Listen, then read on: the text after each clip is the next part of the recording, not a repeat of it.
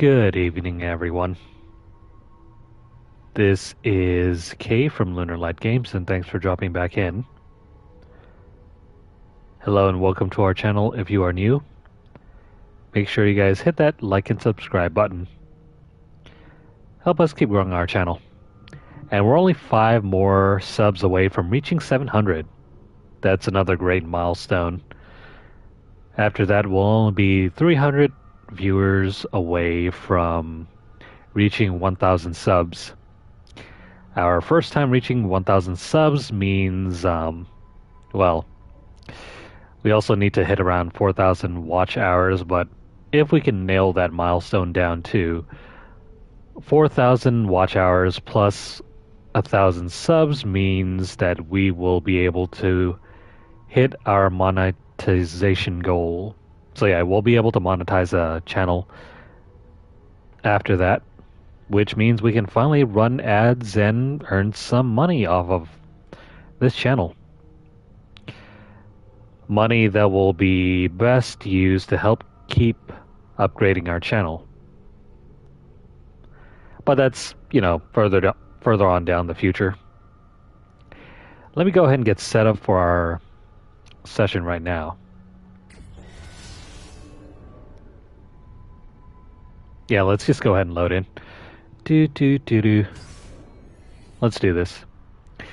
So last time we were here, we had just completed sequence number 1.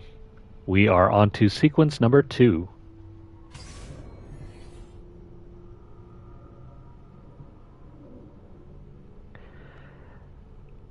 I forget how long sequence 2 will take.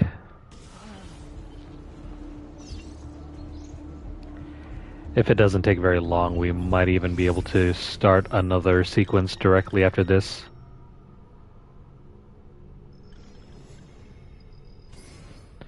Hang on here. There should be another way that we can exit out the game. And I don't mean by just exiting out the game, I mean leaving the Animus.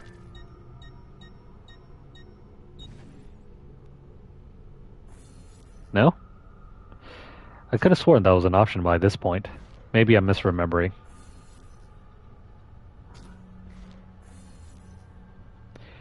Yeah, I'm probably misremembering.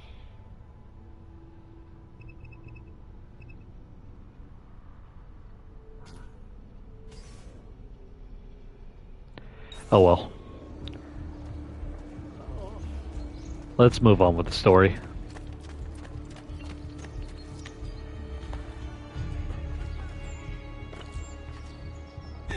Huge surprise last time. Our family has since been assassinated.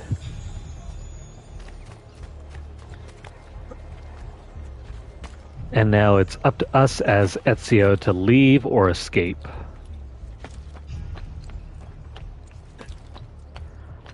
Let's stick to the rooftops. There's no way that we can get... Hang on.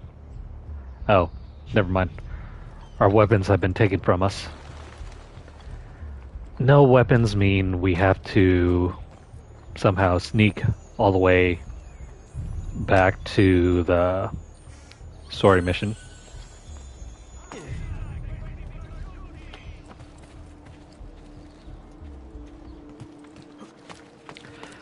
I've heard that some of the later Assassin's Creed games have since given up on the stealth aspect of the original games. Ever since perhaps around Assassin's Creed Origins and Odyssey. There's something down here. You know what? That's inside the building, which we don't really want to enter at this point. Let's run across the buildings and make our way over. By the way, we have full notoriety, meaning that if any of the red dots see us, they can become suspicious and become alerted instantly. something we'll want to avoid.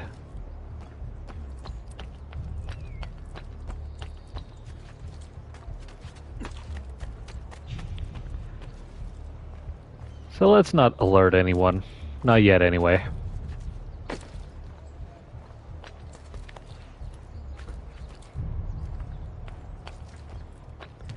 It's daytime. There are archers over there. Crap. How do we get across?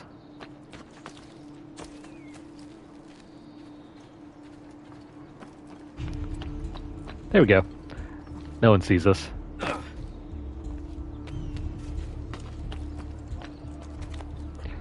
There's a synchronization point right over here.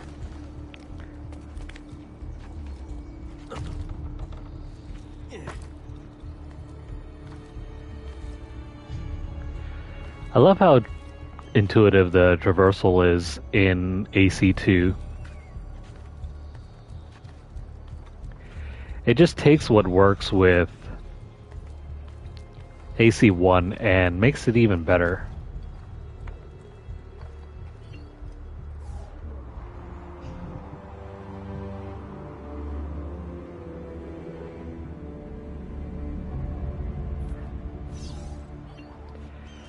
And no, we don't want to jump off.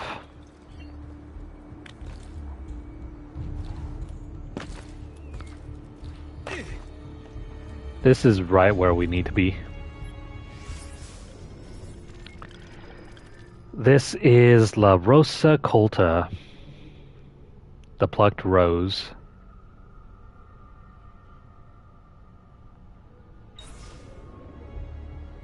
It's also a brothel.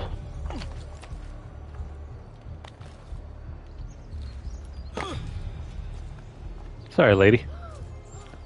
Didn't mean to do that.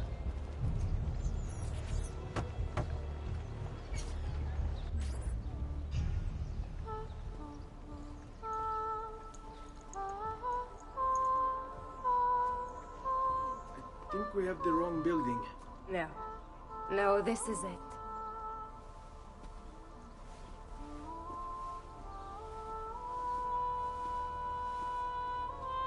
It is a pleasure to make your acquaintance, Messer Ezio. Annetta speaks quite highly of you. I can see why. I appreciate the kind words, Madonna. Ti prego, call me Paola.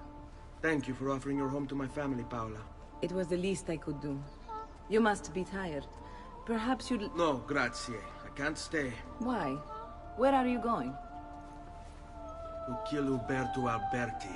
I understand your desire for vengeance, but the Gonfaloniere is a powerful man. You are not a killer, Ezio. Spare me the lecture. But I can make you one. And why are you going to teach me how to kill? I'm not. I'm going to teach you how to survive. Come.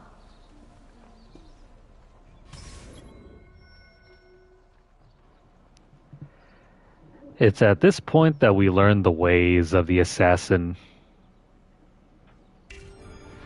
Discretion is paramount in my profession.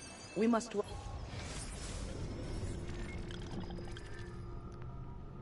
Courtesans, otherwise known as prostitutes, we can recruit them to act as distractions. Walk the streets freely, seen but unseen. You too must learn to blend like us, and become one with the city's crowds. My girls will show you how. This is how we sneak around. Come a little bit closer, Ezio.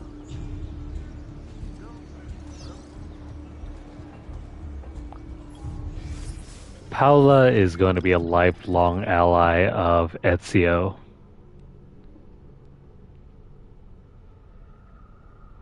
She has an intriguing backstory.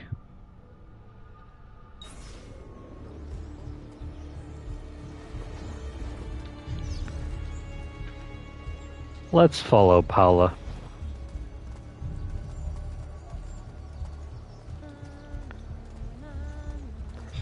If we're to do this successfully, we need to creep around the guards For example, we can blend in by slipping in between groups of NPCs.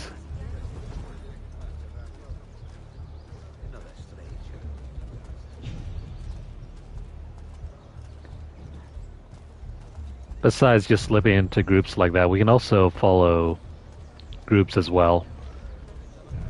So if you happen to see a huge group like this, you can enter in between them, slip on by, and hide amongst the crowd.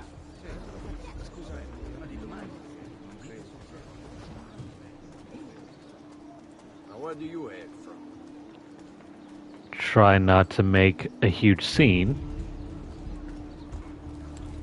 If you suspect that, the guards are onto you, you can sit down, you can slide on over and follow this group over here. Now, as long as you don't run or punch someone, you're free to just walk amongst the crowd. And if you hold down circle, people won't get in your way. If you don't do that, though, whenever you walk up next to someone, they're gonna hold you back.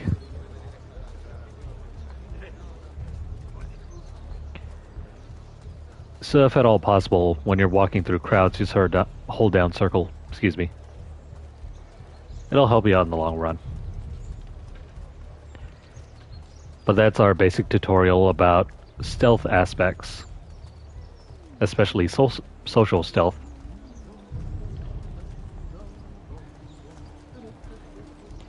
I think that should be it.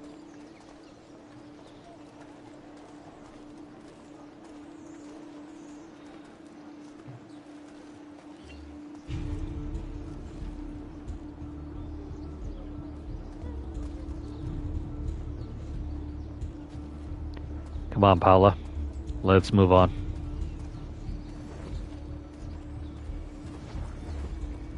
Or is this bugged? Could be bugged.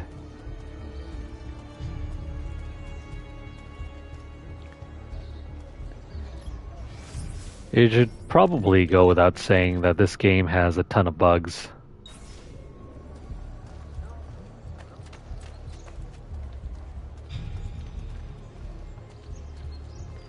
I thought we had just encountered that checkpoint. You know what? Here's another way to get rid of the checkpoint.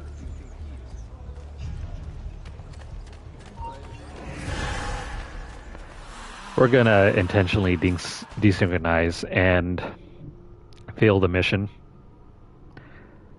That should reload the checkpoint. Bene. Now that you've learned to blend, I'll show you how to use it for more than just moving around. Let's teach you how to steal. Yeah, we're gonna learn how to pickpocket. How do you pickpocket? Easy as holding down X and walking into someone. Thief! Thief! Once you've stolen from someone, Ezio, you mustn't linger. Help! Somebody stop him! So let me take your pocket change, your pocket change. Don't hang around if you do that.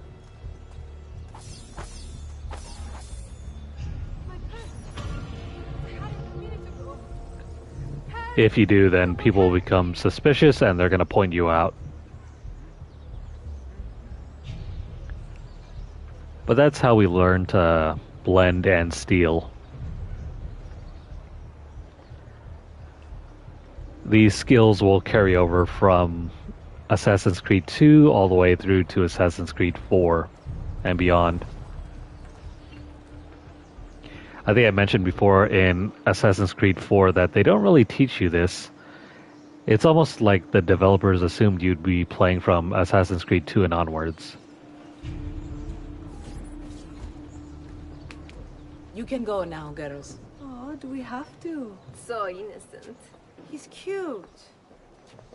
Now that you have learned how to approach the enemy, we need to find you a suitable weapon. What would you have me use? Ah, but you already have the answer. Hey, My father's blade and bracer. How did you get them? By using the same skills I've just taught you. It's not exactly in working condition. I assume you're familiar with Leonardo Da Vinci. See, but how does a painter factor into this? He's far more than that. Bring him the pieces. You'll see. Before I go, one last question, if I may. Of course. Why have you given your aid so readily to me, a stranger? I too know betrayal.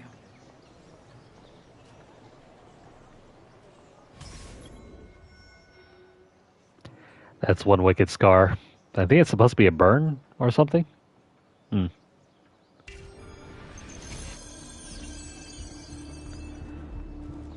Alright, time to find the one person that can fix our hidden blade. If you're wondering how it got broken, I should probably upload the prequel movie.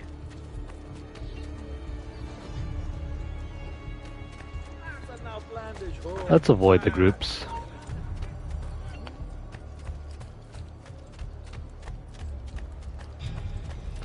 Also, we can make this easier by just hiring a group of whores.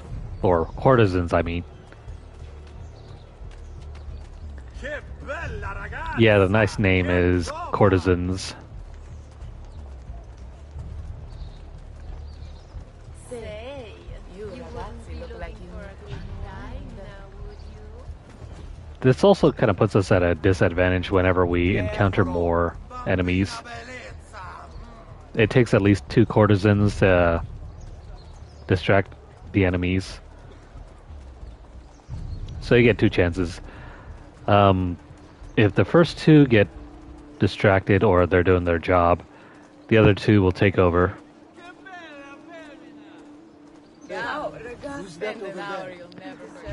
Until they're all lost. Oh, this ain't good.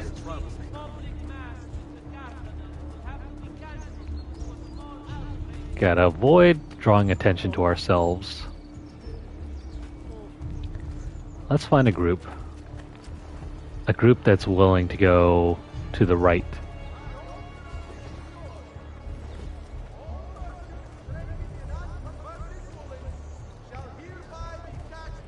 See, being an assassin is all about learning to use your surroundings.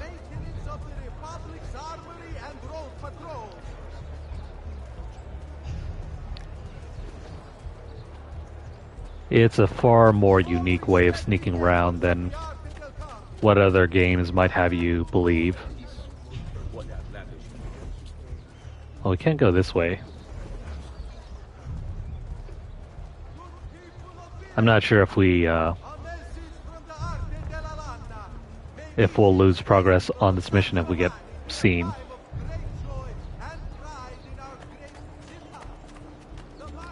Here we go, here's another crowd. Let me join you guys.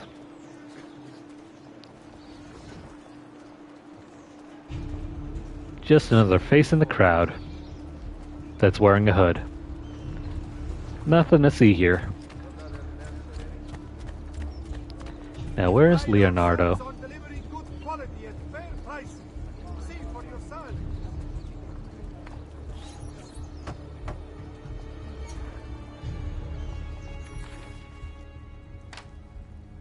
Oh, Ezio Auditore!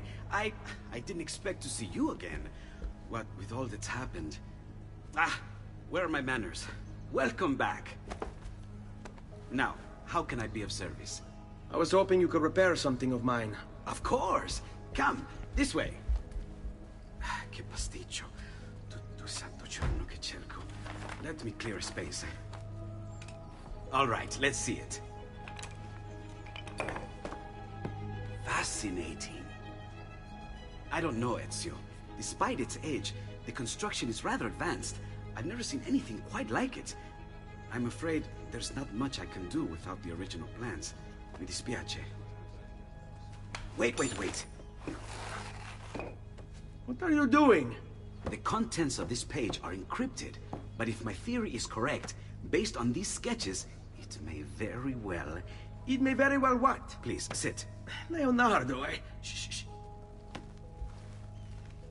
Remarkable. If we transpose the letters and then select every third...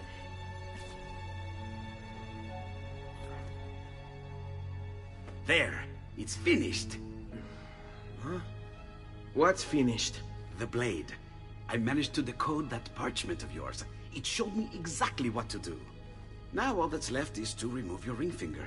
Really? I'm sorry, but this is how it must be done. The blade is designed to ensure the commitment of whoever wields it. Bene. Do it quickly. I was only having fun, Ezio. Though the blade once required a sacrifice, it's been modified. You can keep your finger.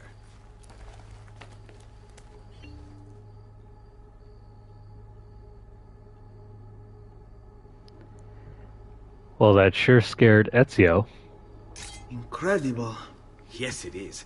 Tell me, do you have other pages like this? I'm sorry. Only the one. Listen, if you ever do happen across another one of these, please, bring it to me. You have my word. And thank you for fixing this. By order of the Florentine Guard! Open this door! Just a moment. Wait here. Are you Leonardo Da Vinci? See, how may I be of service? I need you to answer some questions. Certainly.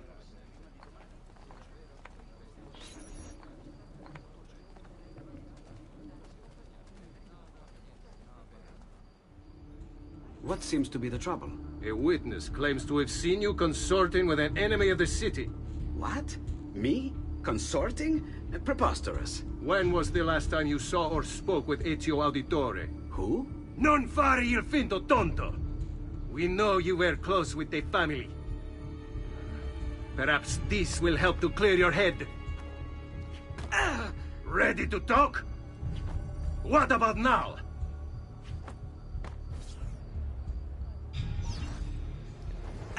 What about now? Hey, don't pick on him.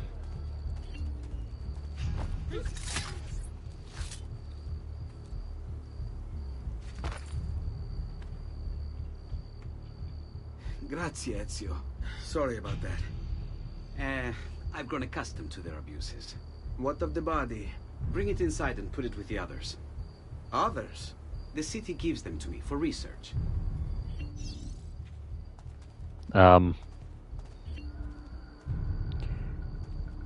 Should we be questioning why Leonardo's interested in this body?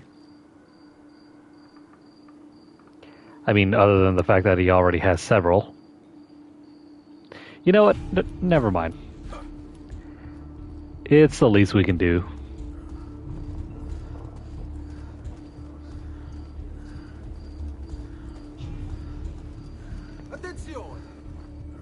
Everyone's rightfully scared, but don't worry about it.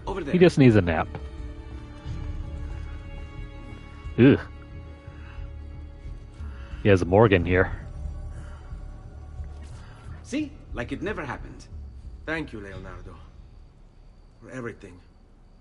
Anytime. And remember, if you find more of those strange pages, bring them to me. Should they contain new designs, I will upgrade your blade as well. Of course. Now, I really should be getting back to Paola. Porgile I miei omaggi.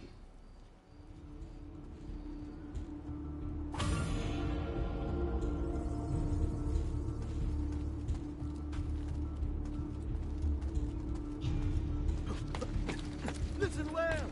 I also have Now, despite being able to assassinate people, Ezio right now isn't even a fully... How does he know how to do this? No one really knows. It's a plot hole, to be sure.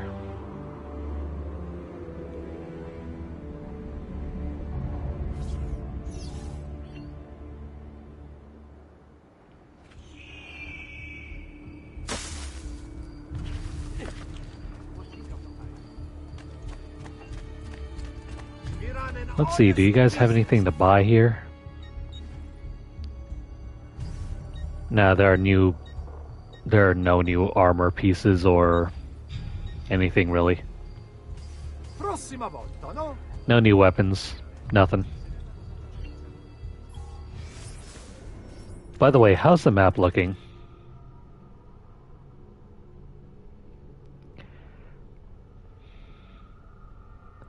There's a codex page over here we might be interested in checking out. But other than that, I don't think we should be doing anything else. Actually, no, you know what? Scratch that. Let's go do the story mission.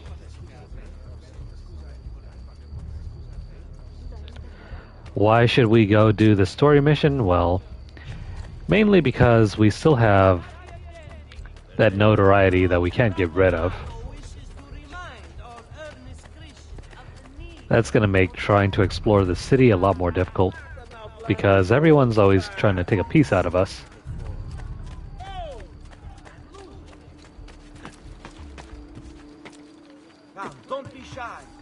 So we're just going to run away. Have you been drinking? We're going to run and do the story mission.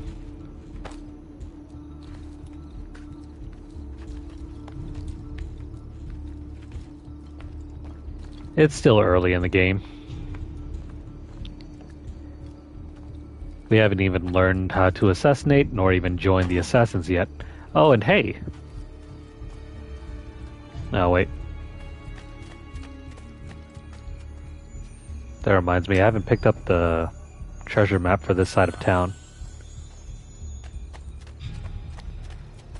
You mind getting out of the way? Oops.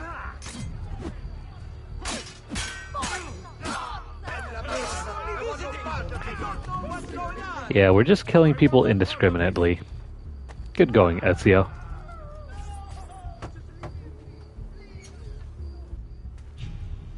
You were gone for quite a while. Leonardo likes to talk. That he does. But I trust he did more than talk. I've given you the skills. Leonardo's given you the blade. All that remains is the deed. Where can I find Uberto? According to my girls, he'll be attending an unveiling tonight of Verrocchio's latest work. It will be held at the Santa Croce cloister. Watch over my mother and sister while I'm away. Of course, Ezio. As if they were my own.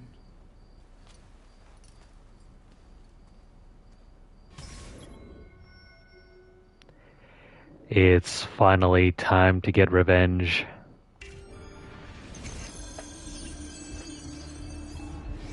Uberto Alberti, trusted friend of the Auditore family. According to the history books, this guy was a saint. He prosecuted murderers, rapists, the worst criminals. One of the best lawyers in Italy, he won every case, in spite of the fact that he was self-taught. Now, I found a back door into the Templars' database server. I've been combing it for some kind of smoking gun. I found it. Apparently, Uberto's family was evicted by the Medici Bank. Uberto's been aching for revenge ever since. And the Templars promised him support. Ezio's father was standing in the way, and Uberto was jealous of his influence over the Florentine government. Two birds with one stone, isn't it? It looks like Uberto used his election to the Signoria as his opportunity to strike.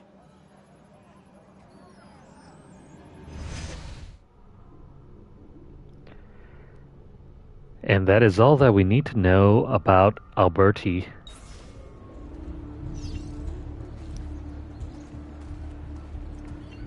Let's go find him and assassinate him.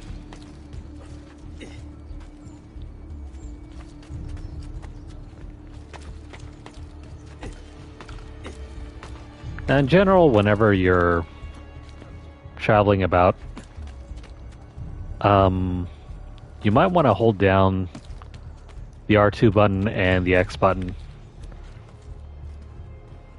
The R2 button is there for you to run, while the X button allows you to jump whenever possible.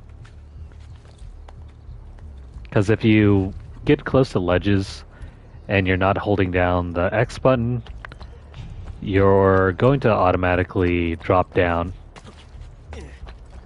Sometimes you don't want to do that.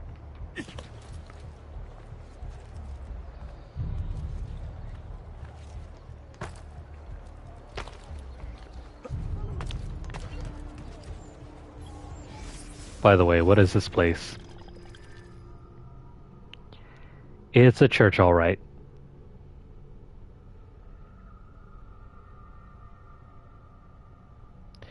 If you're interested in reading through all this stuff, just pause the video.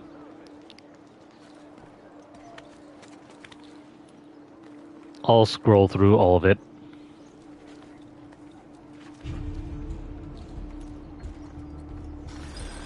Again with this? You have overstepped your bounds, Uberto. Who are you to speak of bounds?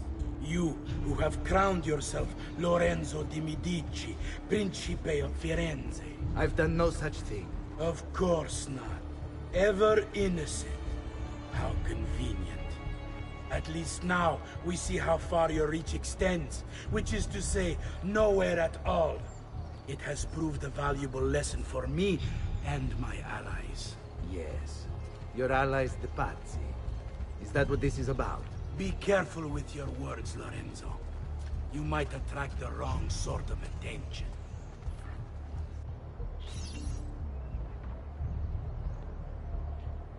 Now, how do we follow him without being seen?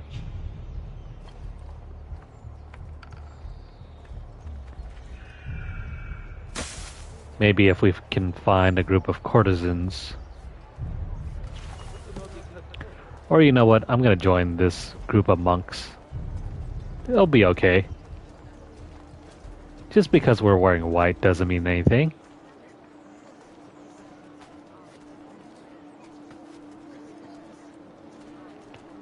How do we get in though? Come, friends! I've fresh caught leeches today. Leeches.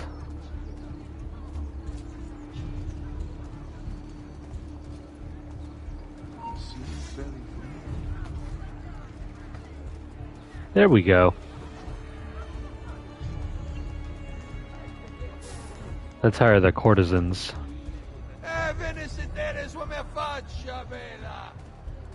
Now let's take the courtesans and have them distract these guards.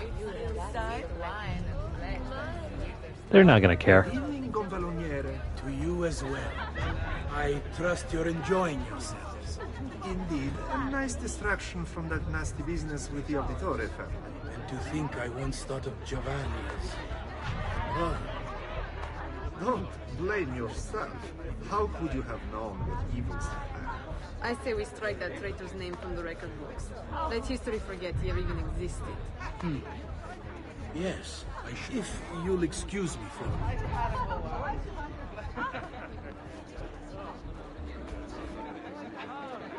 Now, while he's distracted... You!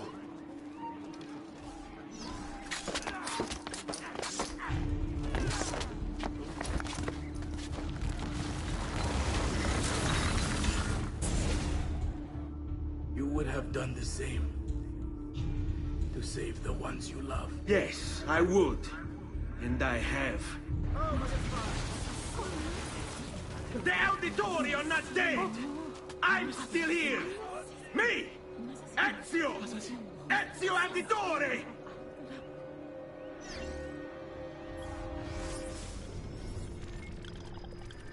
By the way, that letter that we were supposed to deliver and that was sealed, this is what it says. This document is meant to serve as a record of all I've learned over the past few weeks.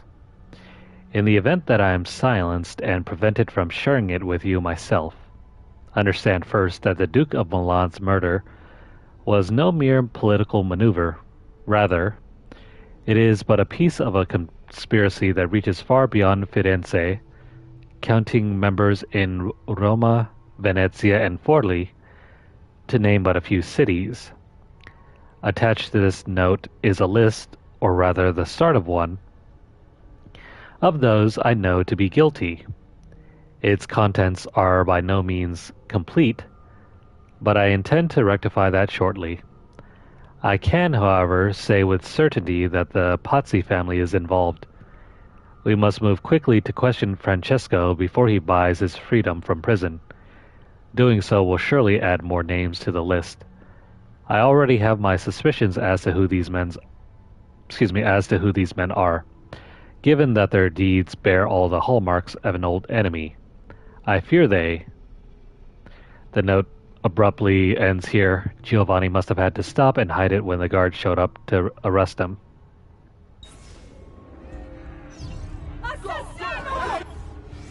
And about Uberto. Before I run away.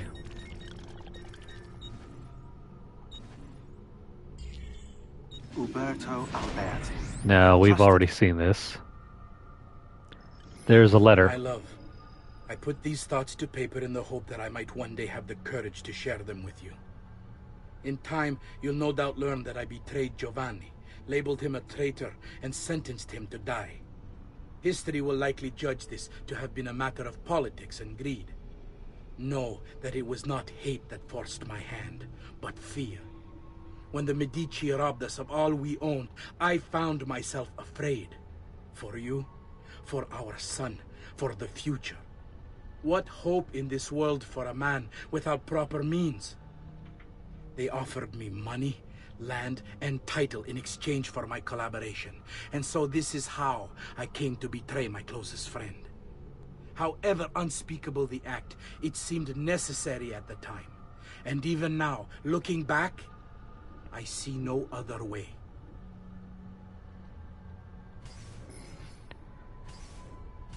He betrayed Ezio's father for money. Money and power.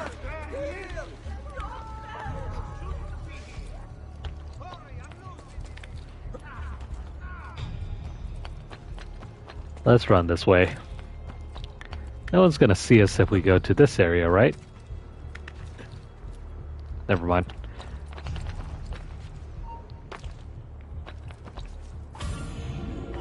There we go.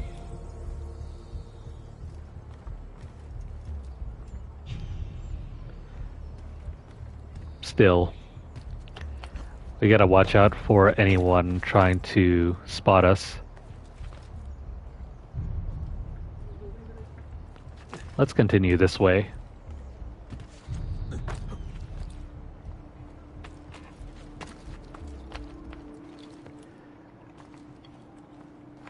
I hope you don't have any issues with depth perception.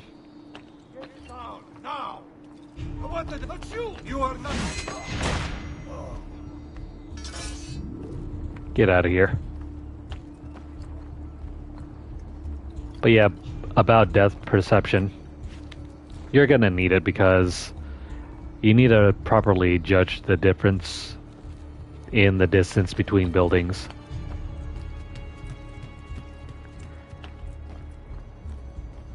Don't jump if you think you're gonna end up falling down straight to the ground.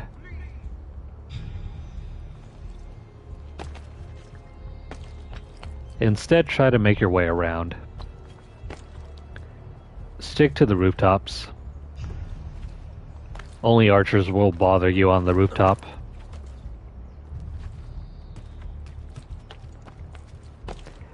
And archers are really easy to take care of. Unlike enemies on the ground. By the way, this is also where we can do a puzzle. Symbols. What does it mean? It must be there for a reason. Can you take a closer look? Hey!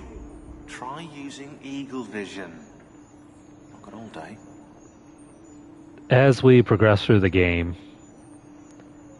there are going to be hidden glyphs associated with certain buildings. For example, notice that these locations have red eye marks. These are the ones that contain glyphs. Collect all the glyphs and you'll unlock a hidden Easter egg video.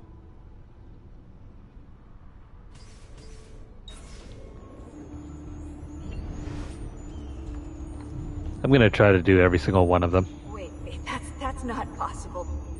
This can't be. Hold on. That's computer code. Let me compile it. Oh shit, it's an encrypted file. Upload it to my computer. I'm a master at decryption. I can't. It's only compatible with the Animus itself. Upload it to Desmond then. I can't believe this.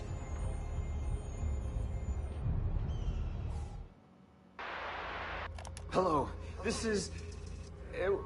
They call me Subject 16. Listen, I don't have much time. There's something I have to show you.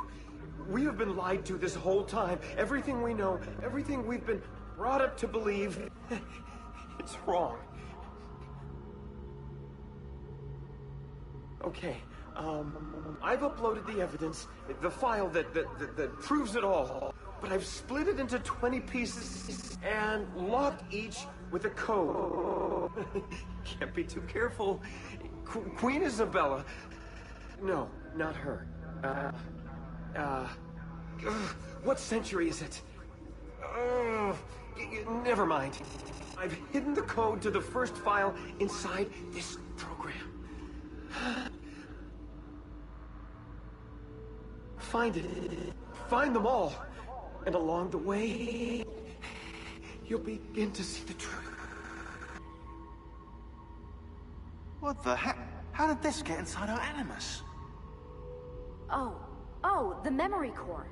We transferred 16's memory data from Abstergo into the Animus 2.0. He must have hacked the machine when Vidic left him alone between sessions. Oh, hold on, wait a second. The signs on the walls in Abstergo, the ones written in blood, those were clues. He was telling us to look for them inside the Animus.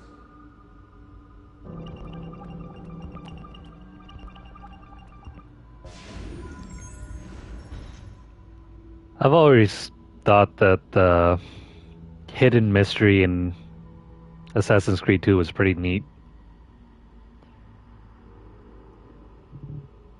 I mean, later on, the mystery kind of breaks down, especially from Assassin's Creed Revelations and onwards. The mystery isn't as... the ending to the mystery isn't as great as the initial thoughts or initial mystery. Am I going for the platinum? I'm afraid I already went for the platinum like years ago. Both on the PS3 and PS4 version. Though if ever they were to bring forth a PS5 or even, a remake, I would definitely go for the platinum all over again.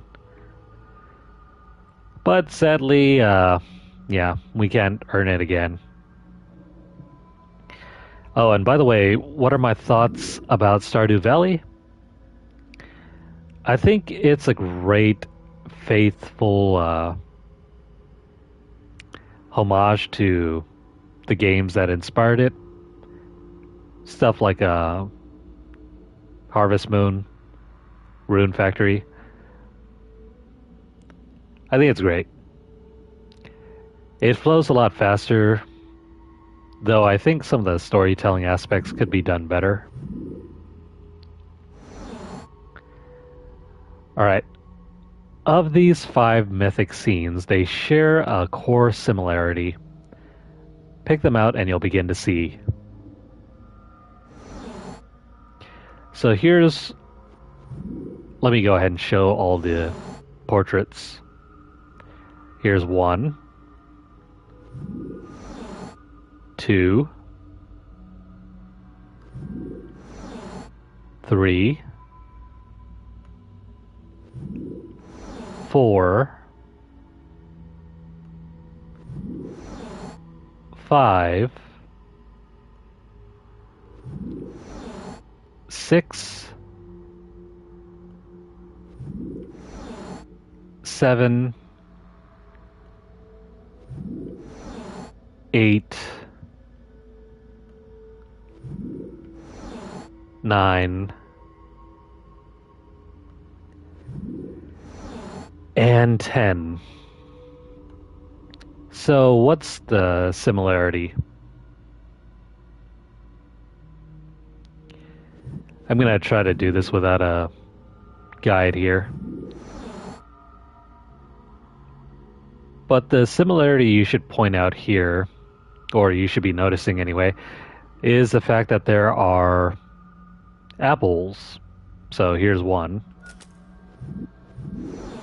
Here's another.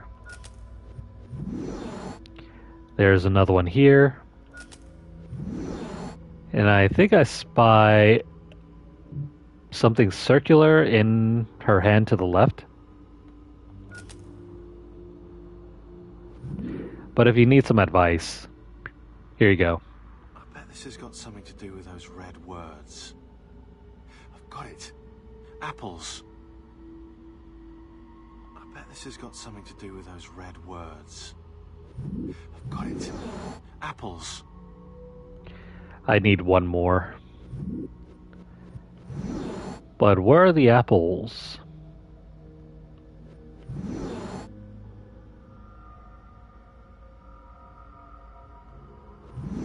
Oh, this one.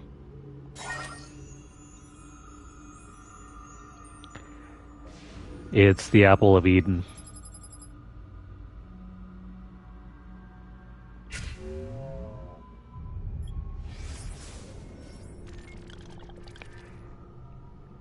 Anyway, that's the first clip.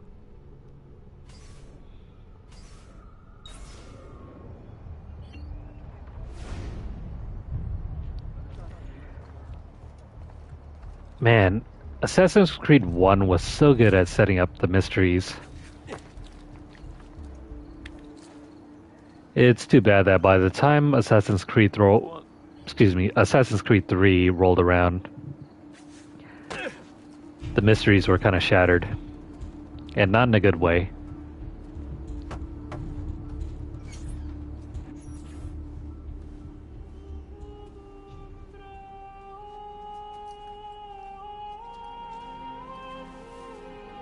I think it's best I leave Firenze. Where will you go? My uncle Mario owns a villa near Monteriggioni. You're still a wanted man, Ezio. What would you have me do then? I've seen posters all across the district. Tearing them down will have the city forget your face. No doubt the heralds also incite the public. Bribe them, and they'll speak of other things. Or you could hunt those who bear false witness against you. They traded dignity for coin. Their loss would not be mourned. Do any of these things, and you should be free to leave.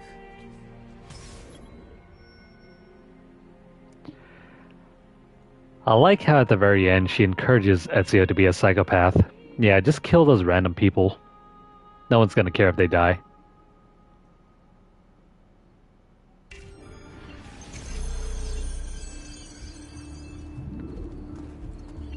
I've added a program for tracking notoriety. This little meter will help you know how far you are between notorious and incognito. Yeah, we can assassinate this guy. You know if you should watch your actions. It'll also tell you if the notoriety level is part of Ezio's memory or not.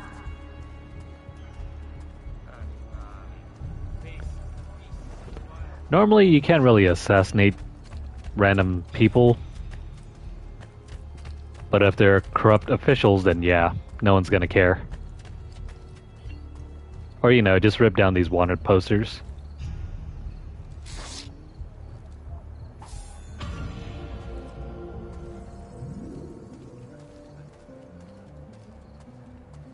And that's how you learn to lay low.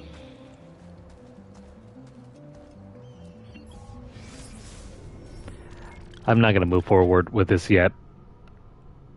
First things first, let's clear out the map, because we're probably not going to return here for a while. I'm going to clear out the map and do everything that we need to do here before we leave.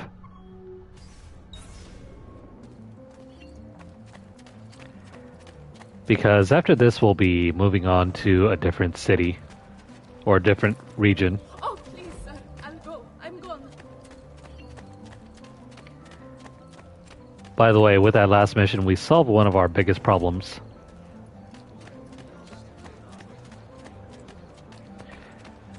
We have now gotten rid of the notoriety meter. We are free to move around unspotted again. I know. It makes less sense in Assassin's Creed 2 than it does in Assassin's Creed 1.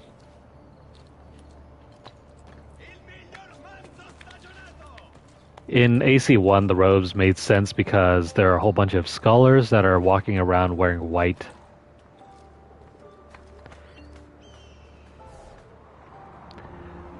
Over here, though, because you're always wearing the hood, it makes you look even more suspicious.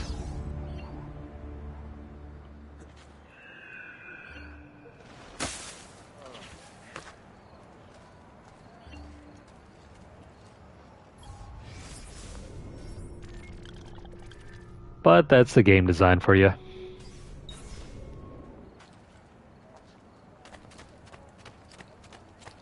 We're gonna clear out the map, free up any secondary missions. Oh crap. There may be one bed left at the Dungeon Inn.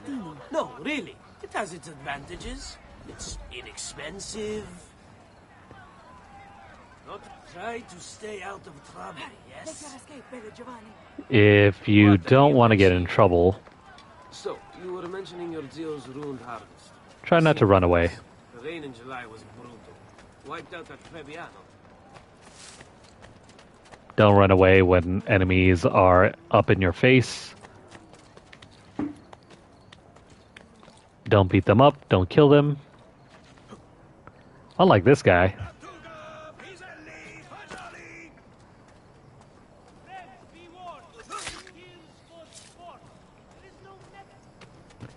He won't be missed.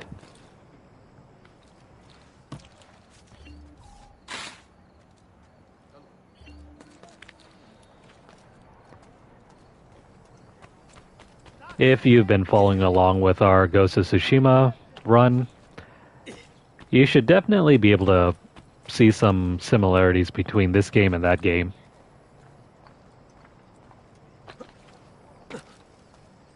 Assassin's Creed 2 basically started the whole third-person sandbox, open-world, stealth, collect-a-thon sort of gameplay.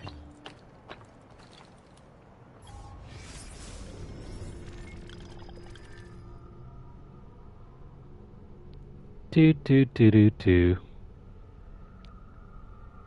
This is an orphanage. Babies were typically abandoned in a basin in the front.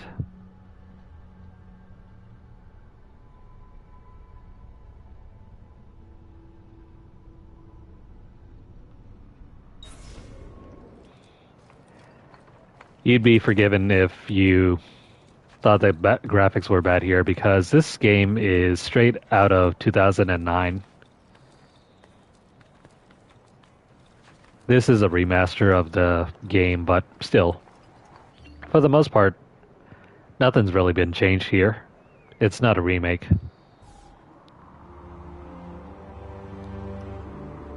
The resolution just got bumped up.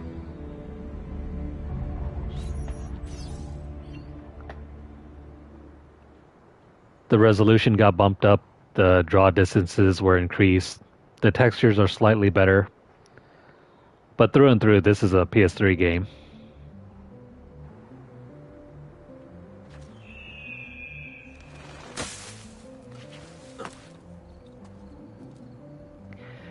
And you thought that games had changed drastically in the last, 19 years?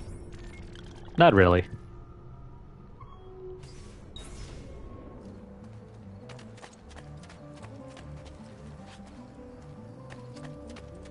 Nothing's really changed.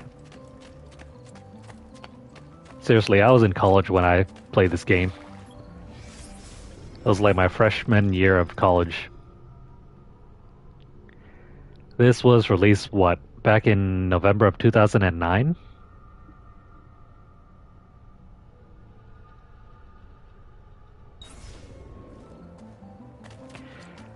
I remember picking this up alongside Modern Warfare 2. And then later on down the line, Uncharted 2. Those three games all came out within, the same month. Or the same time period, I mean.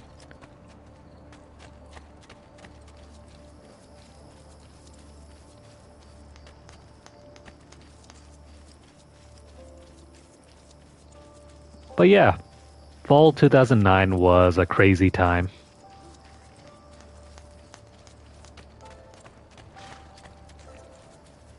You had like 3 of the most influential games for that year.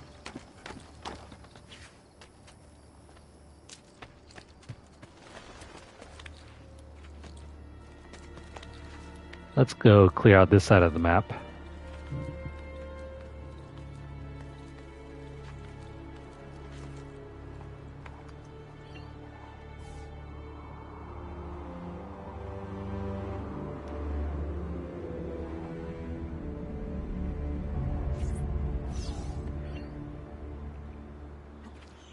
Now, mind you, we have played through a portion of Assassin's Creed 4. And that game came out like 4 years later, around 2013. Right up around when the PS4 was launched.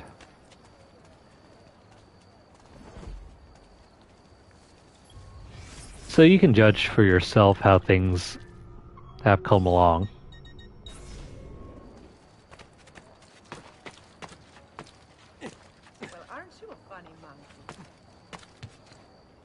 Personally, though, I think things have gone great. Most entertaining.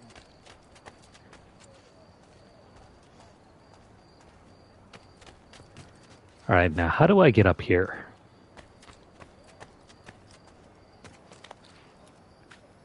No one's gonna care if we jump up here, right?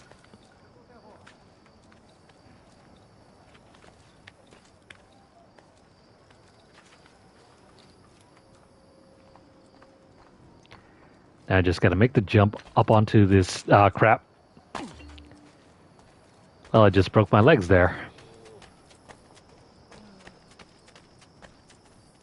Don't worry, though. At this point in time, Ezio is still a young man.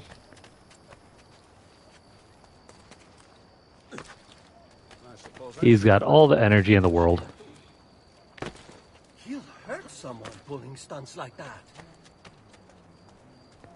No, I won't. Stop lying.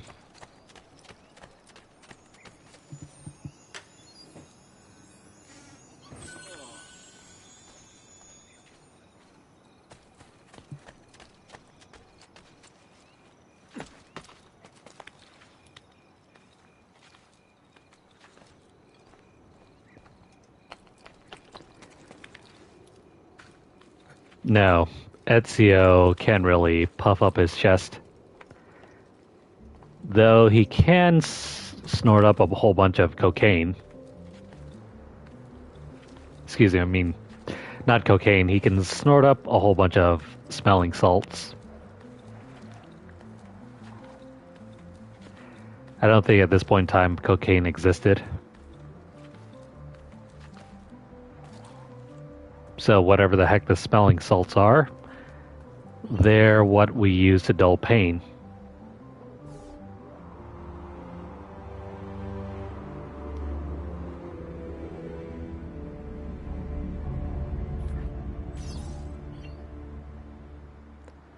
This is not like later Assassin's Creed games like 3 and 4 where we can just wander around and wait for our health to replenish.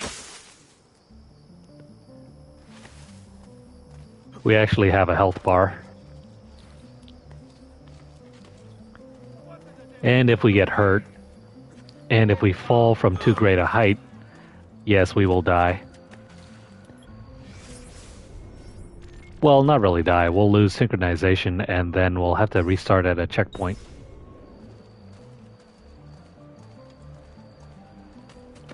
Barring that, we can also break our armor. And if our armor breaks, we won't have maximum health. We'll lose like a good portion of our health. That will become inaccessible.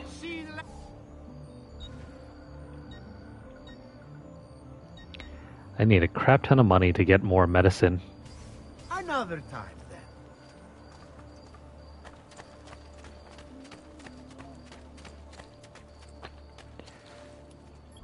If you want to see what the medicine is like, here we go. Our medicine vial. Doctors can sell you smelling salts that will desensitize you to pain, helping you to recover from your injuries. Try to always keep a good number of smelling salts on hand because you never know when you'll need them. Yeah, it doesn't cure side effects.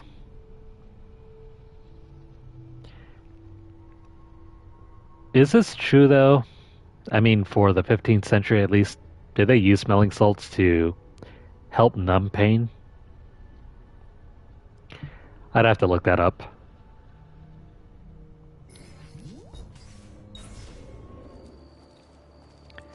I mean, they had opium at this point in time in the world.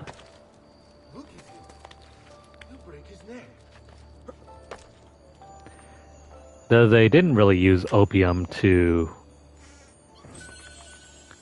you know, kill pain.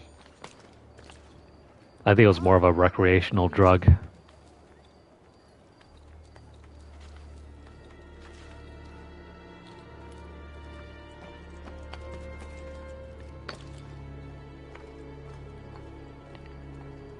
There's always one spot on these buildings that has the handholds that you need to climb up.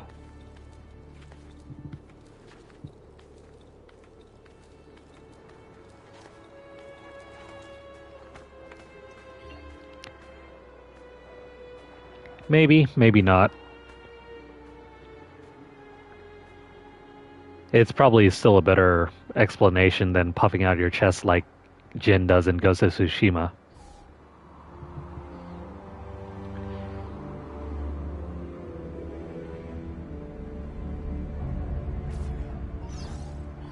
You know, fall down, break your leg, get cut, get stabbed, get shot by an arrow.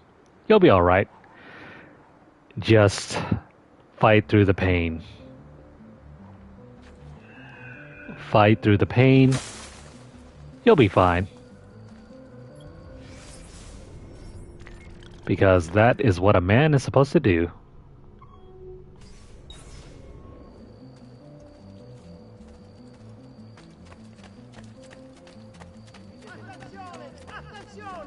Let's go grab this codex page. Codex pages are required if you're going to beat the game. You can't get around it. Why? You're obviously quite the wit. I'm considered a funny man too, you know. Stop. It's actually part of the story. This one thing. You'll have to take risks.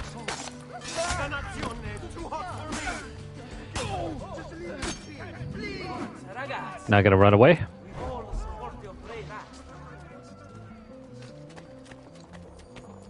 One more said to the Lord.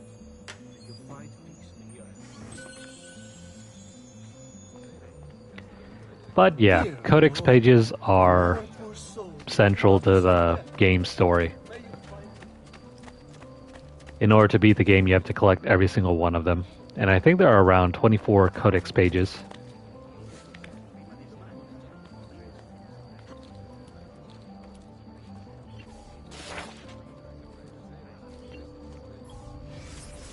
That random poster. It's nowhere near close to the ground. How's anyone supposed to see it?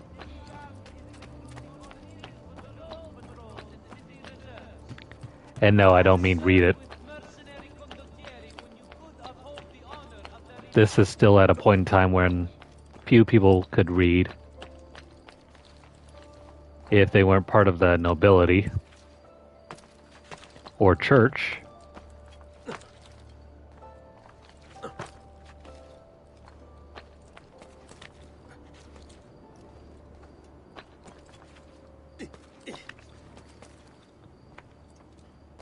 I know I explained this before in the previous video, but this is one of the reasons why I'm glad I'm not doing the platinum. Trying to find all these feathers.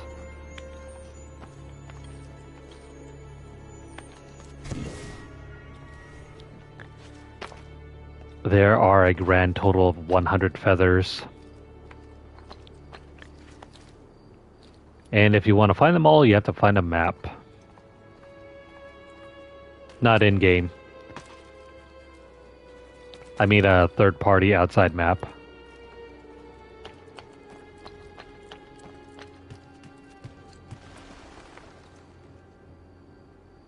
How do we get across?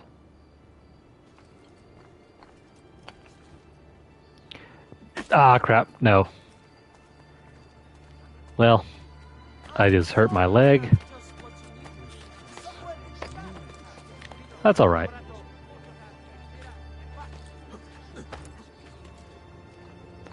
We'll be okay.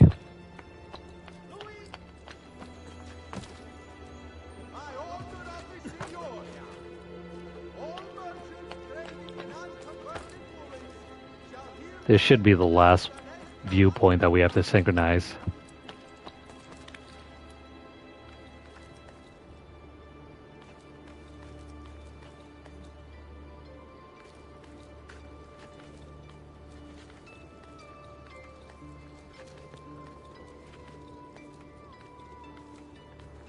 Also, I love the music at this point in the game.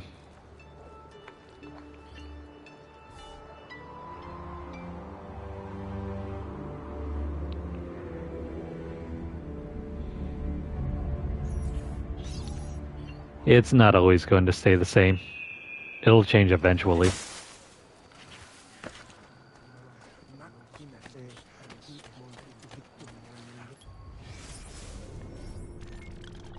Alright, we've cleared out the entire map.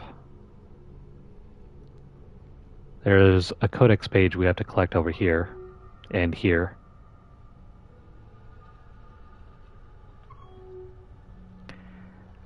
I thought I'd already picked them up. Never mind. That's alright though. The other icons that you see on the map, like the jewels, those only indicate treasure chests. If you're running low on money, you can collect them. Otherwise, you can ignore them. There's no significant benefit for collecting them all.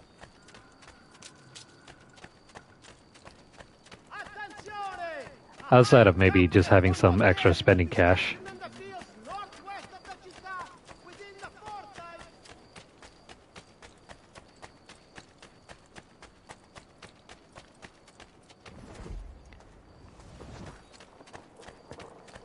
And no, there's no fast traveling.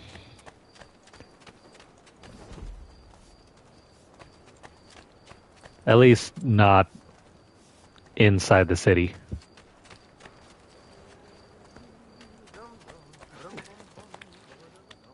You can fast travel to like the outskirts of town. But within the city you have to travel around, explore.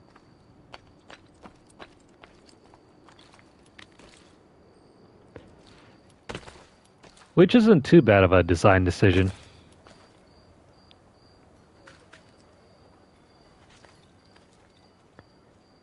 I know he's just looking at us like, what the hell is that dude doing up there? Well, keep looking. Oh wait, never mind. We haven't unlocked air assassinations yet. So there won't be enough of you left to bury. Remember your training, man. Oh crap. We're about to die.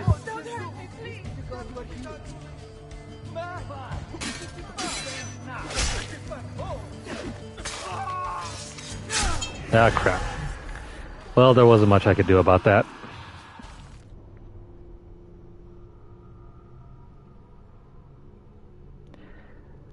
We don't have any weapons at this stage in the game, other than our hidden blade.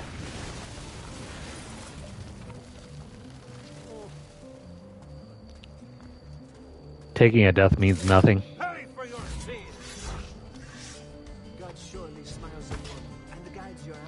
Can I disarm him? No, I don't think I can.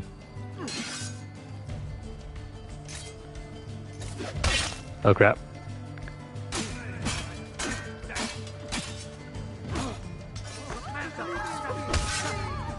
The counter window is very small with a hidden blade. Yes, you're still breathing.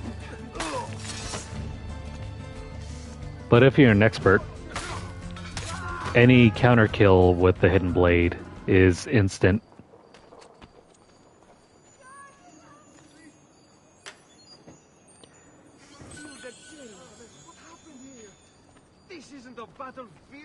That's not true if you're using a weapon. Sometimes trying to initiate a counter kill with a sword or even a dagger won't always work. What a terrible fate. Requiescat in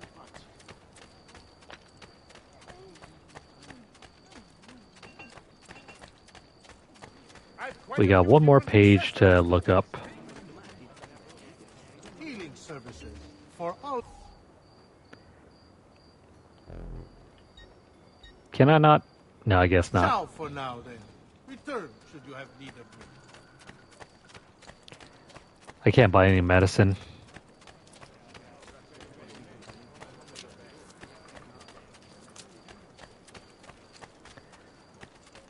Also, another thing to point out, make sure you rip off these posters from time to time. If you wait until the last minute to rip them down to get rid of your notoriety, it's going to be tougher. Enemies tend to track you way too often.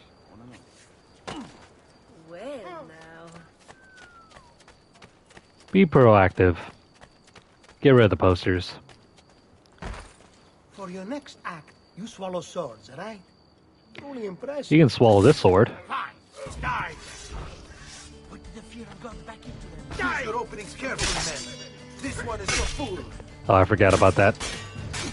They got some pretty slow swings, so if you're not careful, they'll trick you and then you'll get cut.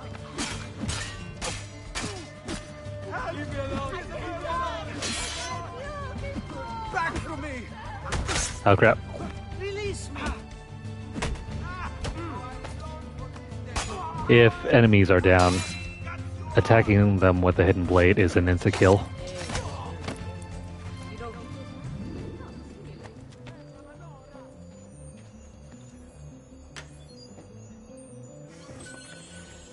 And there we go. That's the last codex page. Let's finally move on.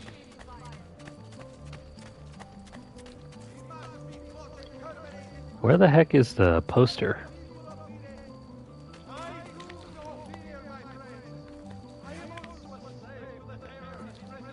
Never mind, it's up here.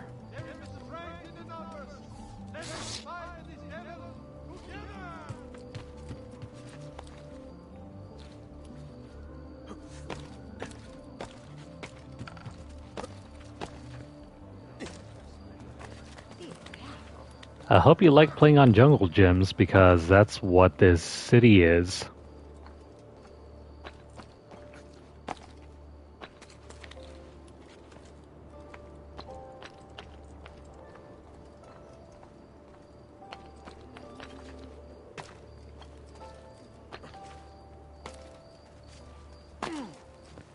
Alright, let's move on.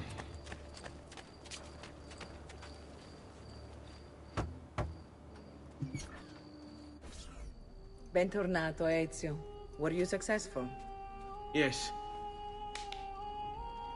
Madre? Ezio! Where have you been? They wouldn't let us leave. And Mother, oh, she hasn't spoken a single word since we left the house. Father will need to sort things out. Where is Father? And Federico? And Petruccio? Hmm? Something's happened. What do you mean? No, it's impossible. Claudia. No. I did everything I could, Piccina.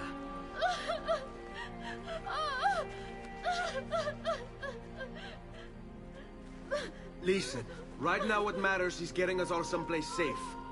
But to do that, I need you to stay focused. Do you understand?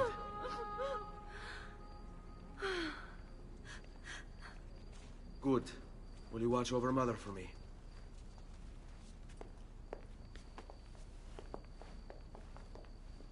Then we are ready. Thank you again for everything. Stay safe, Ezio. Stay vigilant. I suspect the road ahead is yet long.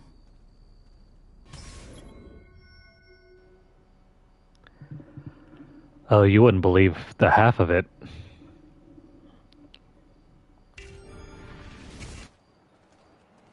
Fall in.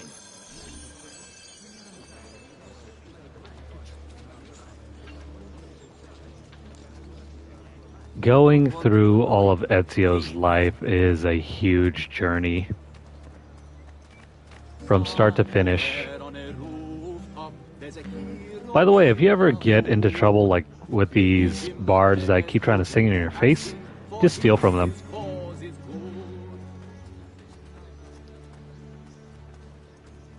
Steal from them and walk away.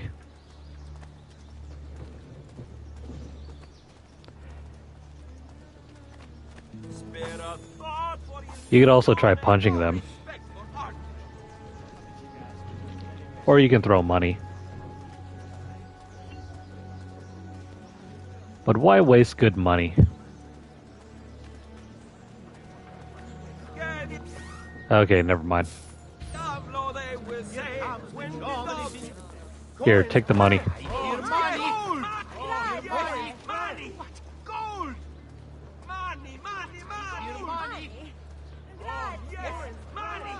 Yes, they're desperate. Gold!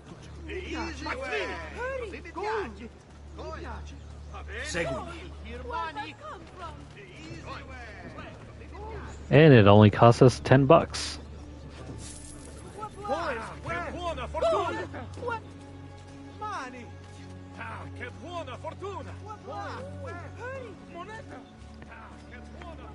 It's just like real life. Take $100 bills. I mean, not $100 bills. Take $100 in $1 bills and throw it around the ground. See how many people run around to grab them all up.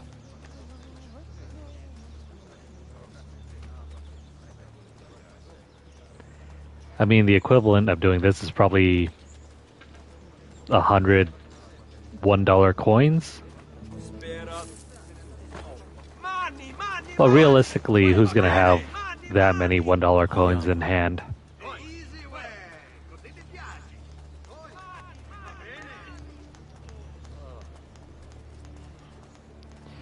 Do we hire the courtesans or do we throw money on the ground?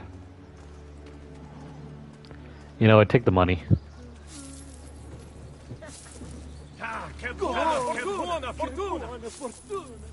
You know, that'll distract the regular soldiers, but it won't do anything to distract the captains.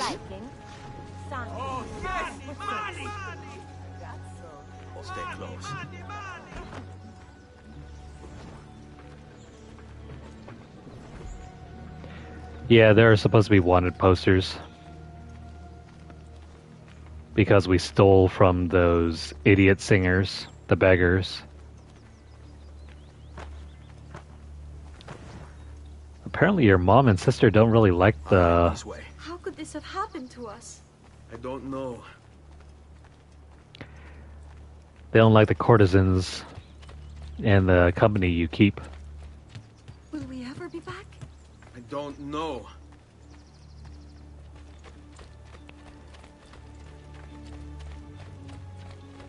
I love how there are signposts. This way goes to San Gimignano? I think that's how you say it. That way goes to Monteriggioni. Also, if I butcher the Italian pronunciation, excuse me. What will happen to our house? I don't know. Were they given a proper burial? Yes, they were.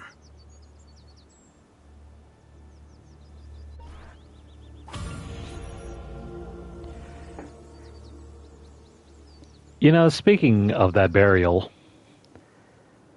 you don't get to see it in this game, but it'll be revisited in a future one.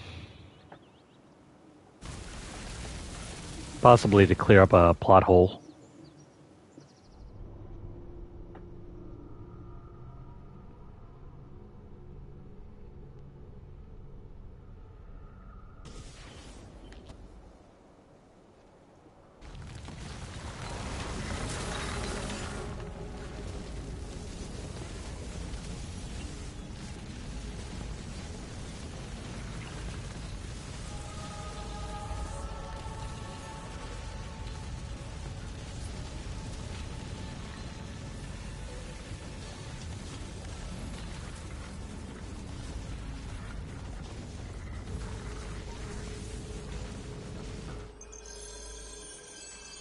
We should be close. Grazie a Dio. The year is now 1476. All right, this way. By the way, can we check the years?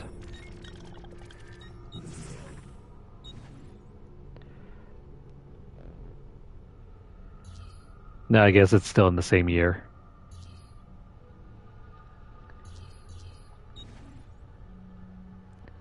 Yeah, we're starting sequence 3 now. We've done 2 sequences.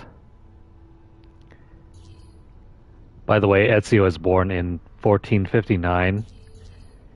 And this game will run through at least 15 years or so.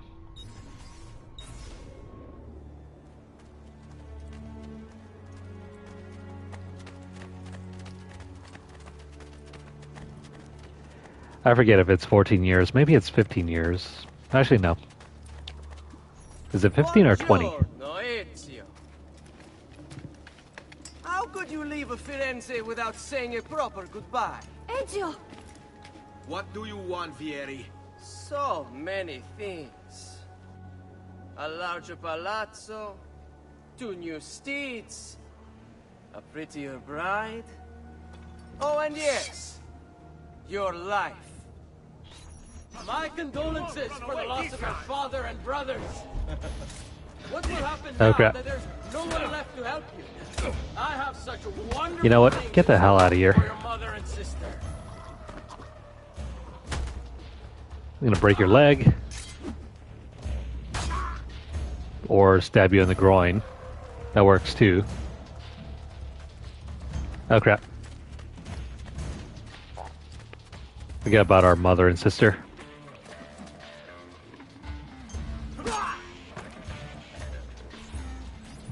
I grow tired of this game. Finish him, and do not spare the women. What sorcery is this? Not sorcery, boy. Skill. Show yourself. As you wish. Here, use this. Kill them! Kill them all!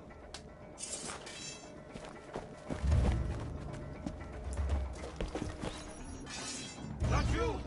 Nice try! Get him! Oh, no, you don't.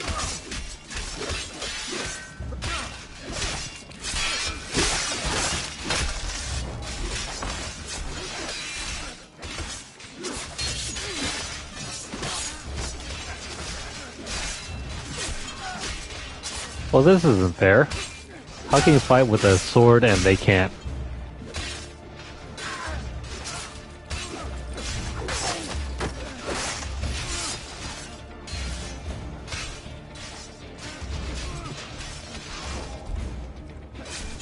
The animations here are still pretty brutal for a 15-year-old game. Yeah. Let's stab him in the back.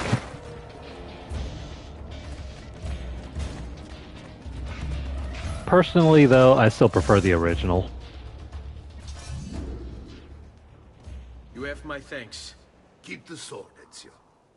Do I know you from somewhere? Don't you recognize me? It's me, Mario! Uncle Mario? It's been too long, Nipote. Far too long. I heard what happened in Firenze. Terrible. Come, let's get you all away from here.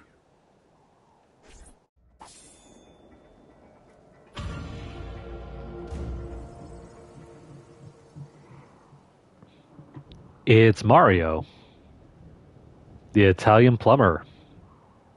Oh wait, I mean the Italian. I think he's supposed to be like a mercenary.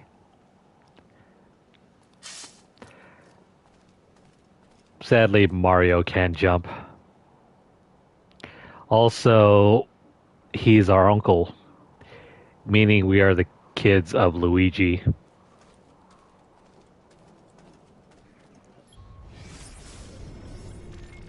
This is...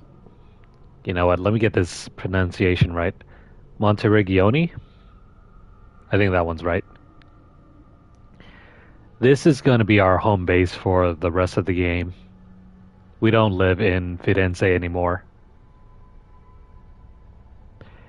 Instead, we live in Tuscany and this weird papal state, or not papal state, city-state, I mean.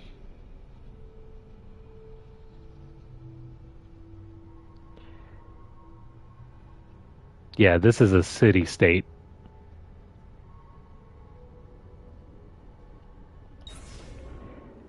Managed entirely by us, the Auditore.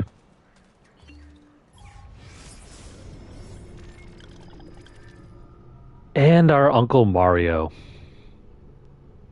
He is a mercenary and a noble. One of several condottieri patrolling the Tuscan countryside.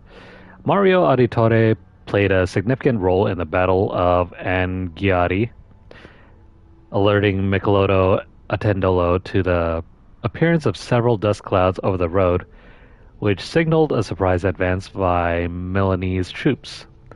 Thanks to Mario, yes, that Mario, the Milanese attack was foiled and the Florentines won the battle. Although Mario sided with Florence and Anghiari for most of his career, derailing Florentine attempts to seize Tuscan territory, while Mario's younger brother Giovanni moved to Florence in 1454 to pursue a career in banking. Mario stayed at the family's villa in Monteriggioni, stating in a letter to Giovanni that he preferred fighting like a man to filling out balance sheets. That's his history. He was a mercenary warlord. So what's a warlord being the... What's he got to do with being the head of this town?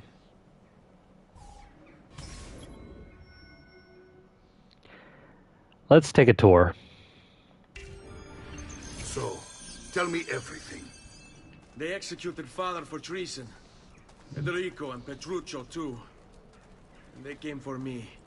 Do you know why? I have no answers, Uncle.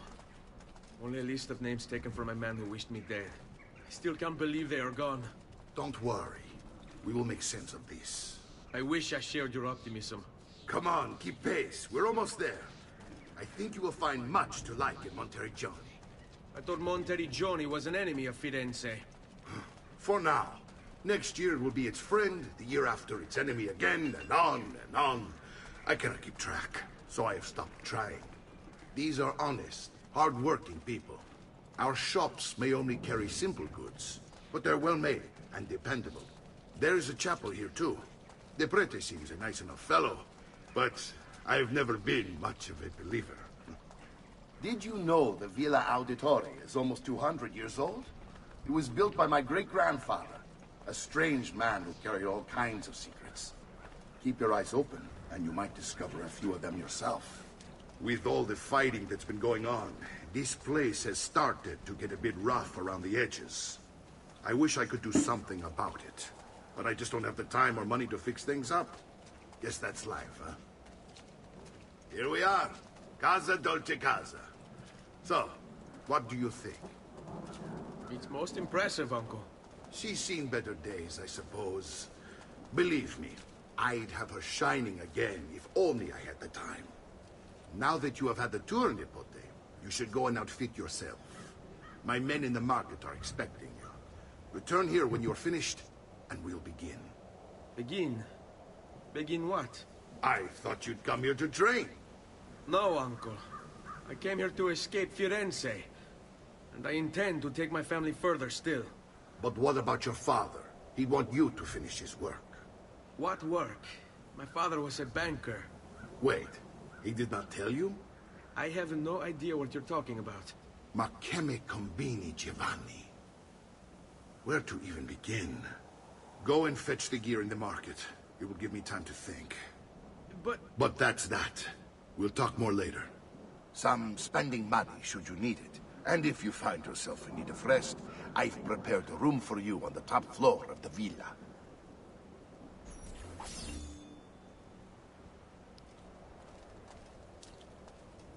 So no one's ever told Ezio of his history. Of how his father was part of the assassins. That's alright though. Still doesn't explain how he can already run and jump on top of buildings. I mean, even before joining the assassins. Let's go clear out the map first. This is home base.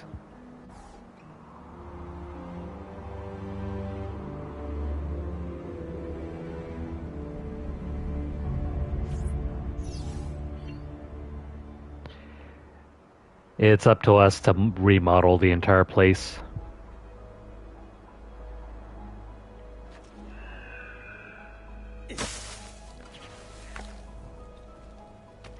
We have to fix it up, make it look pretty, make it more presentable.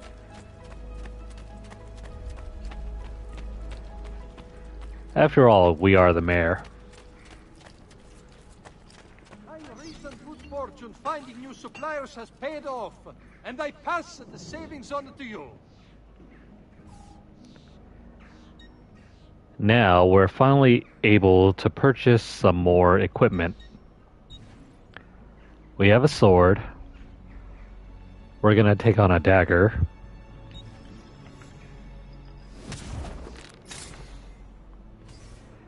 And we're gonna purchase this.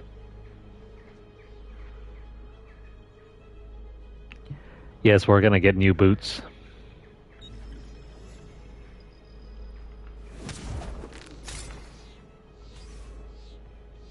Come and see me next. You pass this way.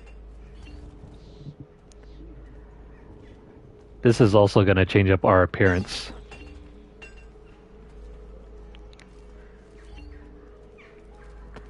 And it improves our health. And I guess we should probably check this out too. Does something ail you, friend? Let's buy some medicine.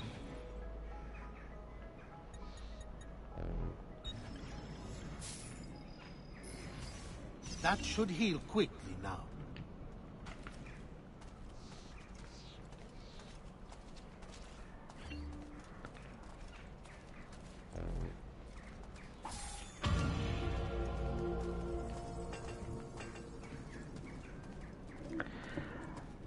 Alright, we got new clothes, new weapons, and some medicine.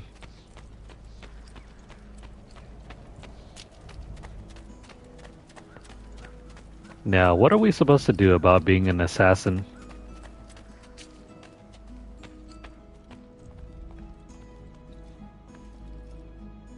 Don't worry. We're only staying here for a little while. I don't like it here. I want to go home. I know.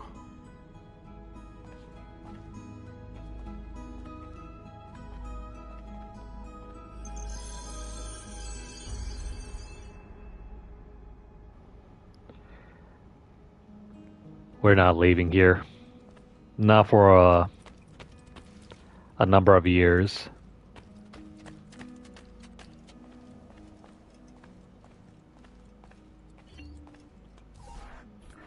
Salute, Uncle. I did as you asked. And quickly too, ben fatto. Now, let's teach you how to fight. No. As I said, we are leaving. Ezio, you barely held your own against Vieri. You won't survive a week on the road. If you want to leave, so be it. But at least do so armed with the skills and knowledge necessary to defend yourself. If not for me, for your mother and sister. Fine. Ottimo.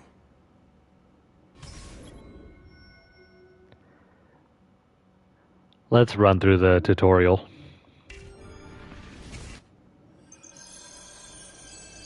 You can swing a sword, to be sure, but offense alone will not carry a battle. You must survive long enough to strike. I will teach you how to dodge. You said my father was more than just a banker. No use dancing around it, I suppose. By the way, mercenaries are a recruitable faction, just like courtesans. They can help us out for a sum of money.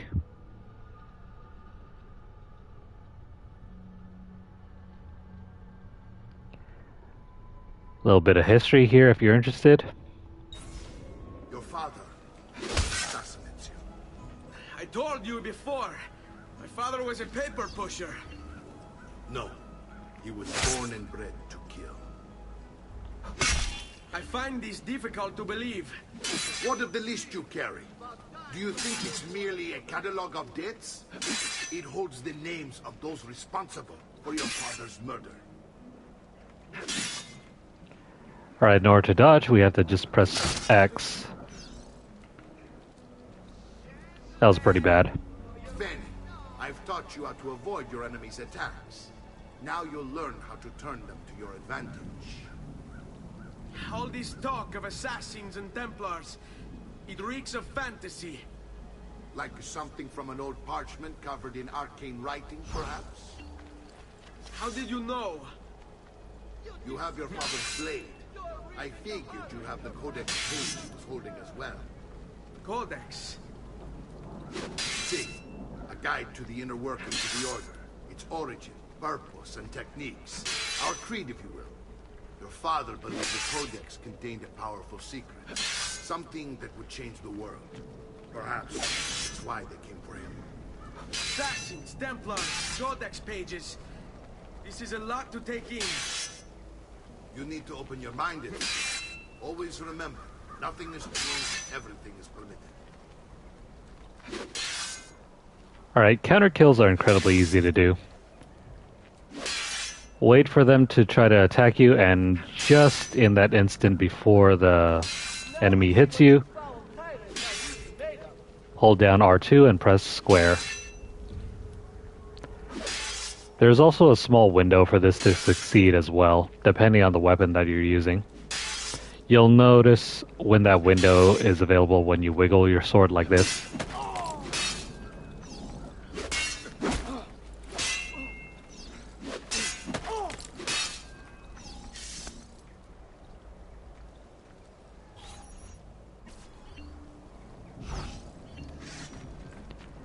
And then taunting.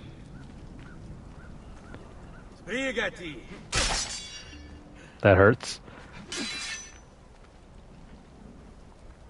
The main reason why you want to taunt enemies is to make them attack you so you can also counterattack. General leader made for swinging. Be careful though, you are free to get hit when you're doing the taunt. Sei in pessima forma. Thankfully though, you can counter that. Progress, Ezio. Today I'm going to teach you how to position yourself in battle. Where you stand and how you move can make all the difference. Don't think I haven't seen you picking apart my library. I trust you believe me now? Yes. My father was an assassin. But why the need for such secrecy? Are you familiar with the Templars? One of several knightly orders formed during the Crusades. History teaches they were disbanded nearly 200 years ago in France.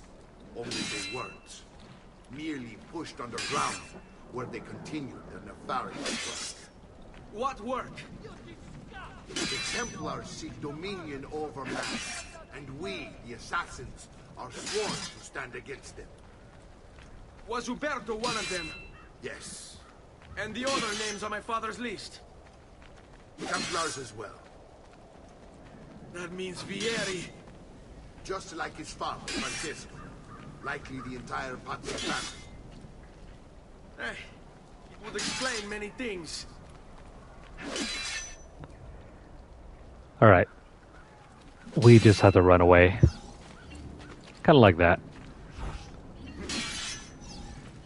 If you don't feel like fighting, you can ditch the fight.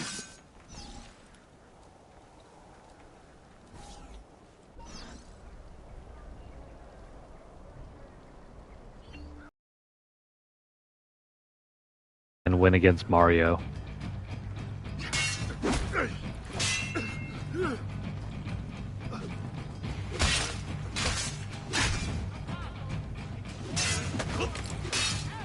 You could just counter a couple times.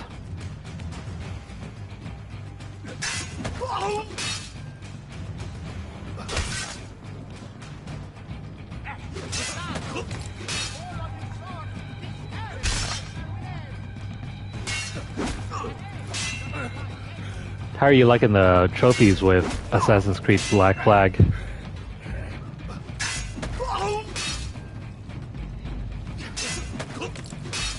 We're gonna keep kicking our uncle in the nuts until we win. Well done, Nipote.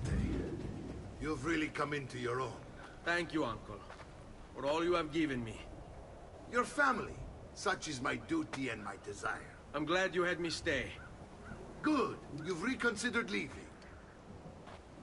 We sail for Spain in 3 days. But Nipote, I have given you these skills that you might be better prepared to strike against our enemies. And if they find me, I will. You want to leave Ezio?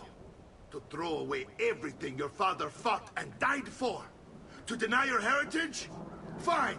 Come voi. Arrivederci e buona fortuna. Uncle, wait! Why is he so upset? How can he not be? Vieri's been harassing us ever since you first arrived. To be expected, I suppose, given his heritage.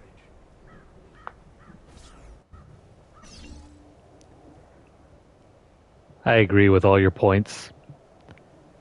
The single player is relatively easy to do. The multiplayer is complete ass.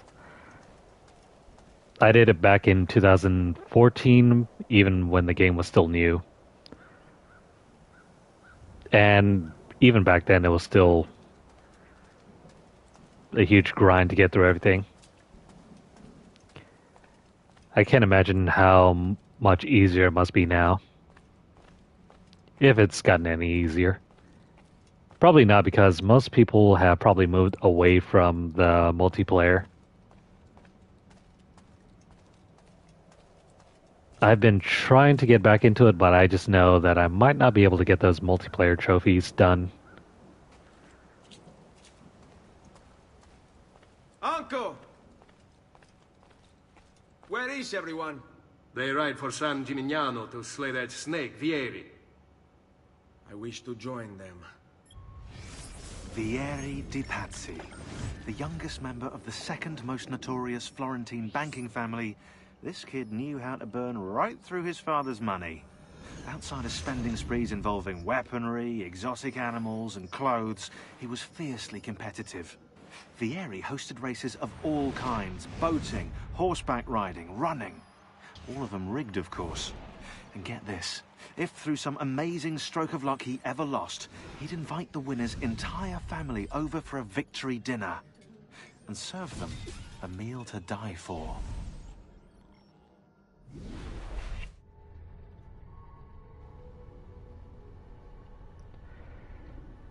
That's Vieri for you. That's going to be our next target.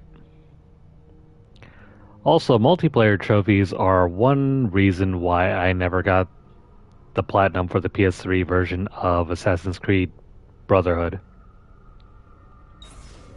You'll find what you need at the stables. To this day, I still don't like the multiplayer in Assassin's Creed.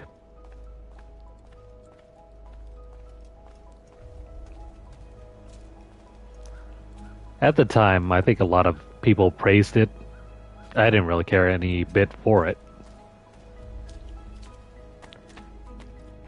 I don't think Assassin's Creed needed multiplayer at all. But it got shoehorned in.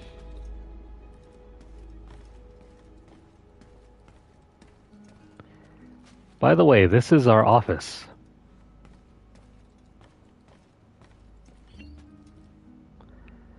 We're not generating any money, sadly. No money, no goods, no nothing.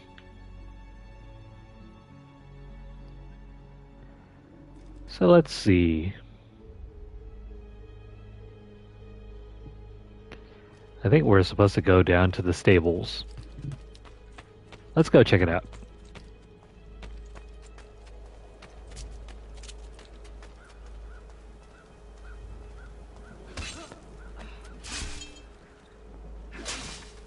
By the way, before we head down to the stables, Care for a bit of practice?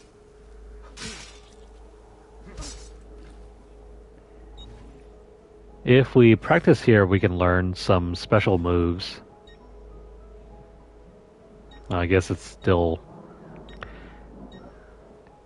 not available.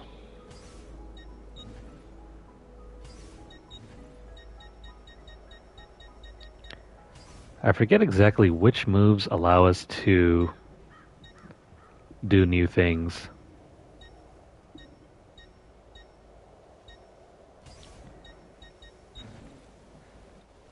Hang on, I didn't want to do free fighting.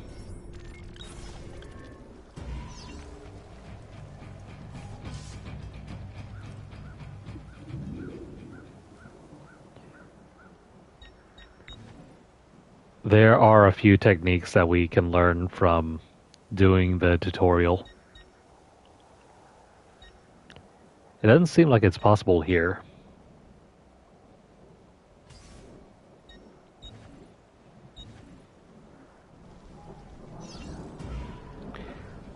Yeah, never mind.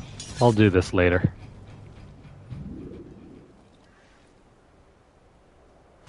Well played, my friend. Let's go find out where the others went.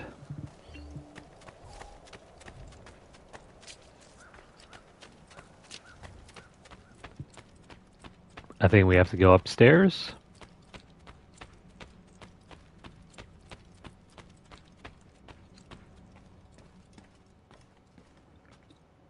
Also, this room is looking kind of bare.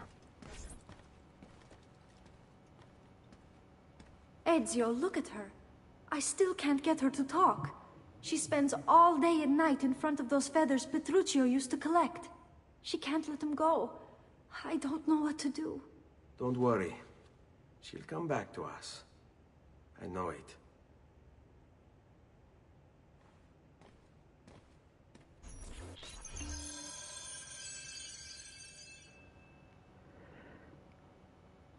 We're gonna spend the next 10 to 15 years collecting feathers for our mom.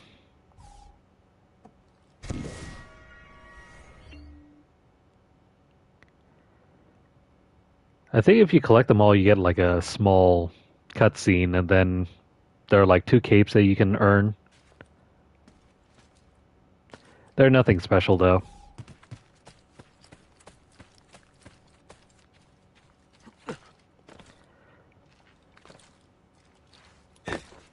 So unless you really want... Yeah, unless you really want to earn those 2 capes, just skip it. And if you're looking to get the platinum, I mean, that's another reason why you might do that. Otherwise, just look up the cutscenes online. Don't waste your time. Not unless you have to. Anyway, this is the codex wall. In order to complete this thing, we need to collect all the codex pages throughout the game. See what I mean? Yes, you have to do that treasure hunt. Otherwise, you won't be able to beat the game. Now let's move on. This sequence is pretty short. Narratively, it's supposed to be a tutorial section.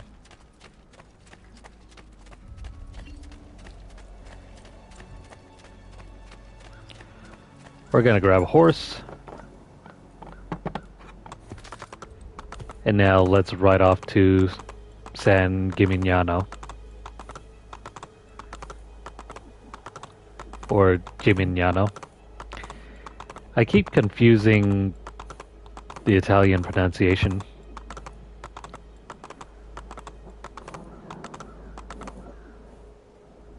Anyway, we're going to Tuscany.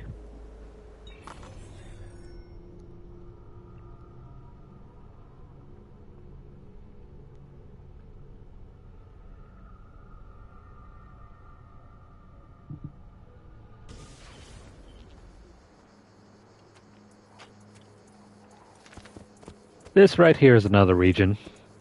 It's Tuscany.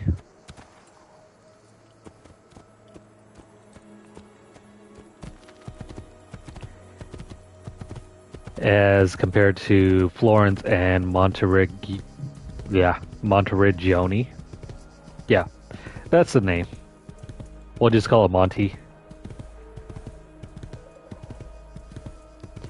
Or Ezio's home. I doubt it matters.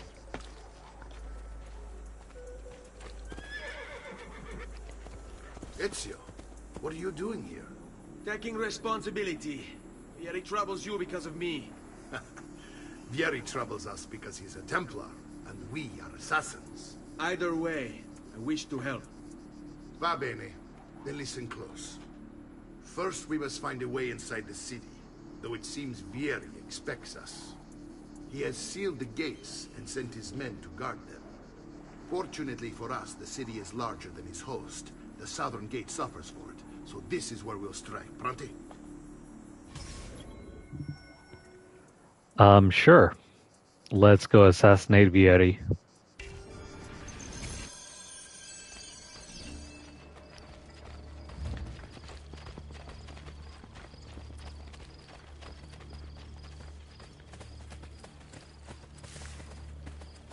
Man, not only is it dark, but the colors are off.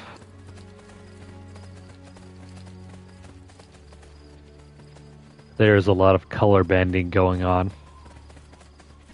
All right, Ezio. Here's how it is going to work. My men and I will distract the guards. Once we have engaged them, get yourself over the wall and find a way to open the gate. Take these throwing knives. Use them to dispatch the archers. I'm ready when you are. Then let us begin. Al attacco! Yeah, remember kunais? We have throwing knives.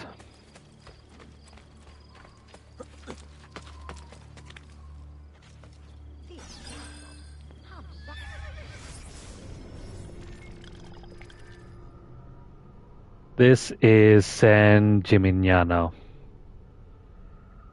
It's the third city that we encounter. And the only one that's in its own region.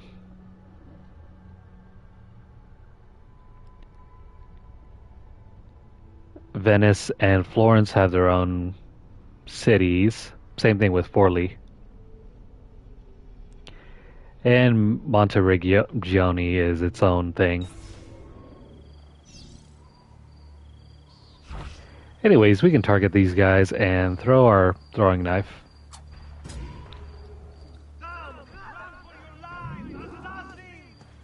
Depending on the enemy, it's going to be an insta-kill.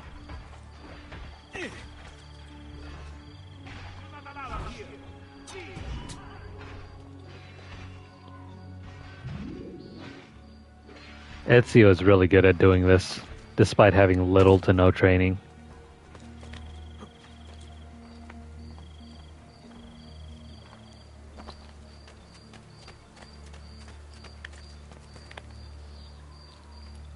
You know, as Desmond, we're supposed to be learning the ways of the assassin.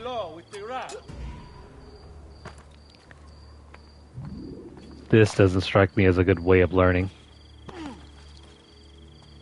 I mean, Ezio already knows everything he needs to know.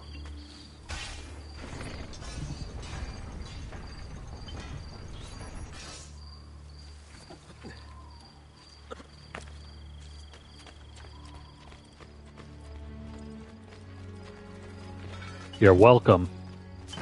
Well done, Ezio. We're in. This way, men.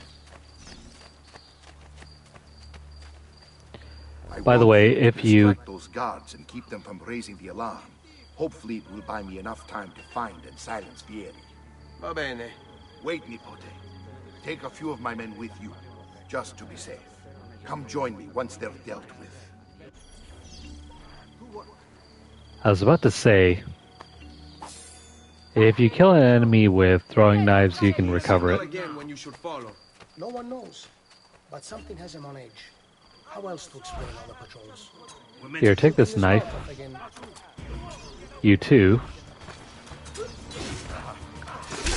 Oh crap. I think if you pair... No, never mind. I thought you could pair throwing knives with your dagger. By the way, this is my favorite weapon.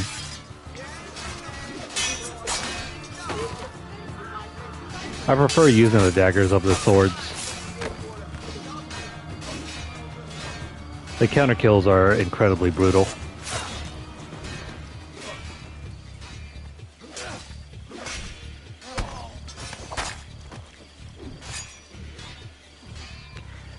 I mean, just look at the way that Ezio's taking them down.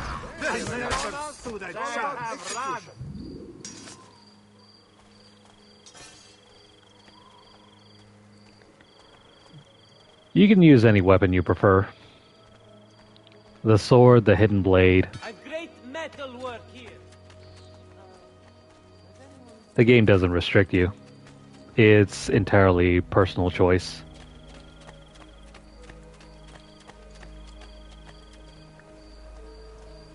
My personal choice has always been the dagger.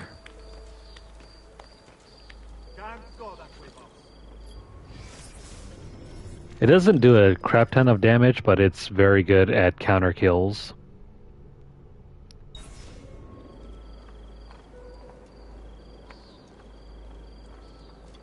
It's also got a pretty big counter kill window compared to the sword and the hidden blade.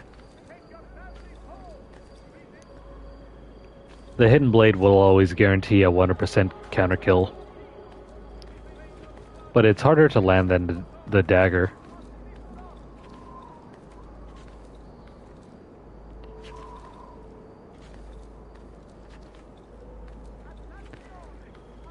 Eventually we'll get access to heavy weapons, but heavy weapons can be lost.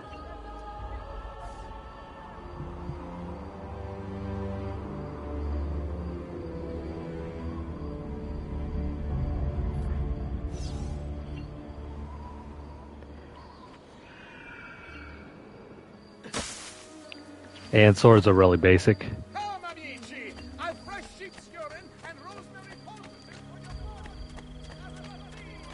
Swords, I feel, are too vanilla.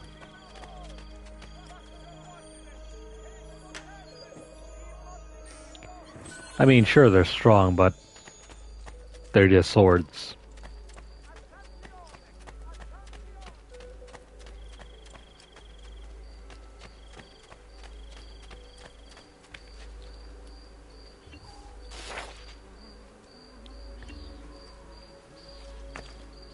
Since at this point in time, the only other game that would have been available in the series anyway is AC1, that's mainly what I'm going to compare it to.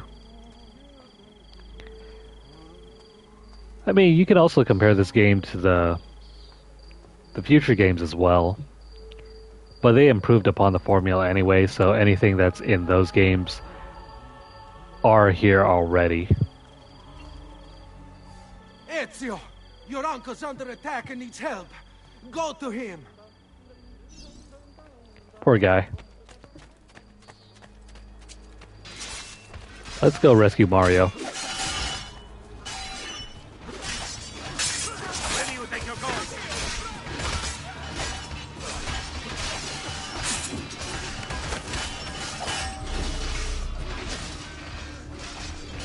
That guy got scared. Ah, Nipote, there you are. It seems my plan is hit something of a snag. Vieri's men ambushed us, and now we've got our hands full. My brothers and I will deal with these guards. I want you to go on ahead and root out that stain. See that justice is served. See that justice is done. Let's go find Vieri.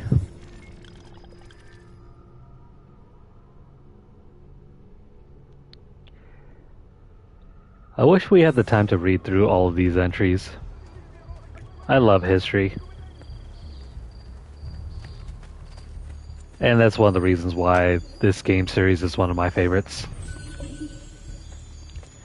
You get to learn so much. You expect me to follow? Yes, even though some of this is purely fictional.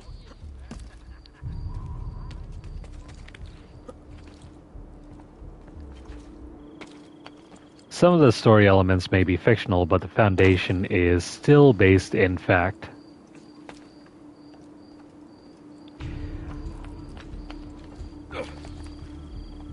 Like, for example, there really was a Patsy family.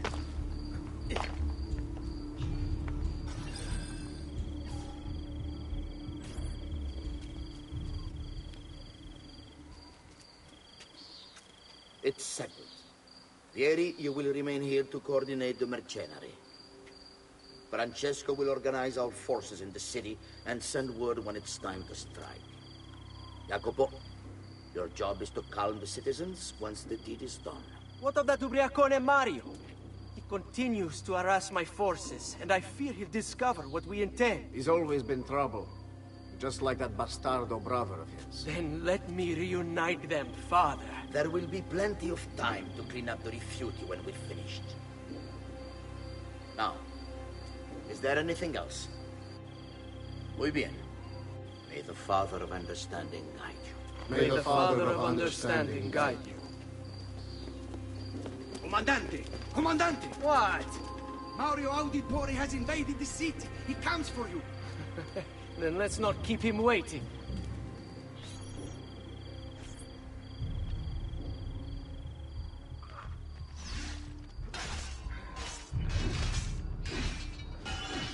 Yeah, not to worry. We're gonna go ahead and take care of Vieri.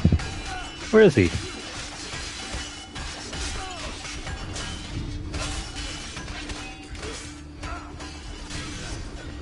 Never mind, he's up on the tower. How the hell did he get over there?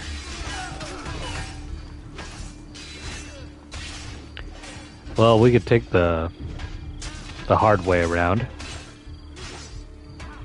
Or... hang on. I'm gonna take a shortcut. After all, this is Assassin's Creed. It just wouldn't do if we didn't try to assassinate Vieri.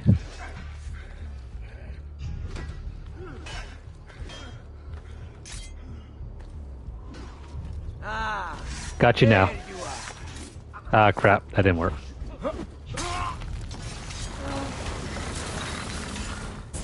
That did.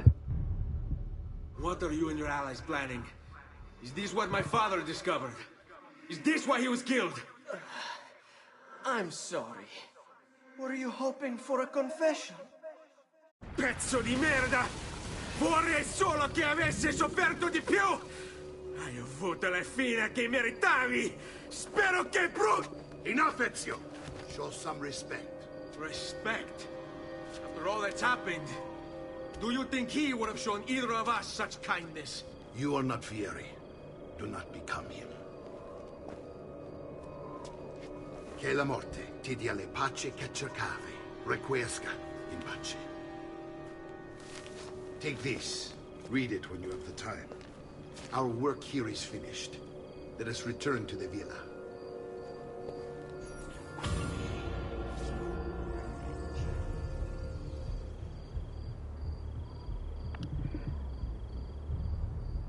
That's going to be Ezio's catchphrase for the next 20 to 30 odd years.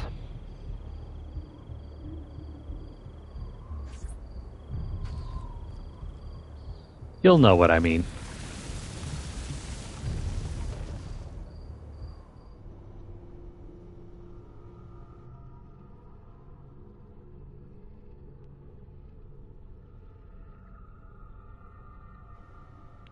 Anyway, sequence 3 is completed.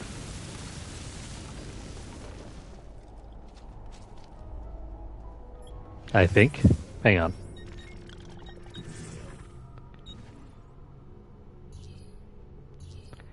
No, never mind. Sequence 3 still is ongoing.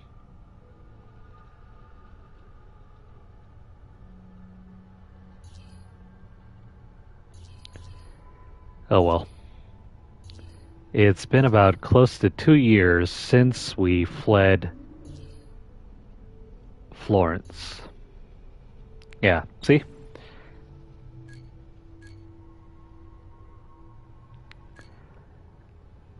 So after arriving in Monteriggioni, we spent like 2 years in hiding and training, and then finally went to Tuscany to kill Vieri. And this is the final mission of Sequence 3.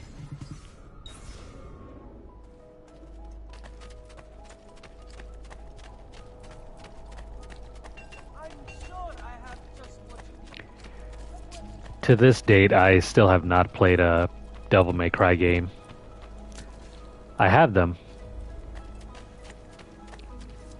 I just never got around to playing them.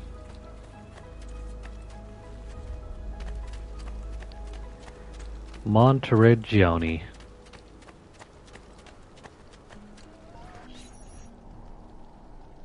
And here he is, our campione Ezio. Oh, hey, Ezio! I see you wasted no time starting the celebration. And why not? You've done us a great service, Nipote. With Vieri dead, La Toscana will grow quiet once more. Do you know what that means? Basta lavorare. Si passa tutto il giorno a bere. E a puttane. What? It's true. Come, Ezio, walk with me. Yes, uncle. That guy knows what he wants. Liquor and hoes, that's all he wants. De Pazzi answered to another. Spaniard. He is Rodrigo Borgia, one of the most powerful men in all of Europe, and leader of the Templar Order.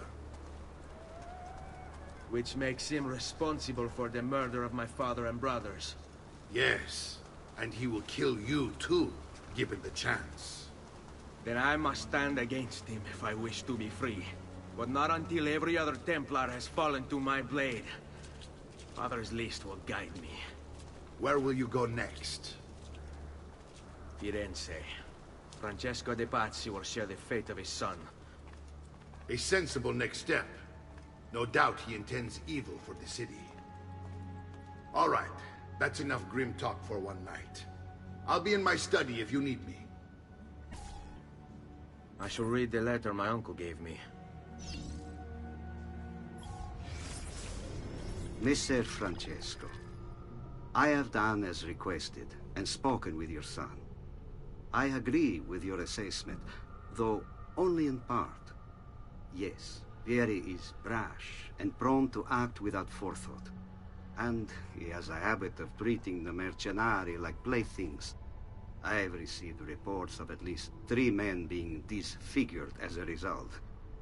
But I do not think him, as you put it, beyond repair.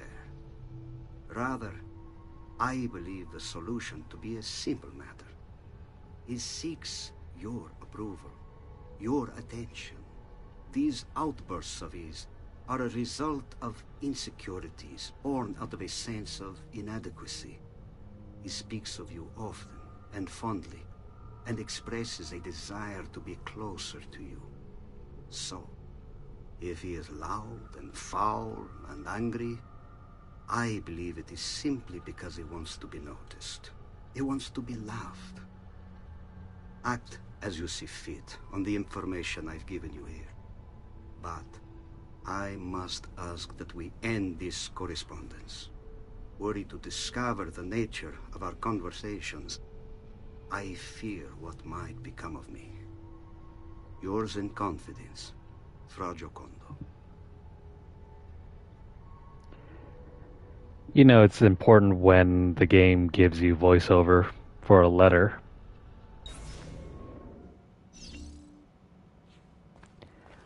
Alright, so I read the letter. I think it's referring to Vieri.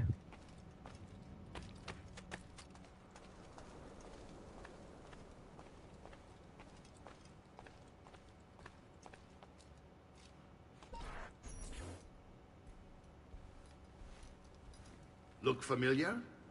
Oh, they're codex pages. Yes. Your father managed to find and translate a few before he... Here. This is not your father's work. Someone else has translated it. Leonardo Da Vinci, a friend.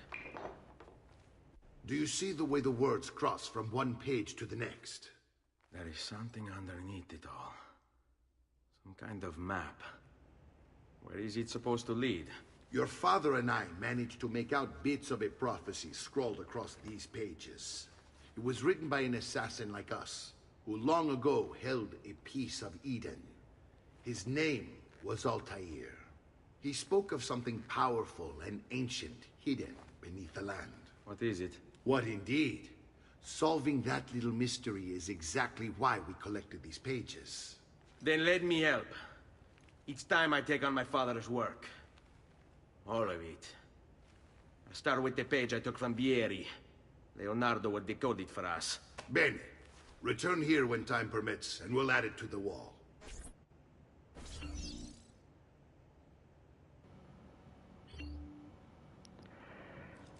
This is the reason why we want to collect all those codex pages.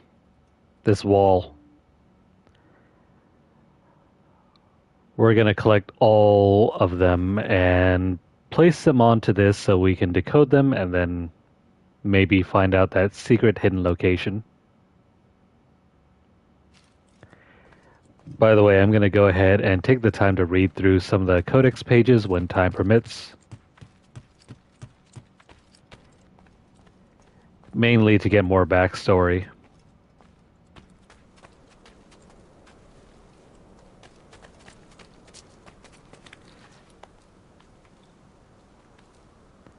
Plus, it's also nice catching up with the history of Assassin's Creed. If you're unfamiliar with who Altair is, he is the original playable character from the very original Assassin's Creed. I mean, Desmond is also the original player character too, but he's the modern hero. You play as Desmond, but he actually goes into the past to experience history as Altair. And Altair is the original quote-unquote hero.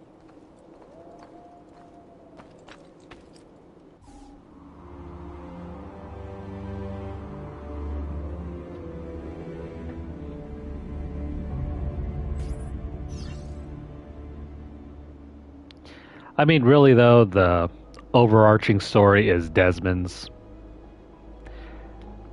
But for the majority of the Assassin's Creed games, you play through as whoever is a main ancestor that you're trying to see history through.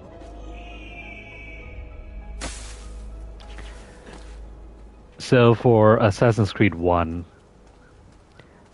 you're still Desmond, but you're seeing history through Altair's eyes. In Assassin's Creed 2, you're still Desmond, but you go off and explore Italy as Ezio. And pretty much every game up until Assassin's Creed 4 follows the same structure.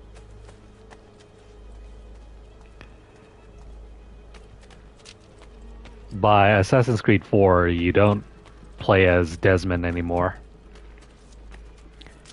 Because his story is essentially concluded by the end of AC3.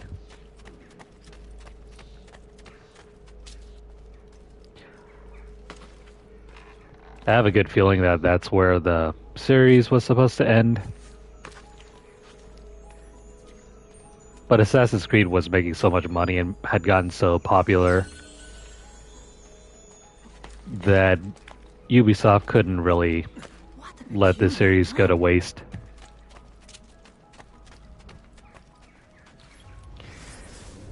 So that's why you have so many entries all the way through to Assassin's Creed Valhalla and eventually Shadows.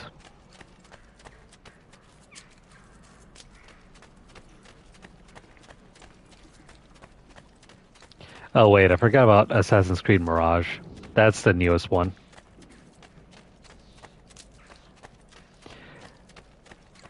Though to be fair, Mirage is just a spin-off of Valhalla.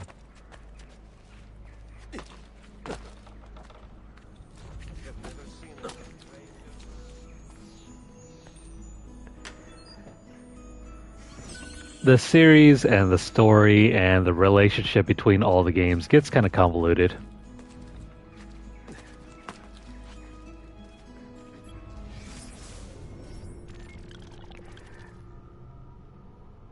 Especially once you get past 3.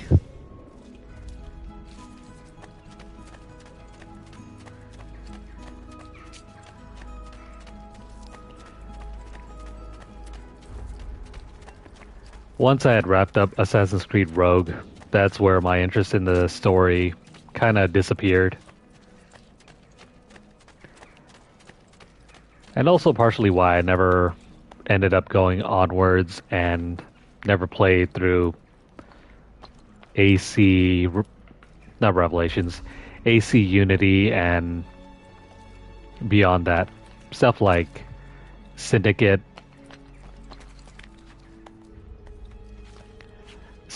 Origins, Odyssey, and then what was it? Valhalla. It just didn't really interest me much after that point. I also need to find... Wait, hang on. Is there a jumping off point over here? No. We can't really climb down over here. I need to find something that will break our fall. No stack of hay, no nothing. No grassy pile. There's not even... Yeah, there are no handholds for us to slide down on.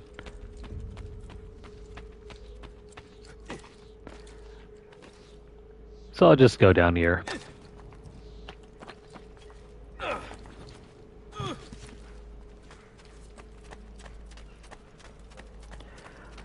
Also, if I remember right,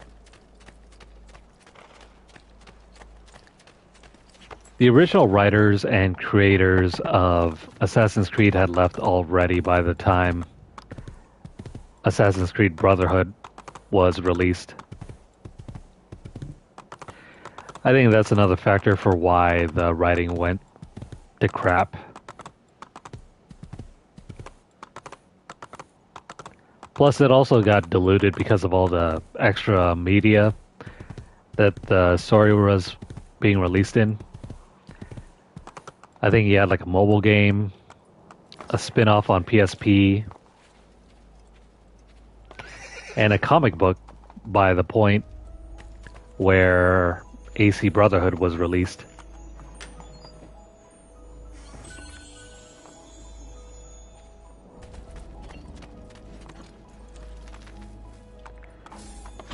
So yeah, technically Assassin's Creed 2 isn't the first sequel.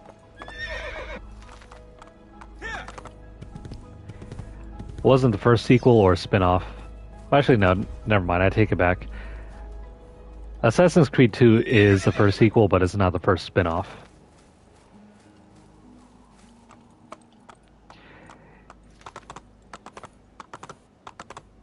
I think before that, the PSP game was a prequel. But that one was the first spin-off. AC2 is the first one that actually takes place directly after the main story of the original.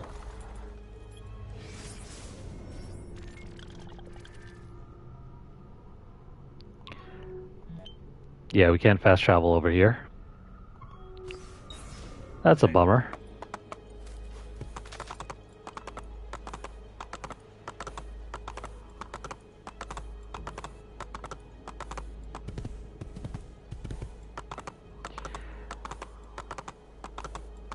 Another thing worth mentioning, there was a solid 2-year gap between this game and the first game. But then Brotherhood, that was a sequel to this, was released like a year after. I think in like 2010. It was not a long development period at all. And then directly after that was Assassin's Creed Revelations, and then after that Assassin's Creed 3.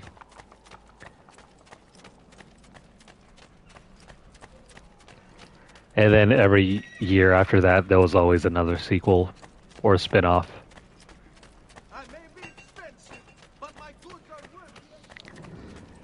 And boy, were they really trying to cash in on the series.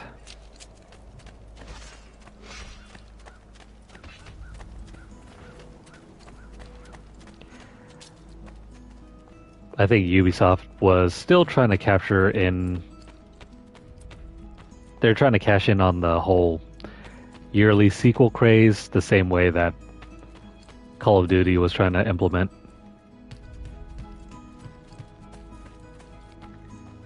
Which may or may not have worked out, depending on your point of view.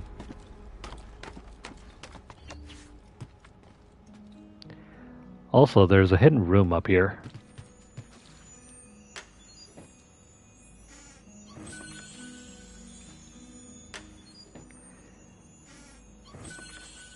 I just stopped in here just to grab that.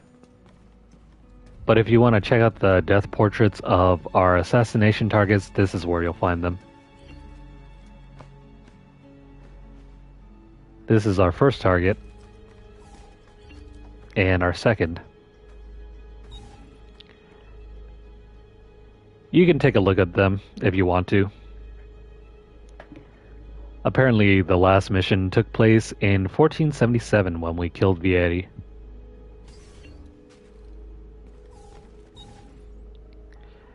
And a year before that is when Ezio killed Alberti.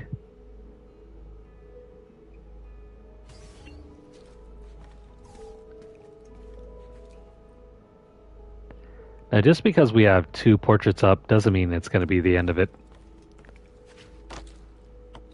More will come in the future.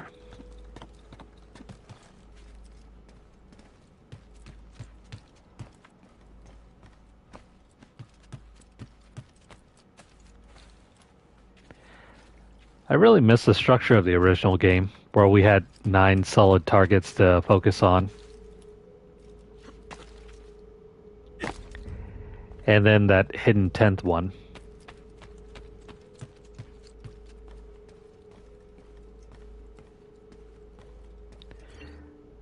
Let's talk to Claudia. Salute, Claudia. Our uncle is un mostro. This is outrageous. What's happened? He's making me work. If Father was here, I'd never be stuck behind a desk like this. And what are the terms of this supposed enslavement? Since someone decided we're going to stay here, Zio Mario suggested we try and find the money to repair the villa. Problem is, there isn't any. I bet I can bring in some money. Oh, great. More work for me. Well, benissimo. If you start paying for improvements to the town, I'll keep track of them in this book. And since I have nothing better to do, I'll also make note of any objects you bring in from the outside. If you actually get this place up and running, travelers might visit and spend money. Although I doubt anyone will want to come this far out of the city. But if they do, I'll keep the money we make in this chest. You're going to have to show up to take it to the bank yourself. Because when it gets full, I'm just going to take the extra cash for myself. Capito? Deal.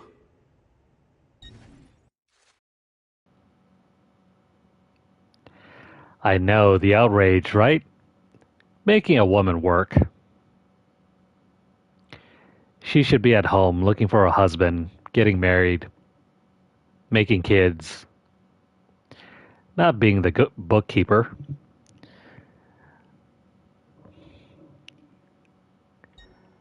Anyway, Claudia keeps track of our renovations to the city. This is how we'll improve Monteriggioni.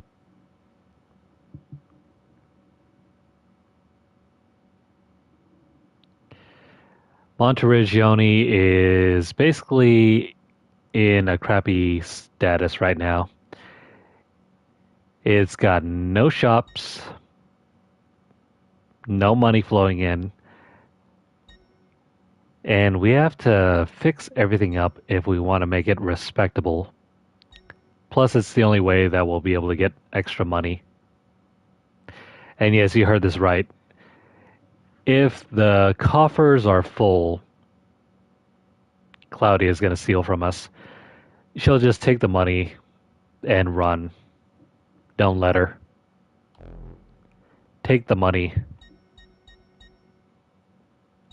After all, we're all going to have to pay for it somehow. We need to fix everything up. First things first, we'll probably have to... We'll do the bank.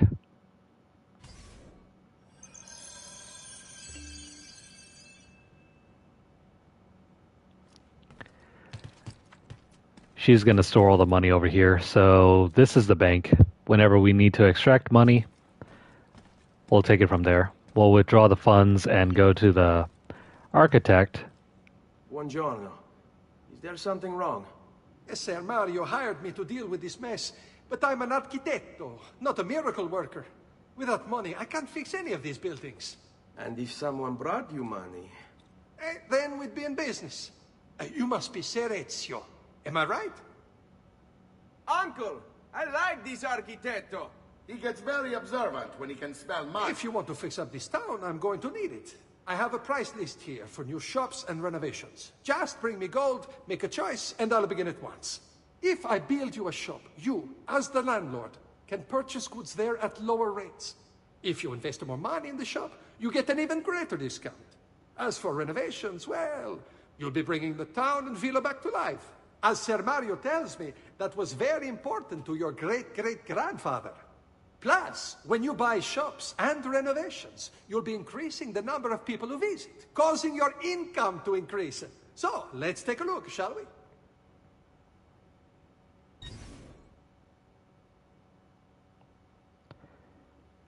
Where the hell was Mario anyway? He sounded like he was shouting from around the corner. Anyway, there are benefits to upgrading the shops around town. We get discounts from the art merchant.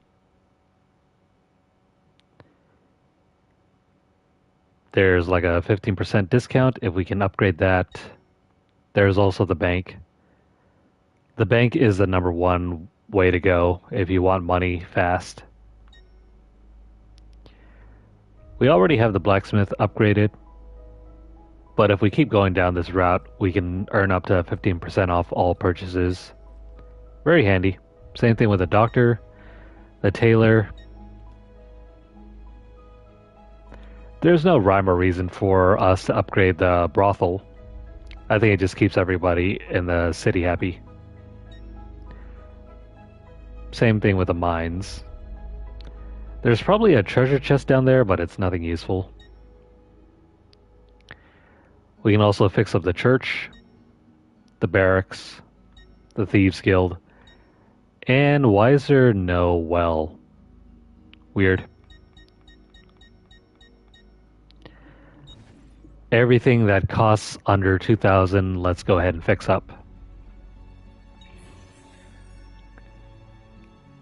We'll fix up the bank. Buon viaggio!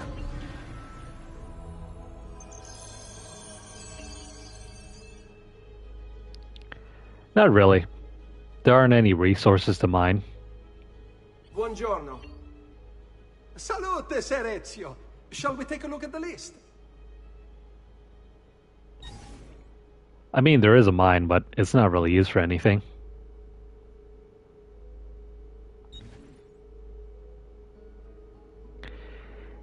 And regarding whether Jin or Ezio is a better assassin, I don't know if you could really compare that because, well, Jin was written like what? That game came out sometime in like 2019 to 2020 or 2020.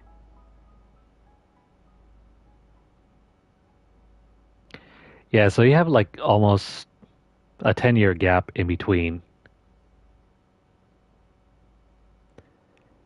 All the lessons learned from the 3 games in the Ezio collection were transferred over to Ghost of Tsushima. I mean, if they came out at the same time, I think you could compare them. But since there's such a huge time gap in between, they had so much time left to learn what worked and what didn't work in Assassin's Creed. So in that respect, I can't really say whether Jin is a better assassin or not. But I mean, he gets 1 point for being able to just tough everything out. No medicine needed at all.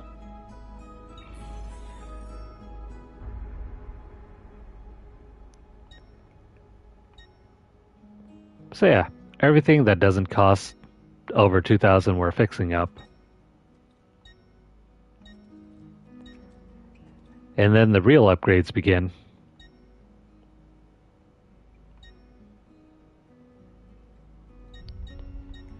I only have about 5,000. Let's fix up the tailor. We're going to go in order from cheapest to most expensive.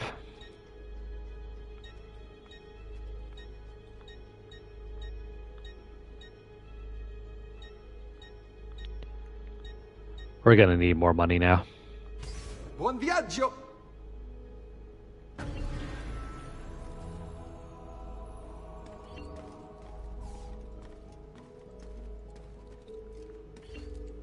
Salute, Claudia. You here to look at the book? Yeah, Claudia is a very good accountant. Let's see. If you want to know how much money you'll get per hour, there it is. Depending on the city's overall value, it'll give you what? What is that, like 10%? Yeah, basically everything that our city is worth will give us at least 10% every 20 minutes. So in total, we'll earn 1,144 florins every 20 minutes, meaning we'll have around 3,300 florins every hour. A presto, Ezio.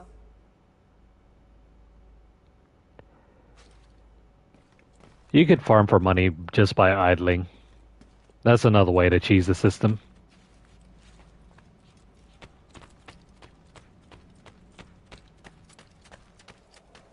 Moving on. Oh, so that's where the uncle was. Ezio, my boy. I think it's time I showed you something.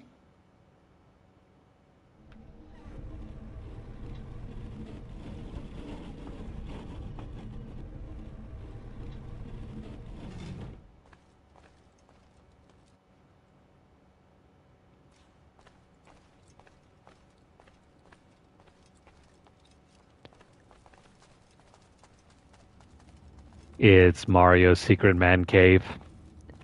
down in the basement.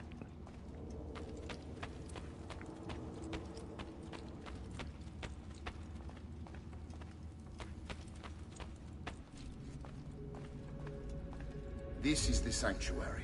It was built by my great-grandfather to honor the memory of the Assassin Order and protect its secrets. Look around. These are the assassins who guarded the freedom of humanity when it was most threatened. And this is the armor of Altair. Little is known about Altair's life, but his armor is light and very strong. I'd give it to you, but I don't know how to retrieve it. My great-grandfather told me it would remain locked away until all its protectors were made whole. I heard rumors of crypts located throughout Italia, hidden tombs filled with treasure, where these six were moved centuries ago. Maybe they have something to do with it. In my younger days, I sought the six myself, with no success. Perhaps you will have better luck. In order to achieve perfect synchronization with Ezio, you have to get that armor.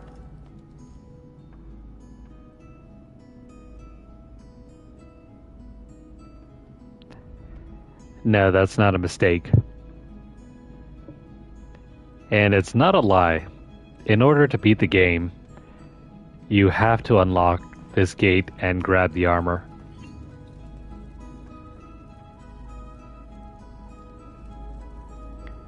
This is Altair's armor.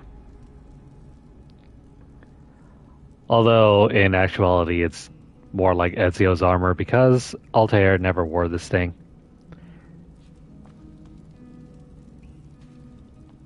Like, seriously, it looks like it's designed specifically for Ezio and only for this game. Even look at the boots. They're the exact same thing.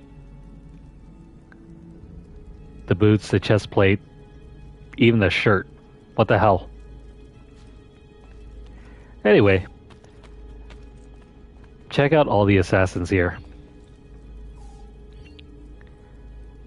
This is a statue of Kulan Gal, the male Mongolian assassin. He used the bow and arrow to shoot Genghis Khan's horse. It looks like something is missing from the pedestal. The thing that's missing from the pedestal is what we need to collect. Those are the keys that will open up the main gate. This is Darius, the male Persian assassin. He used his hidden blade to kill Xerxes. This was the first recorded use of the hidden blade. I forget if he's... I think Darius is in Assassin's Creed Origins or Odyssey. I forget which one. He does make an appearance in a later game. Wei Yu, the male Chinese assassin. He used a spear to kill the first Chinese emperor, Qin Shi Huang. It looks like something is missing from the pedestal. I don't know if this guy ever made an appearance in an Assassin's Creed game.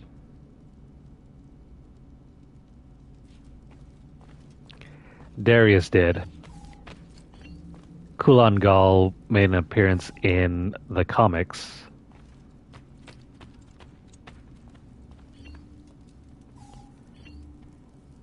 Amunet, the female Egyptian assassin. She killed Cleopatra with a snake.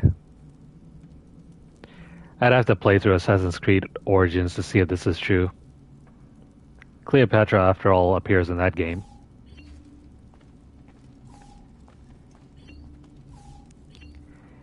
Iltani, the female Babylonian assassin. She poisoned Alexander the Great. As far as I know, we haven't really gone that back far.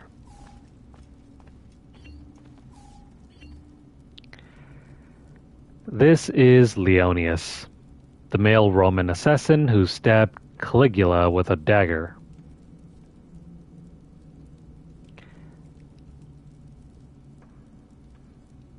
I think Origins or Yeah, Origins takes place somewhat close to the time of Caesar. Caligula came later. Alright, so those are the 6 that we need to restore. We need to get those keys to restore the pedestals so that we can open this door and then collect the armor.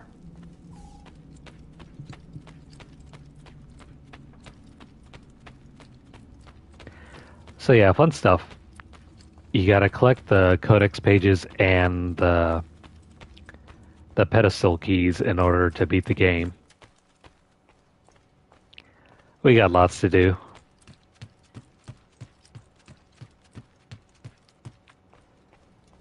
Restoring Monteriggioni is entirely up to you. You don't have to do it if you don't want to.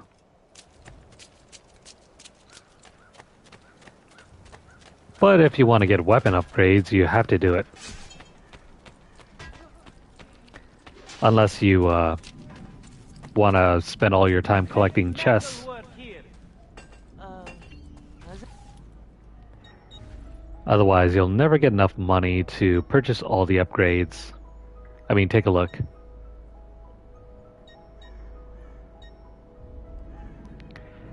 We need some serious cash. Not to mention the swords and the heavy weapons. All of which is going to take some money.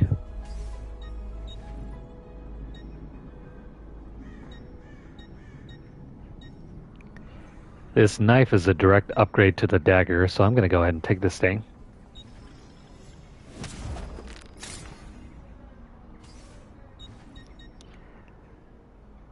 The stiletto is nice, but you also lose some deflection. Here you go, sir. Mention me to your amici.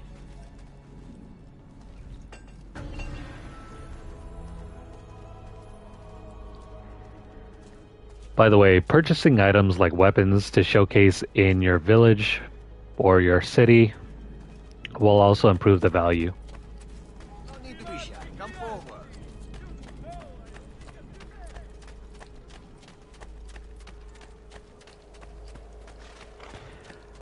Alright, I think we can leave.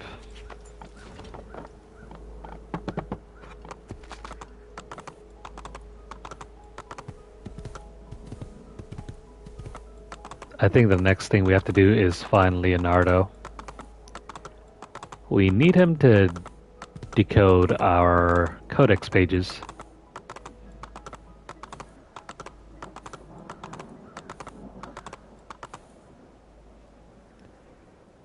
Back to Florence we go.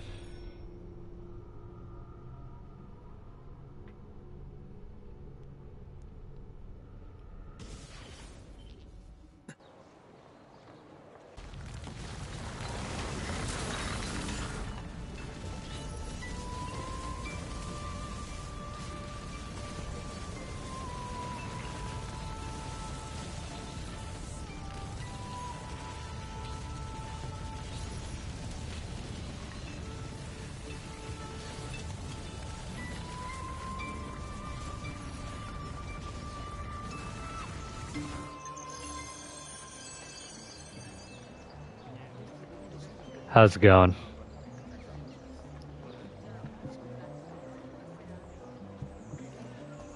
Thanks for dropping in words.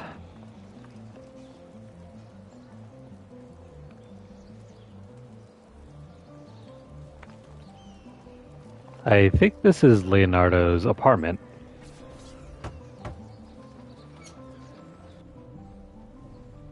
Ezio, you are still alive. Look at this place. The past 2 years have been kind to you. But you are not the same at all, are you? I was hoping you might be able to help me with something. Anything for you, my friend. Haha! You found another one! How exciting! This one is tricky to break. Clever in its use of ancient languages. Maybe if I just... Oh! It seems to be a manual of sorts for different assassination techniques. May I see it? Wait, what's that? It's not so much a design this time, just a series of sketches. What to make of all this? Of course. And why not? What an inspired idea. Can you make it for me while I try what's in that manual fragment? Take it. I'll have my assistant set up some dummies for you to practice with. Hey, Vincenzo!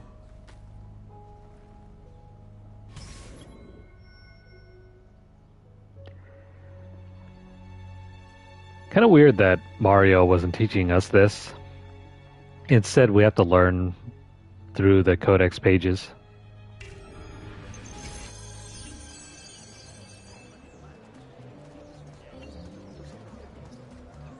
But yeah, I agree that this game was where the series really got going.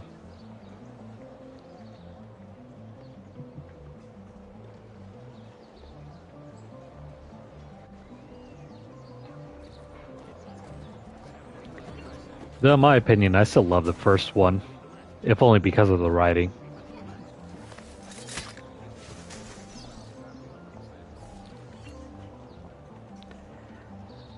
We can assassinate from a bale of hay.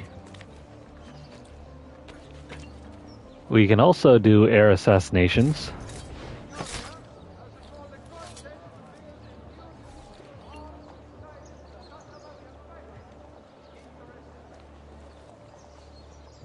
Let's see, air assassinations, what's the last one?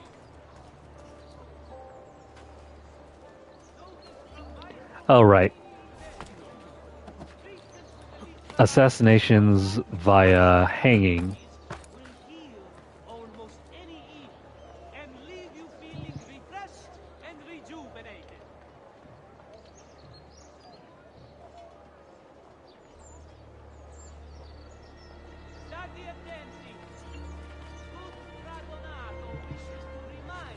In order to do an assassination from a ledge, we have to hide right next to the ledge, climb up it, and as long as an enemy isn't looking at us or isn't aware of us, we can grab them, like so.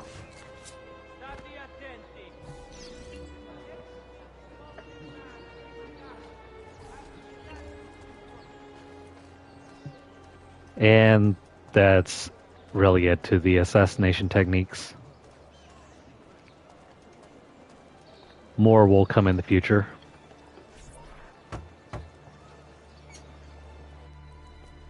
I've done it. Come quickly. Look. Take it. Try it. Thank you, Leonardo. Non c'è di che. There's someone I need to see while I'm here. I cannot approach him publicly. Would you know a way? La Volpe. The fox. Shh. Capisco. But do you know where a fox might roam? Perhaps near the Mercato, where the thieves dwell. Sta attento, amico.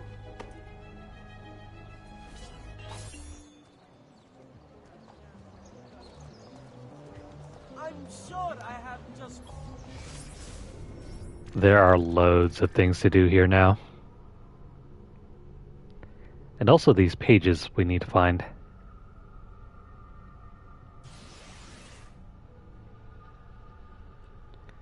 Let's see here. I'm probably going to skip out on the secondary objectives and missions, like racing, for example. That doesn't do anything.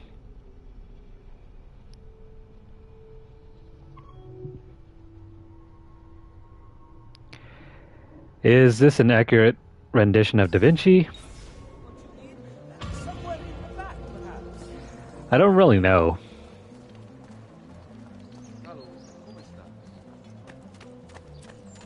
I've never really read too much deeply into his own, like, personal life or anything.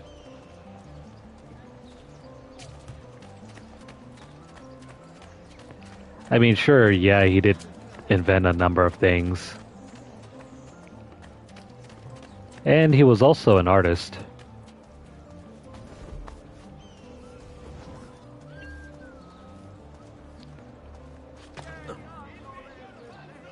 And I guess depending on who your source is, maybe he did prefer the company of men?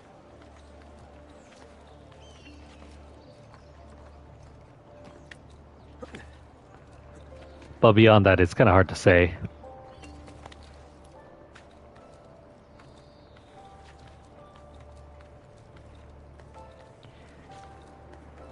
Was he a young guy that liked to, you know, befriend random strangers?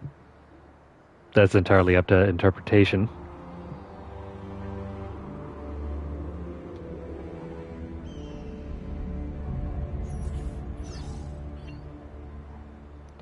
There's a feather over there.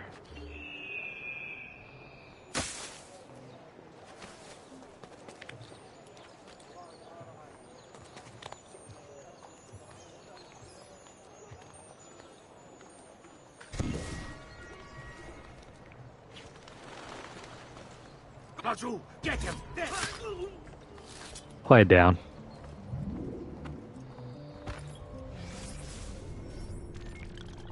Oh no. We gotta open up the rest of the area by getting these viewpoints synchronized. By the way, are we funnily in sequence number 4?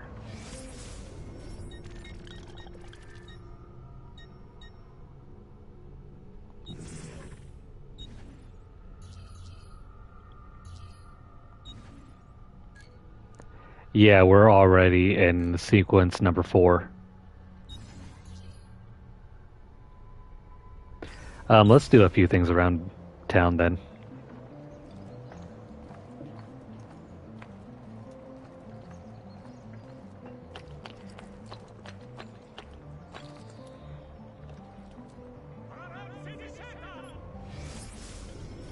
There's another glyph that we can check out here. I'll hold off on doing that until later.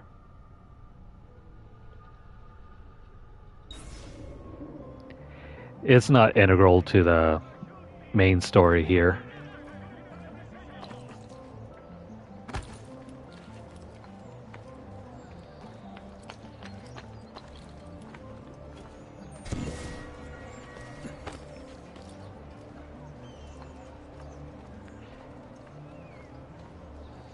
Now, one of the things that I became really disappointed with in the series after Assassin's Creed 1 is the range of writing that was present in the first game that isn't really present in the second game. Like, there are all these considerations and musing about religion and how the world works, and all these philosophical arguments. That was kind of brought back later in Assassin's Creed 3, but it's wiped out entirely from Assassin's Creed 2.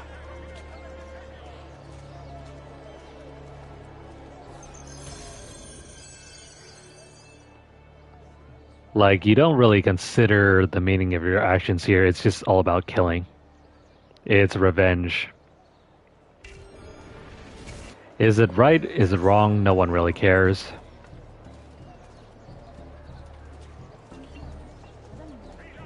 We're just here to get revenge. And revenge is oh so sweet.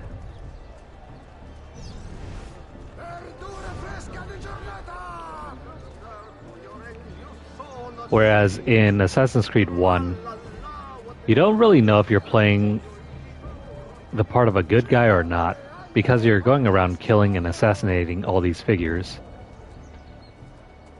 And it isn't until the very end of the game do you realize that you're not actually doing the right thing. Your money! I don't have your money! Get back here! Make me! Come back here, you. You're making a big mistake, my friend!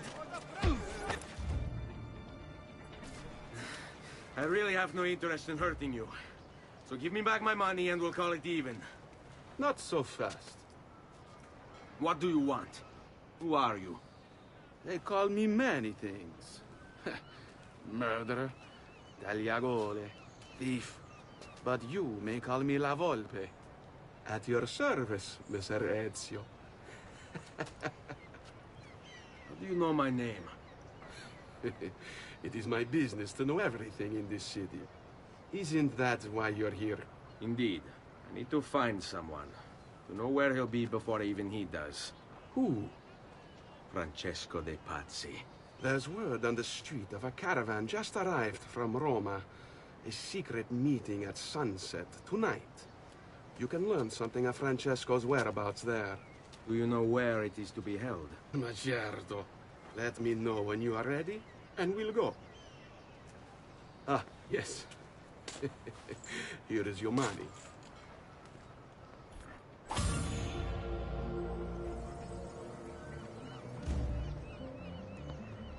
But yeah, here's another example of the kind of writing I'm talking about. Despite working with a thief, La Volpe, you never have to question, you know, is this thief like a bad guy or anything like that? No, he's pretty much a good guy. No matter how you slice it, he's here to help us out. And that's really it. That's all there is to his character. His motivations are entirely to help us.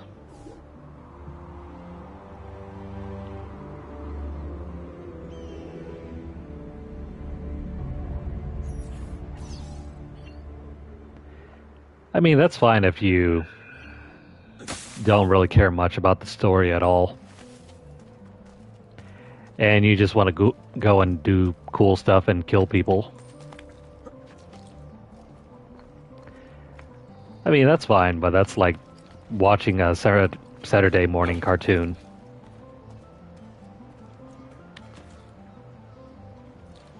There's nothing wrong with that, but eventually,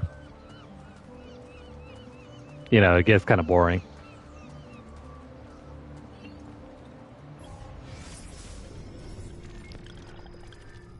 This is La Volpe. There is almost no trace of La Volpe, which is the fox in Italian, in the history books. The name's obviously a pseudonym, but for whom is anyone's guess? What small data is available seems to be almost mystical. La Volpe is reported to have robbed the Pope's carriage without any of his guards noticing, including the Pope, who was sitting inside the carriage. One night, in 1467, he was seen on the rooftops of the Palazzo della Signoria, the Palazzo Medici, and Santa Croce, all at the same time. Some claim that he's immortal, never aging, while others say that his violet eyes can see through buildings, perusing the contents inside.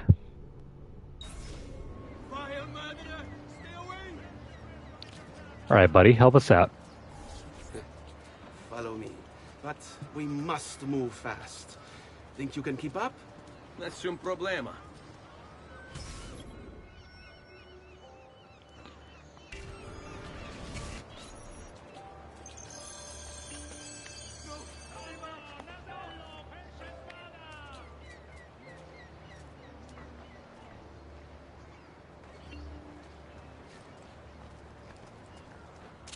La Volpe is almost like a...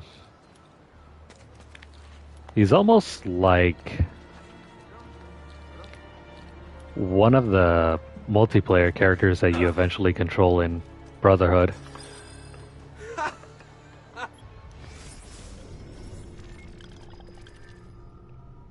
There's a tomb inside this thing.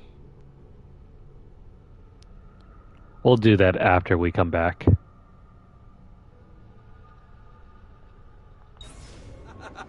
What are you doing back there? I said to keep up with me. By the way, the assassin tombs are where we're going to... They're where we're going to recover the pedestal keys for the armor.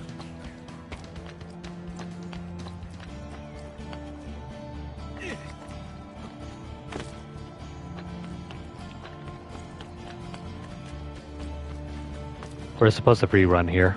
Try not to fall to the ground. And we're going to make our way over to the way marker.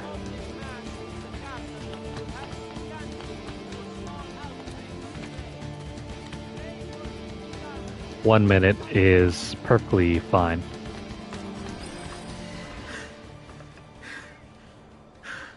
Here we are. Francesco Di Pazzi is meeting his people inside that church. How do I join them? There are catacombs that run under the city. They will lead you to a place where you can eavesdrop on the meeting. Grip that stone handle. Turn it, then slide it down. Thank you for all your help, Volpe. Buona fortuna.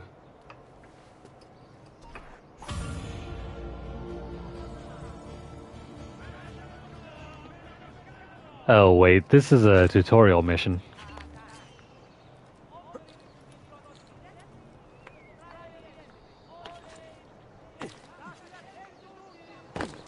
It acts as both a tutorial for getting into assassin tombs as well as... Yeah, it's just a way to teach you that you're supposed to go to these things, do them in order to get the keys to the pedestals. Duh. Anyways, how much time are we on?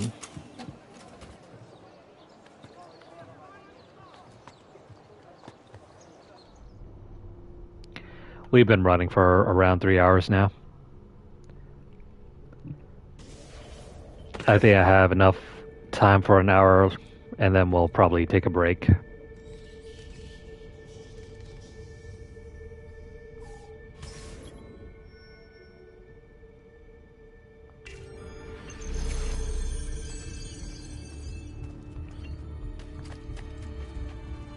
I enjoy these tombs way more than later entries.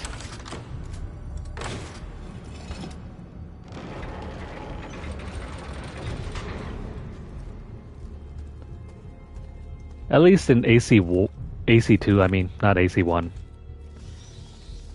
In AC2, you don't have secondary objectives, so if you fail, it doesn't matter. You don't have to rush. You can take your time, explore.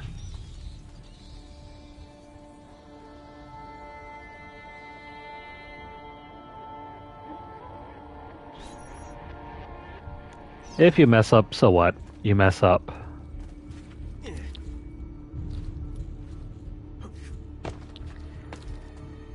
In Brotherhood and Revelation, you have all these stupid requirements that make everything a hassle. Like, for example, make it through to the end without touching the ground. Don't touch the ground, don't get hurt, finish in like 10 minutes or so. It's tedious. Really, really tedious.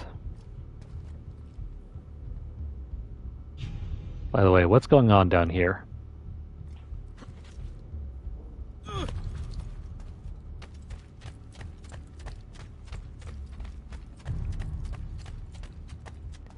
And yeah, if you're trying to get the platinum and 100% completion, you have to do those secondary objectives, because apparently that's how the assassins would have done it.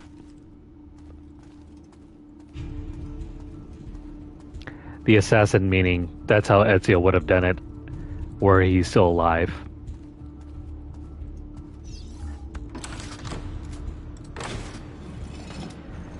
To me, it kind of kills the immersion.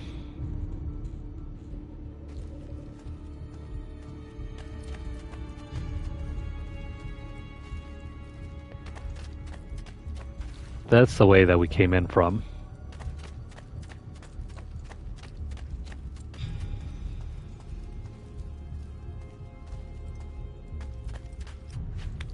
Oh wait, never mind. Is that not the way in?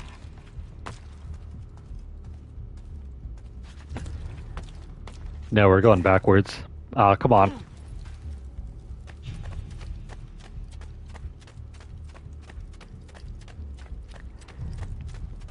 Yeah, never mind. That's backwards. If you fail and fall down, you have to go this way.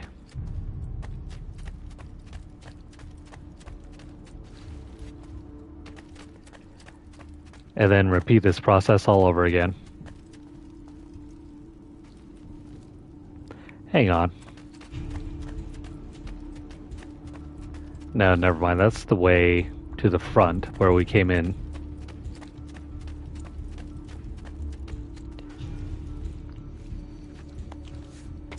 So I gotta do this jump successfully.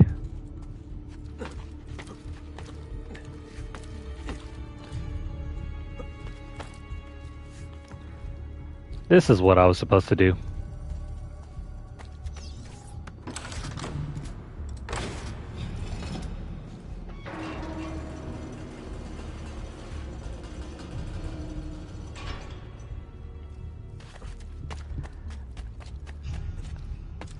This tomb is one big jungle gym, one big obstacle course.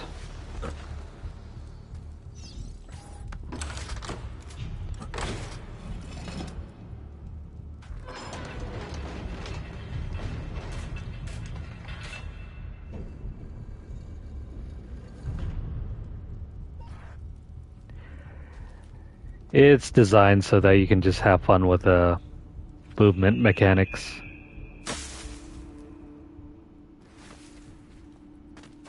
How long do we have to stand here, Saverio?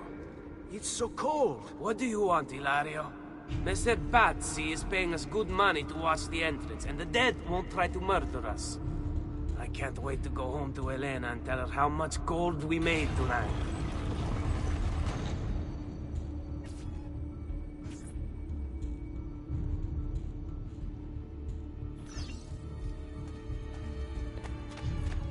Yeah, how much gold did you make?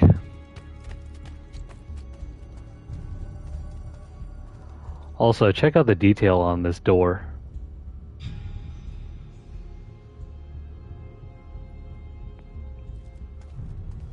Pretty nice, right?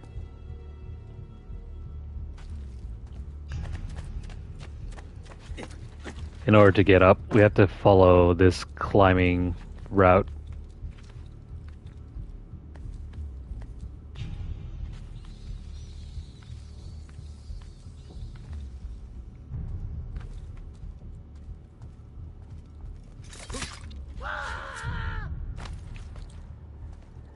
Ezio has more upper body strength than even the Terminator. Hey. Eccolo! Damn!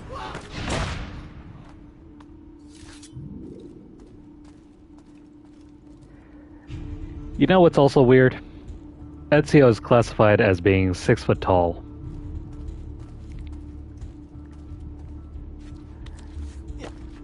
I don't think I've met very many 6 foot tall men that are this nimble.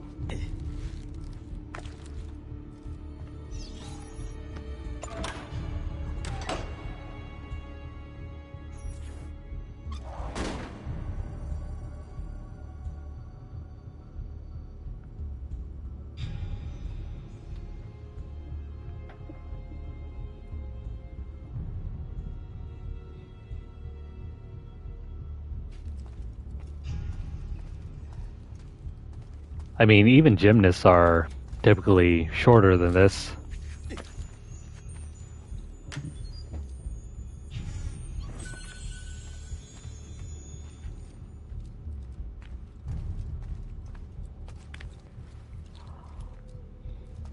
Also, you know what else is weird? If you've ever played Metal Gear Solid, Snake is also classified as being 6 foot tall.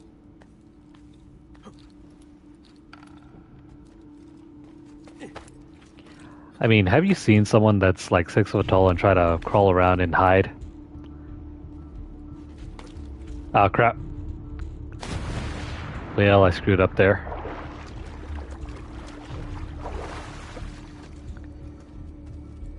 You gotta be somewhat precise in your controller movement.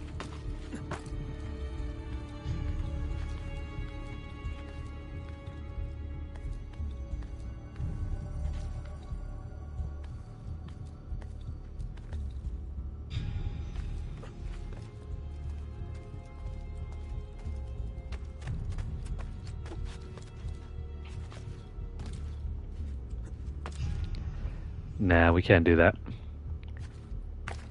Thankfully, we didn't lose too much progress.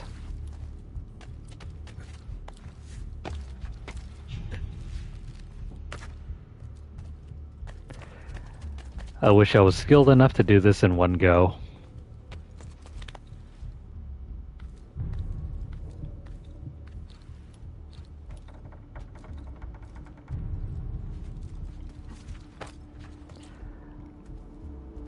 I know, right? The water broke our fall.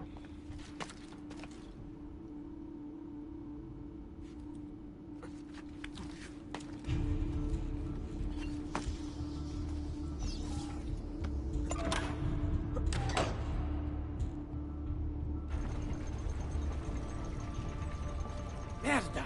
The door! Keep watch while I go look. This was supposed to be an easy job. I told you we shouldn't have come here. If I hear anything, I'm running to the other guard post. So help me God.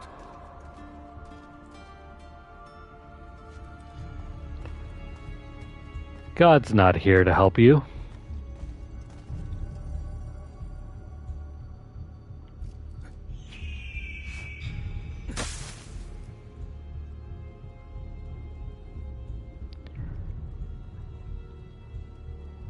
I should mention, this is before you're able to whistle and lure other enemies to you.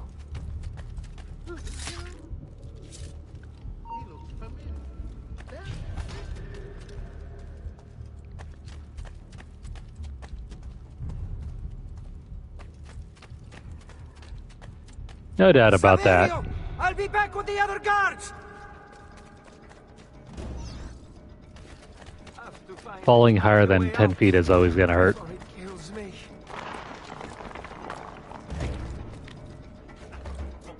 And if you don't know how deep the water is, never jump into water like that.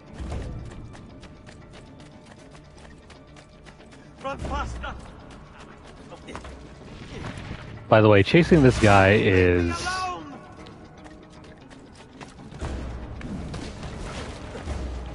it's fixed.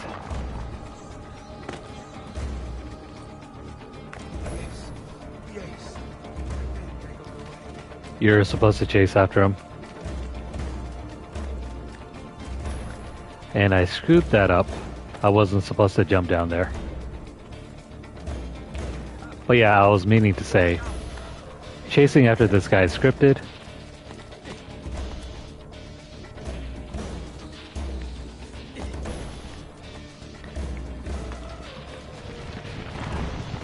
Scripted chases mean that, yeah, we have to follow this route.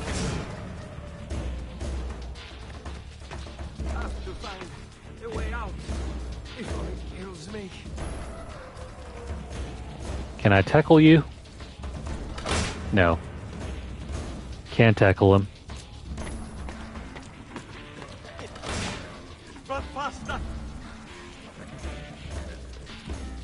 Come here, buddy. I just want to talk to you.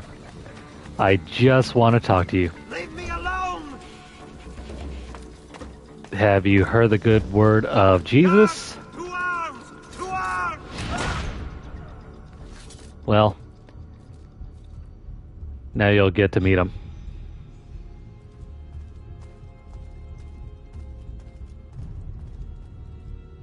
Anywho, that was fun.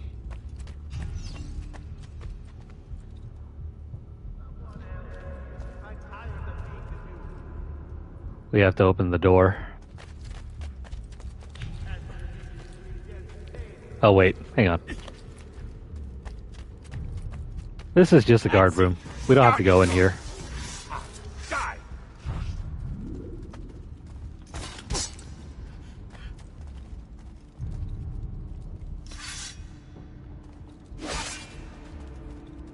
Come on, attack.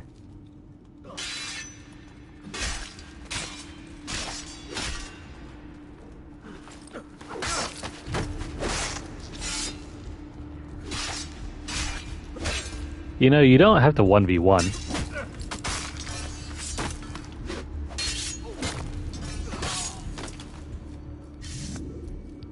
Idiots.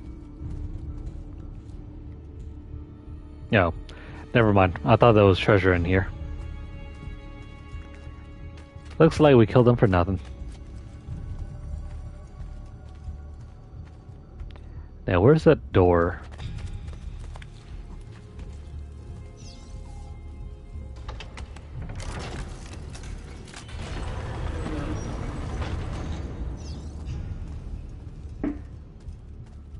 Et benedictio Dei omnipotentis, Patris et Filii et Spiritus Sancti, descendat super vos et maneat semper. Grazie, Padre. Bernardo? It's all here. Swords, staves, axes, armor, bows. Our men will want for nothing. I take this gift to mean the Pope consents. He gave his blessing to the operation. As long as nobody's killed. We're all set for the Duomo in the morning, Signore. The bait's been laid, but it wasn't easy. His fool brother keeps changing his plans. See, we'll need to be on hand to make sure Giuliano even gets out of bed for church tomorrow. What is it, Jacopo? Do you think they suspect something? Impossible. The Medici are too arrogant or too stupid to even notice.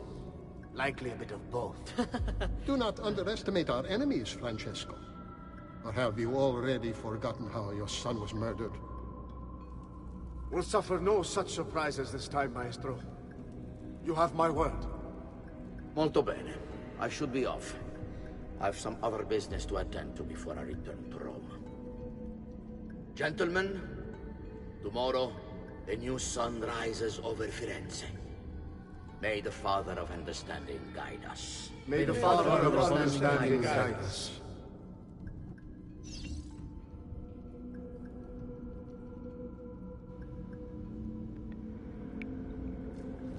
Those are all the bad guys for this sequence. Look at that statue. It's identical to one in the Villa Auditore. I think you've stumbled onto one of the assassin's tombs Ezio's uncle mentioned. Yep. It's that tomb. Now that we know the way in, I'll tag the landmarks containing tombs in the database.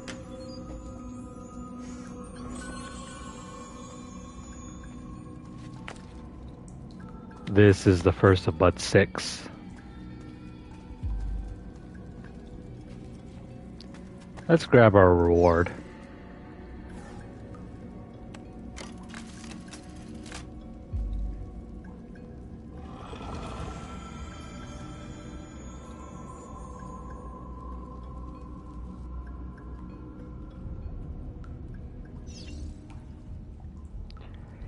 And yes, there's a body here.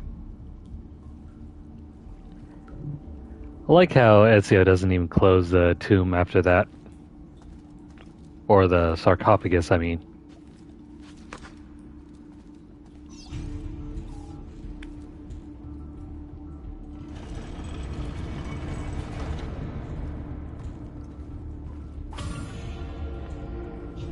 And here I thought Ezio was all about respecting the dead.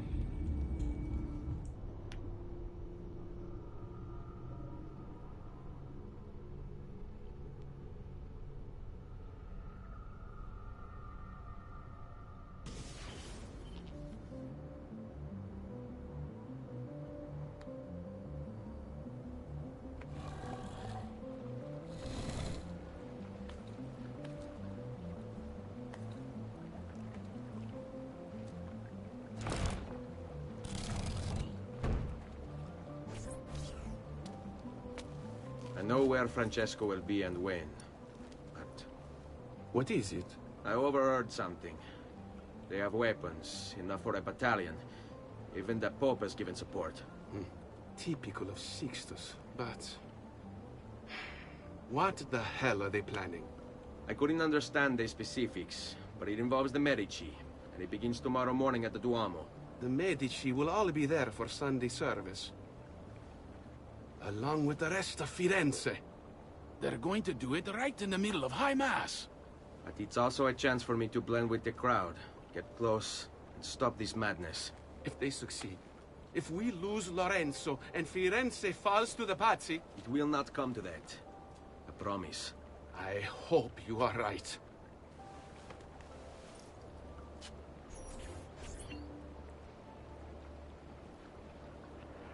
He'll be fine.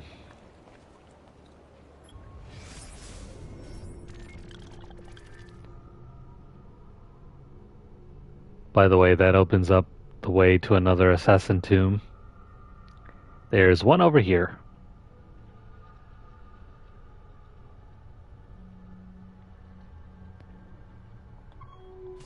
Let's keep unlocking the map.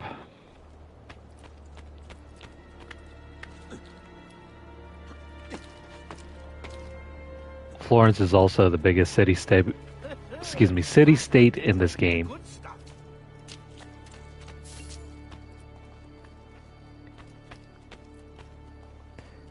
So yes, there's going to be lots to explore and lots to do.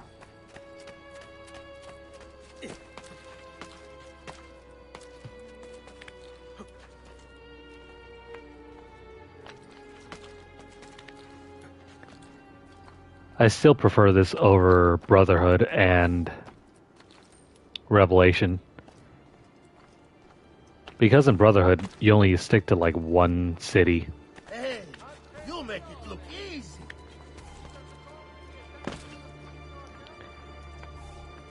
You have to show us. And I guess I can kind of forgive Revelations because that doesn't even take place in Italy.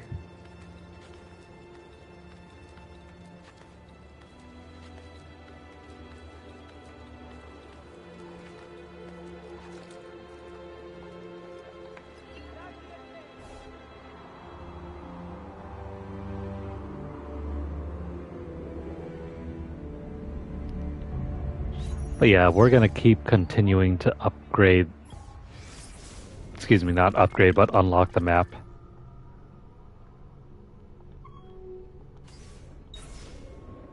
The more that we can unlock, the better.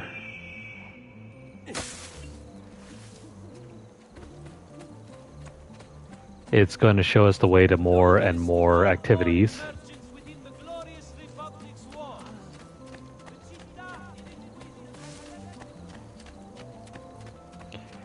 And also, if there are any collectibles like codex pages around in town, it's gonna point us in the right way.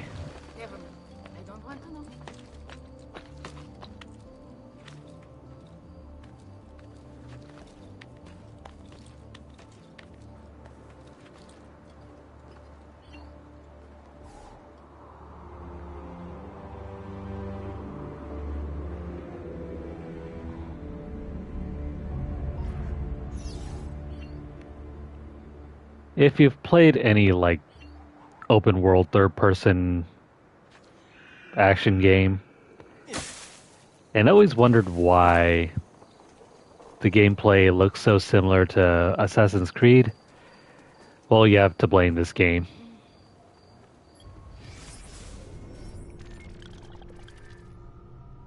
A lot of the mechanics that are popular in this game kind of bled into every other game that came out.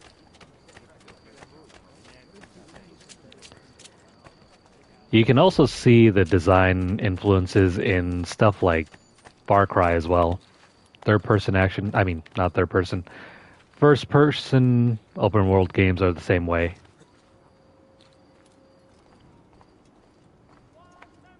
Get down, don't you? Ha, nice try. Yeah, nice try. Ah, crap. Sometimes after an assassination, the game will take control away from you. And if that happens, then yeah, you can slide off the rooftops. Through no fault of your own.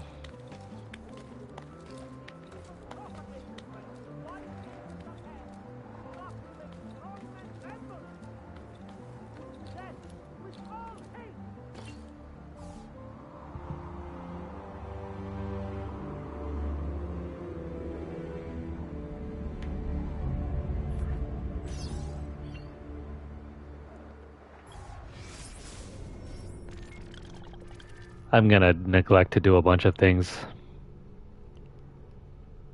I just want to clear the map so we can grab these codex pages.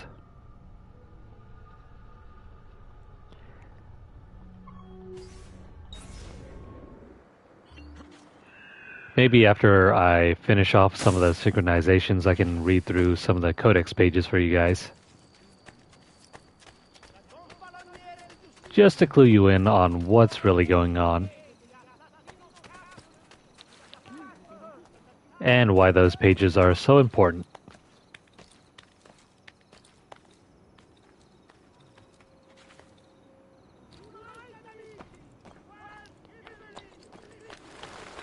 I gotta admit though, if you never kept up with the lore from the first game, it's going to be incredibly confusing.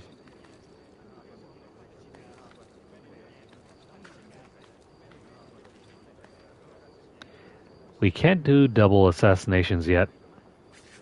Oh, never mind, we can.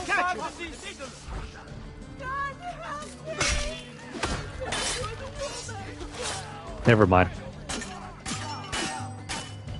I thought we hadn't... Yeah, weird. I thought we hadn't gotten the second assassin blade.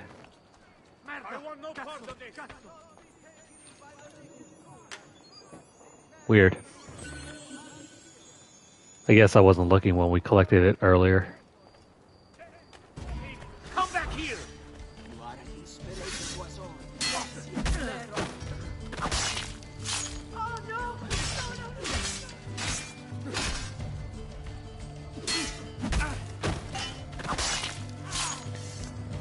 Run away, dude. Run while you can.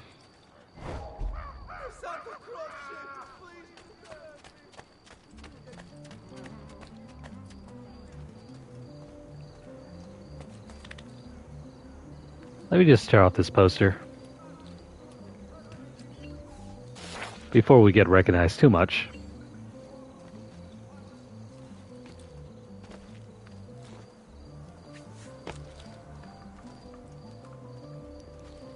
Now, I did collect that paper. That page, I mean.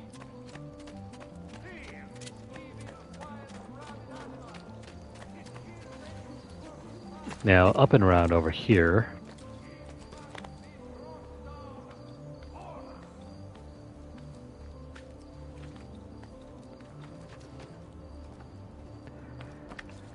I struggle to do 3 or 4 pull-ups, and here's Ezio climbing up buildings single-handedly.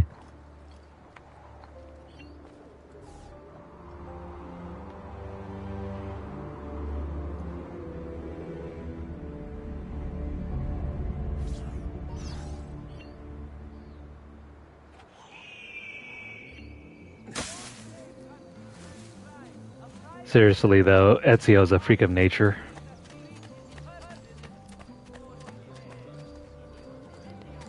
He's got way more grip strength in his little pinky than most people. Hold on. You can't just... Idiot. Ah, you are the signore here, of course. How stupid of me. Scusatemi. Do whatever you please. I think he's pissed off that we ripped down the poster.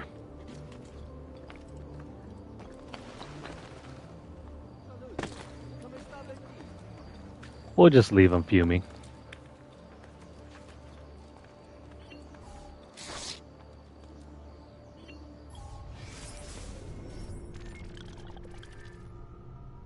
There's one more to collect and one more viewpoint.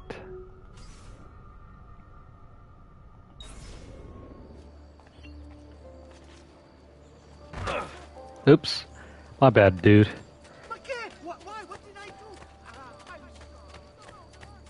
I stepped on him.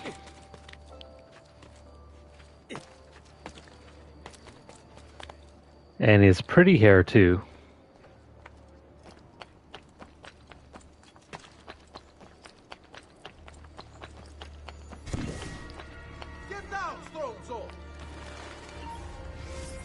Feathers are so obnoxious to find in this game.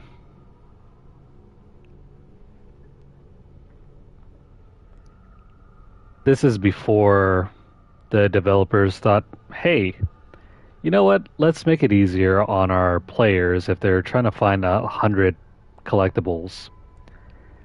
Let's give them a map at least. Should not be up here. Leave.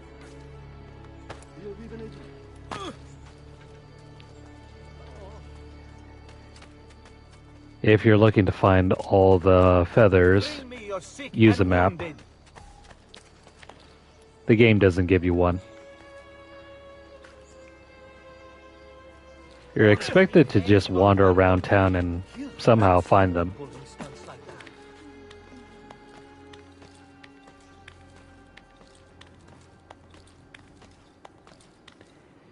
Even though a handful of them are hidden very well.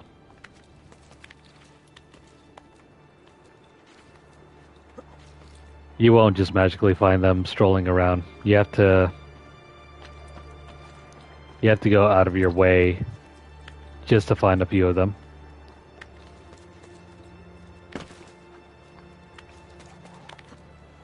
There we go.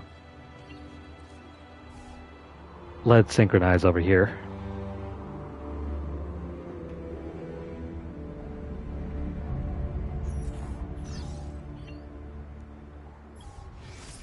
Now, I thought there was something here that we can find.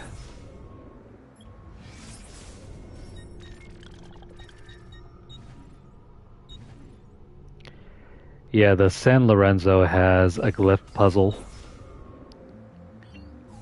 Oops, didn't mean to do that.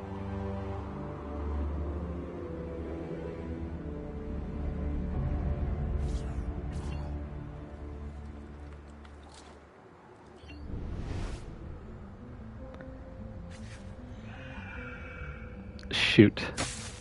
Didn't mean to do that either. Let's look for this. Now, don't be shy. I only aim to heal. That glyph can only be seen in eagle vision. That's why I have it turned on.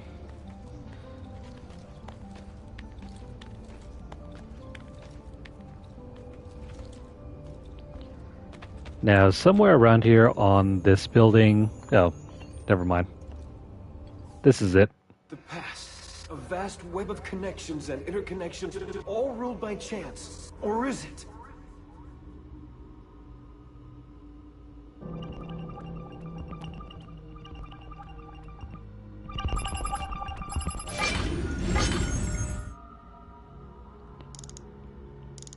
This is fun.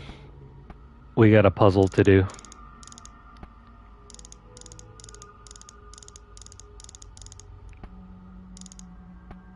These puzzles get progressively harder as we continue.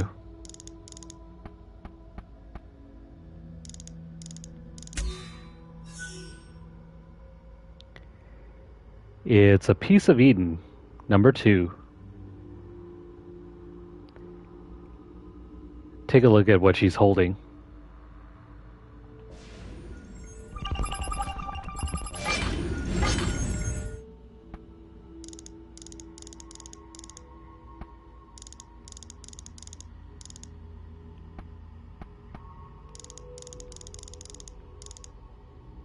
Thankfully, we're still working on the easy puzzles.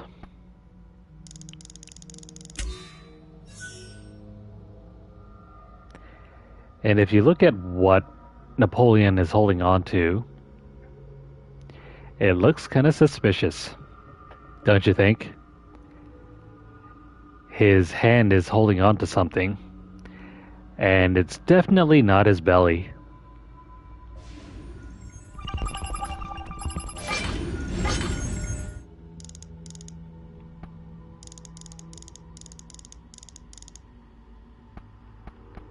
Wait, never mind. This isn't right.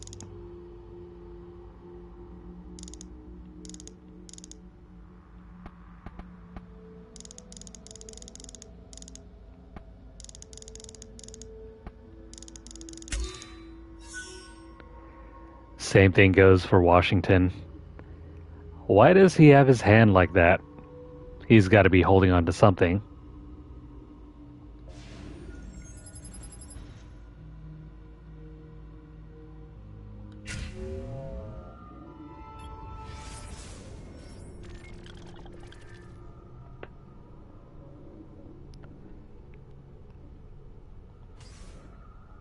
The puzzles in Assassin's Creed don't really have anything to do with the main plot. Well, I mean, technically, it has something to do with the main plot.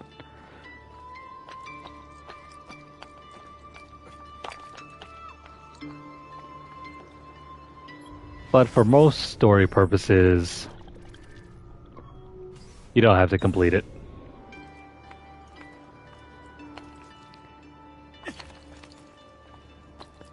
It ties in with the main, well, not main, but the modern day story elements.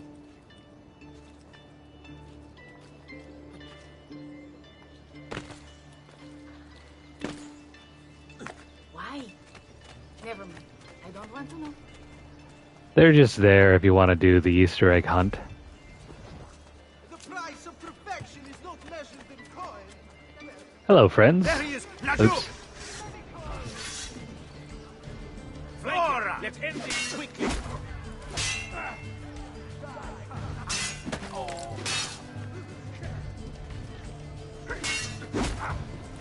We're not going to get anywhere here. Where's my dagger?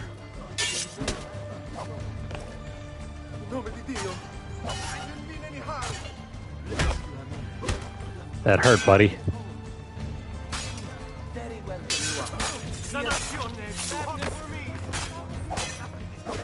Chain kills don't become available until, I think, Assassin's Creed Brotherhood. Right now, you still have the basic I hit you, you hit me, I counterattack, I kill you.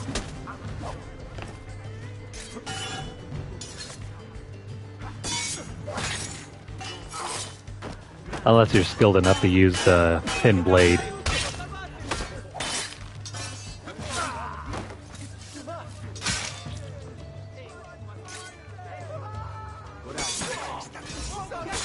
There you go, see you later.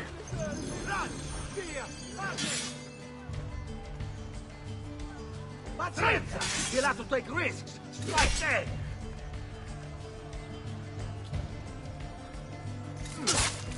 Oh, come on. The parry window is so little, so small. Wait for the sleep.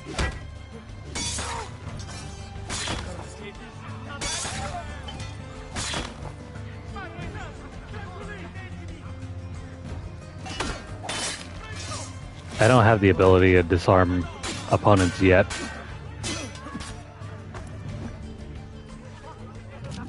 That won't become available until later.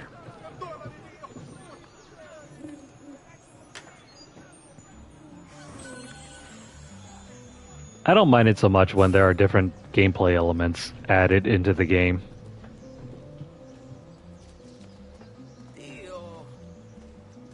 Rest in peace. If it's not intrusive, it doesn't matter that much. You could just skip it. Same thing with the truth puzzles. That's inhuman! Horrid thing! If you feel like focusing on the main action bits, just keep going with that. The Visconti bought 300 of my... Anyway, we have extra money now. Let's buy some armor. Like the greaves. Well, never mind, not the greaves. The van braces, and then I have just a little bit left over for the chest guard.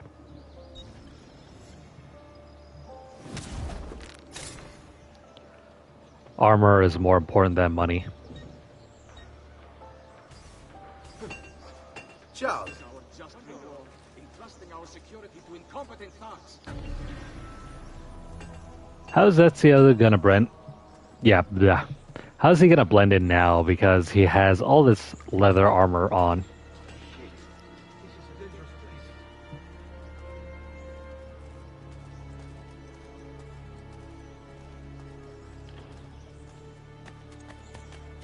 I mean, he stands out like a sore thumb now.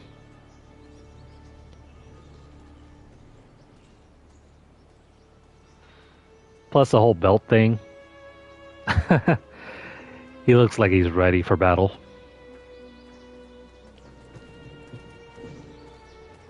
Kind of like a medieval Batman or something.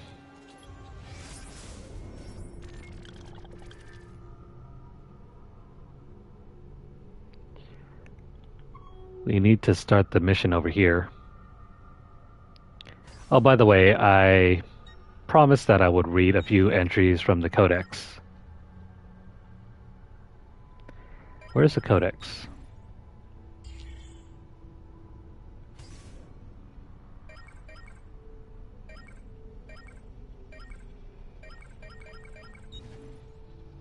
Here we go. Codex pages. Starting with page 1. I have spent days with the artifact now. Or has it been weeks, months? I can no longer be certain. The others come from time to time, offering food or distraction. They say I should separate myself from these studies. Malik has even suggested I abandon them entirely. But I am not yet ready to turn away. This apple of Eden will be understood. It must be. Is it a weapon? Is it a catalog? Is it somehow both? He who increaseth knowledge increaseth sorrow. The philosophy of such a statement I can understand. But for it to be true, literally true, a society that waged wars with ideas and information in place of steel and swords. Its function is simple, elementary even. Dominion, control. But the process, the methods, and means it employs, these are fascinating. Those subjected to its glow are promised all that they desire. It asks only one thing in return, complete and total obedience. And who can truly refuse? It is temptation incarnate.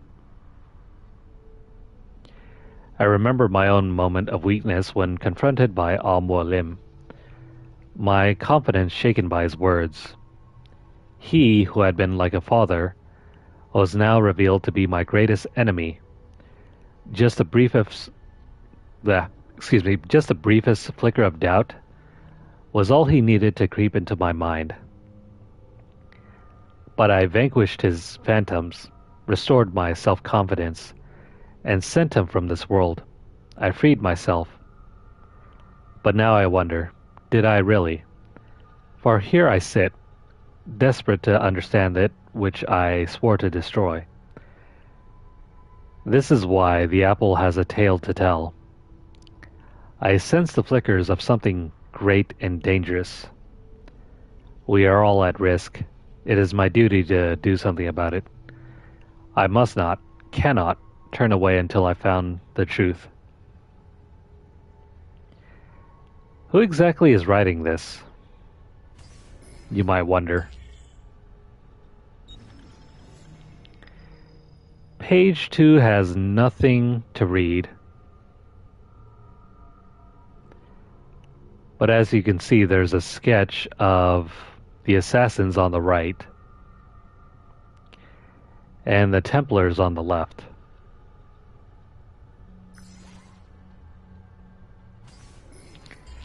I'll do the first 5 pages and then we'll move on.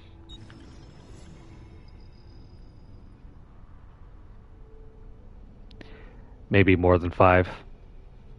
There's nothing but drawings here. This is how the Hidden Blade works.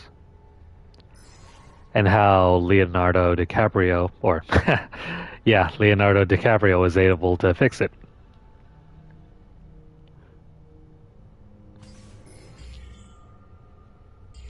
We're missing pages 4 and 5.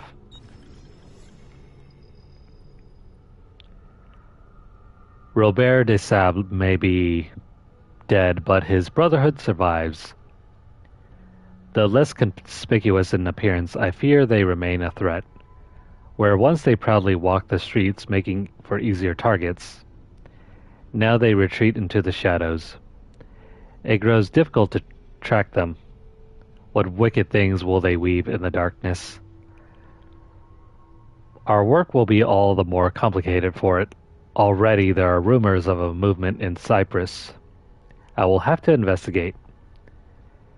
It's made me realize that our tactics too must change.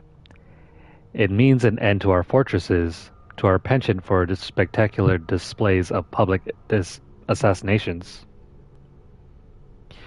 We must weave our webs quietly, and we must do so differently than we have in the past.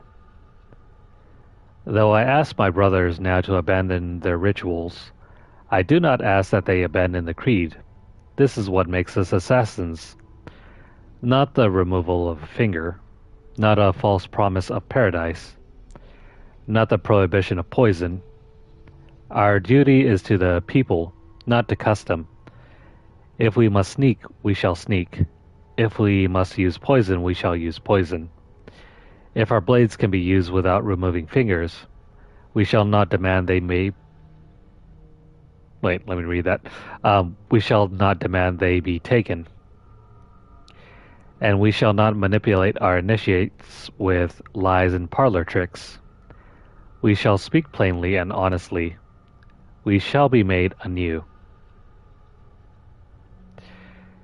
Originally, in order to make room for the hidden blade, the assassins had to remove their ring finger in order to wear it. That's what they're talking about. The fact that they improved the blade means that they don't have to remove the finger anymore.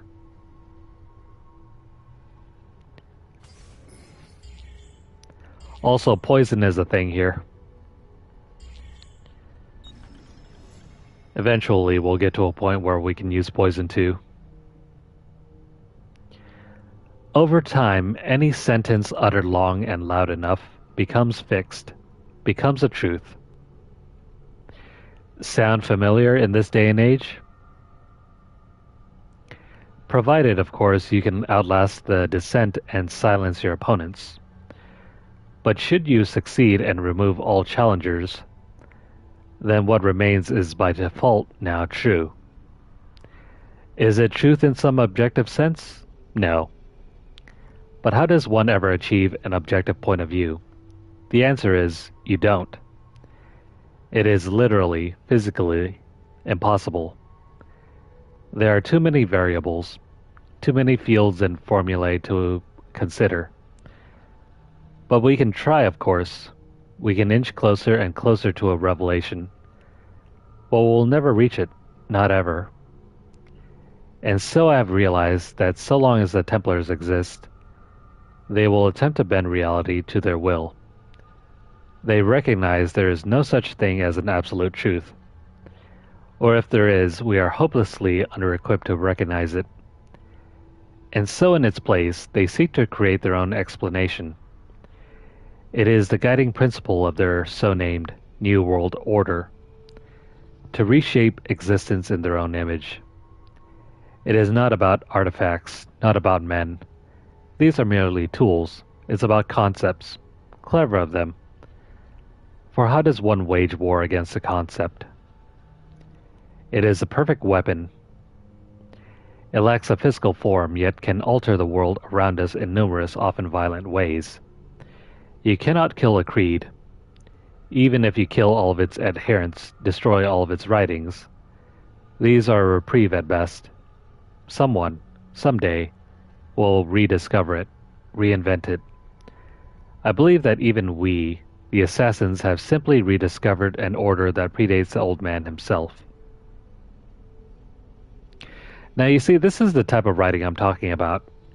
The stuff that's really missing from Assassin's Creed 2.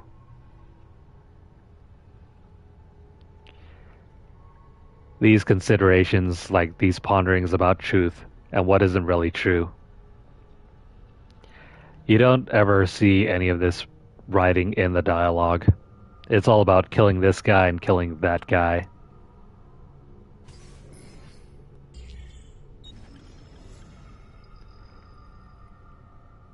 Here's another drawing. It's about the Apple of Eden and some sort of holy messiah at the center. Notice how he's projecting something above his head. Yeah, there are all sorts of weird clues here. For example, there's a cross and a crescent moon. And I think there's something over there that resembles the menorah at the bottom right. Interesting stuff. How many more pages do we have left? You know what? Never mind. I'm going to read as much as that because there are a lot of spoilers hidden here if we go too far. Remind me next time that we stopped at page 10. Still got to read pages 4 and 5 and 7 and 8.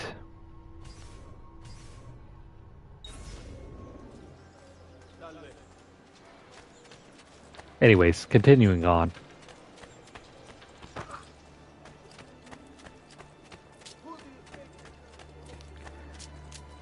What is truth? Who are the bad guys here?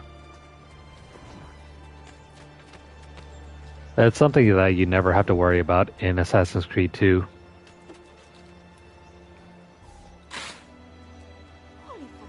Everything is spelled out for you. Oh, by the way, since we're right next to Leonardo, let's bring our pages to him and have him decipher them.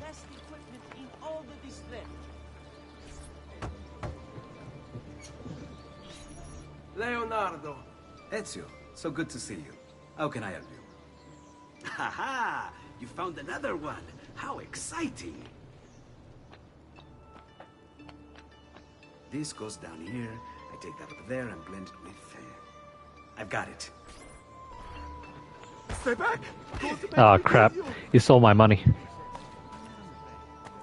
Get up, Ezio. Oh, Cristo!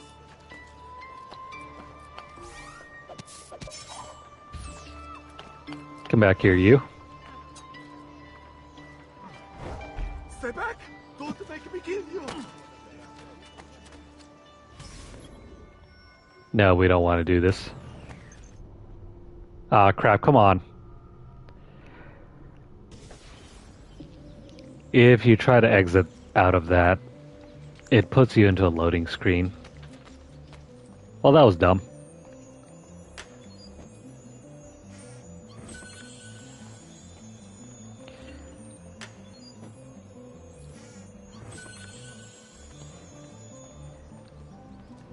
You gotta love game design from 2009. Anyway, let's go ahead and do this mission and then we're gonna wrap up our session. It's getting late.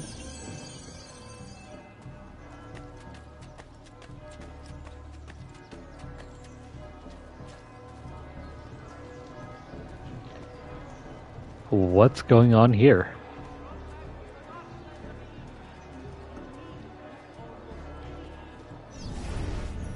Lorenzo, his wife.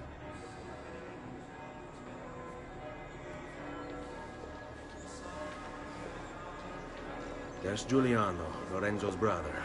Where is Francesco? There he is. Time to strike. Crepa! Traditore!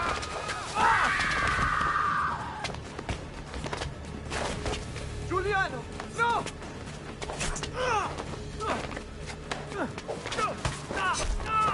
No! In nome di Dio!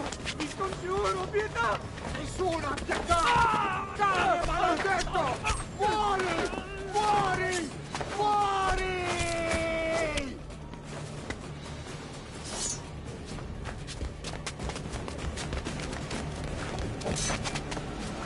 Your day is done, Lorenzo! Your entire family dies by my sword! Father! I kill! Brought this on yourself! We gotta defend the family. Please! I need help!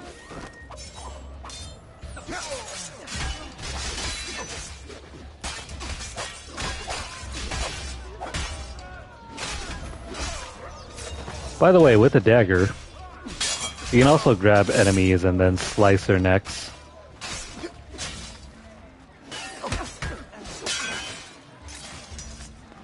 Alright.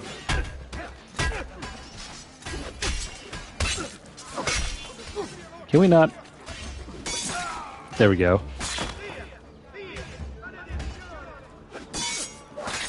I just need to eliminate Francesco here.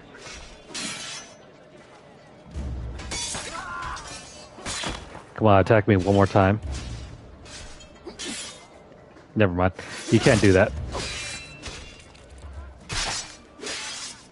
We gotta save Francesco, or not Francesco, Lorenzo.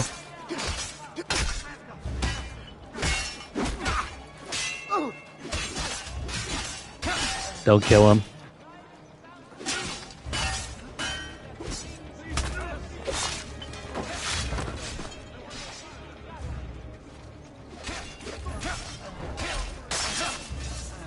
There you go, and there you go.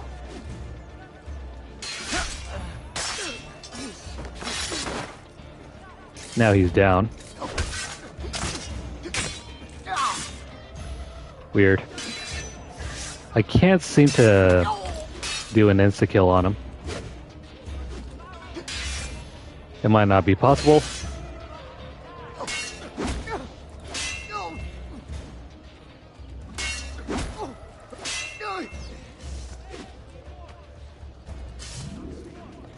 Yeah, it's not possible to do an insta-kill on Francesco.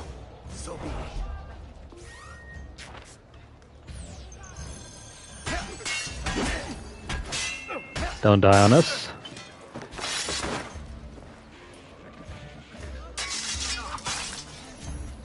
You saved my life. It's nothing.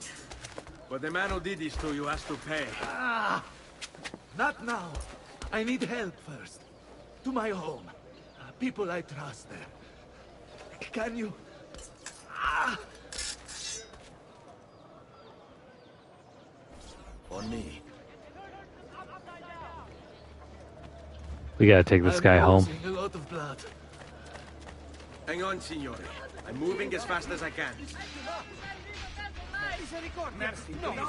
Well, so much for having the Herald help us. I'll wipe his entire family from the city. They'll be erased! Scusate, signore. Conserve your energy, or I'll be delivering a corpse. We're almost there now. Let's avoid the fighting.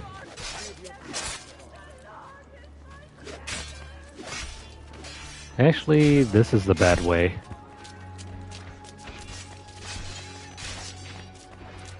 There's got to be some way around this way, right?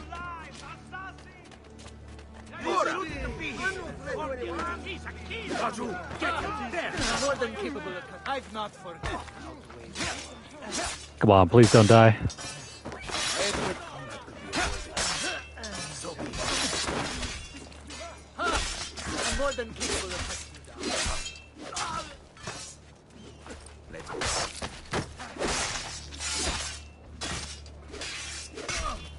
You know, I think he's got this handled, but...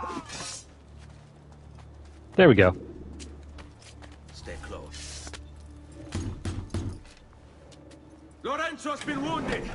Aprite la porta! What's the password? Poliziano, open the maledetta porta. By the thrice greatest, come in, quickly! The city is at war! Hurry! Wait. I am in your debt. Tell me, why did you help me? You are not the owner. My name is Ezio Auditore. Ah. You're Giovanni's son. Your father was a good man. He understood honor, loyalty. The Pazzi thugs are storming the Palazzo della Signoria. We cannot hold them off much longer. No. If they get inside, they'll murder our supporters and put their own devils in power. Then my survival would mean nothing. I have to... Francesco de Pazzi. Help save our city, Auditore. Kill him.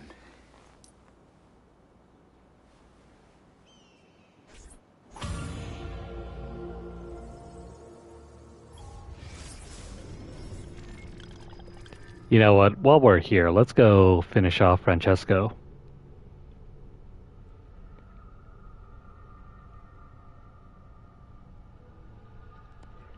Poliziano died not long after this.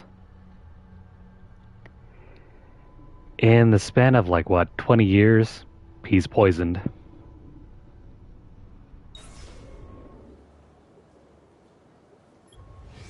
Francesco de Pazzi. Brought up as a noble in a city captivated by the newly rich Medici family, Francesco was taught to hate the middle class and its social climbers. Dismayed, he watched as the Medici Bank eclipsed his own, and centuries of influence over the Florentine government slipped away. It looks like the Spaniard offered him a solution. Rather than compete in something as dirty as banking, Francesco only had to do one thing for the Templars, one thing to put the middle class in their place for good. Kill the Medici.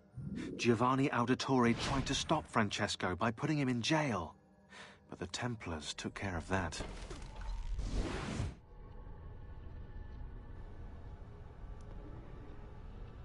That's our background on him.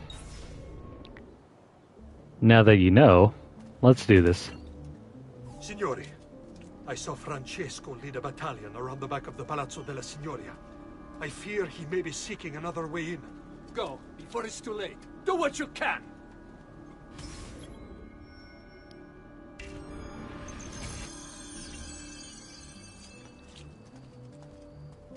Let's do this.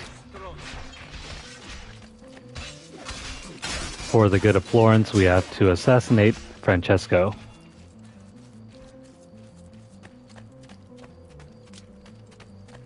It's probably a good idea if we head up onto the rooftops. Yeah, you know what? I think we're fine. We'll just run.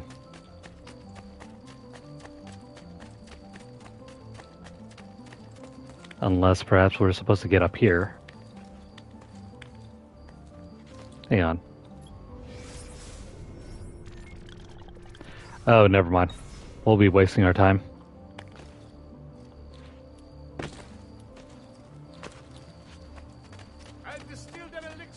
By the way,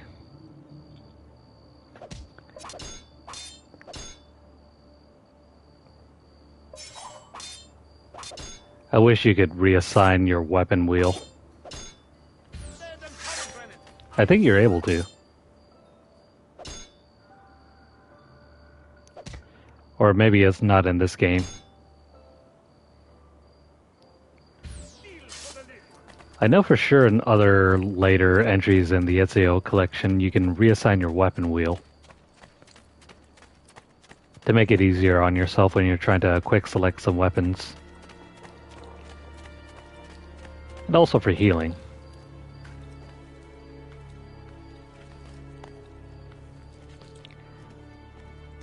We have to get up here.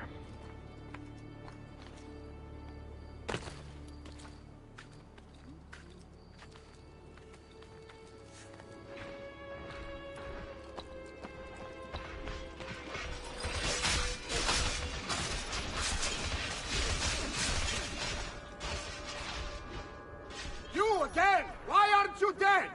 Men! Slaughter him!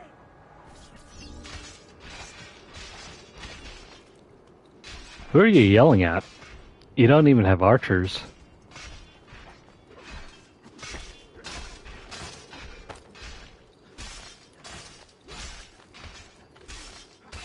Well, anywho. Let's climb around.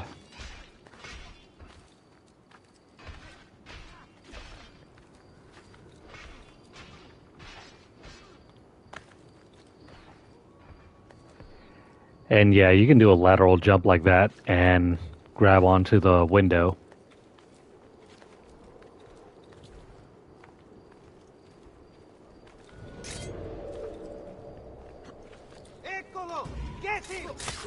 We'll do a double assassination there.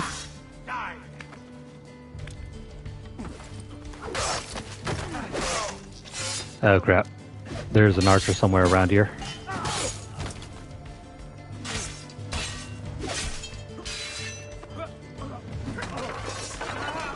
Oh, I forgot about that. If you see any scaffolding, you can break it by tossing enemies into them.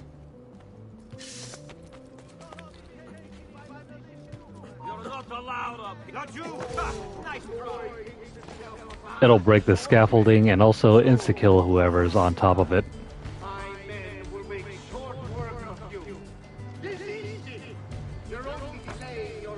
Where the hell is he?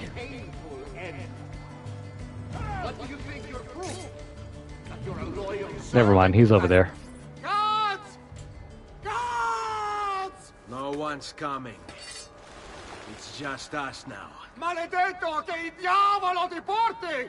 Stammi lontano!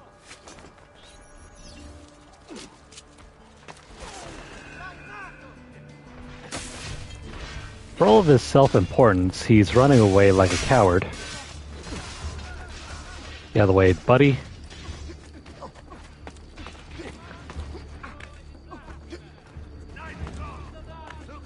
We can also slow him down by using our daggers. Wait, what the hell?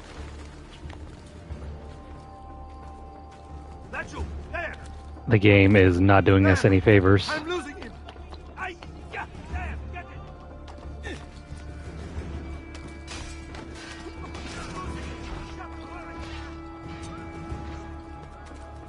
Oh, come on. Why is he running so fast?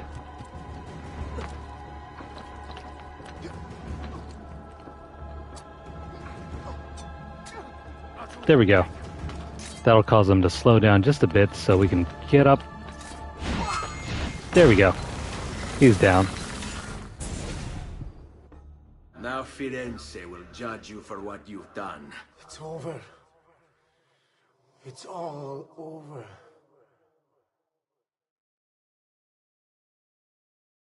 Meglio essere felici in questa vita che aspirare a esserlo nella prossima. Requiescat in pace.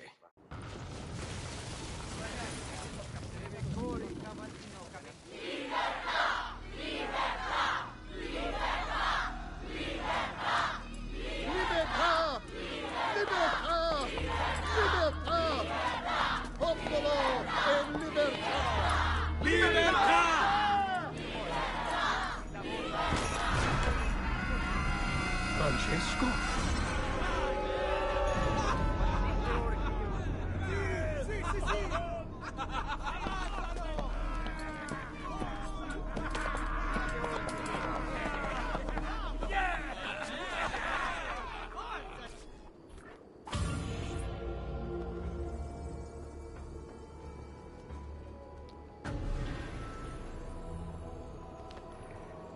You know, based on what I've been able to research, that actually did happen. Francesco really did get strung up and thrown over the side of the building. Interesting stuff.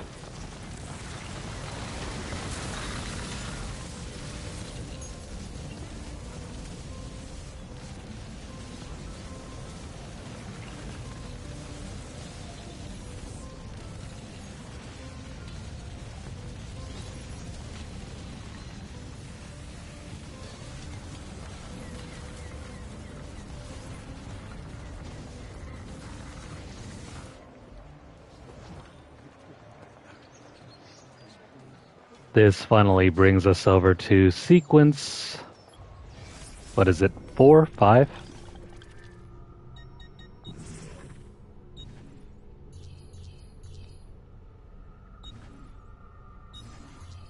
Yeah, I think we're finally starting sequence 5.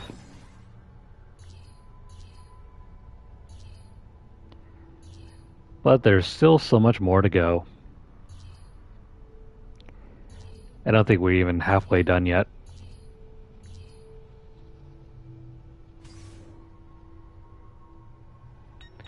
Anyway, that is going to be all for our session for now. We'll continue along later in the future.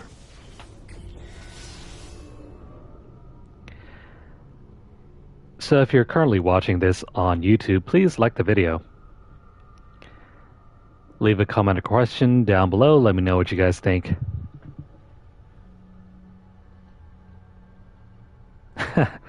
Yeah, it doesn't make a whole lot of sense.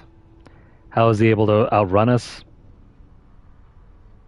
It's just a gameplay gimmick.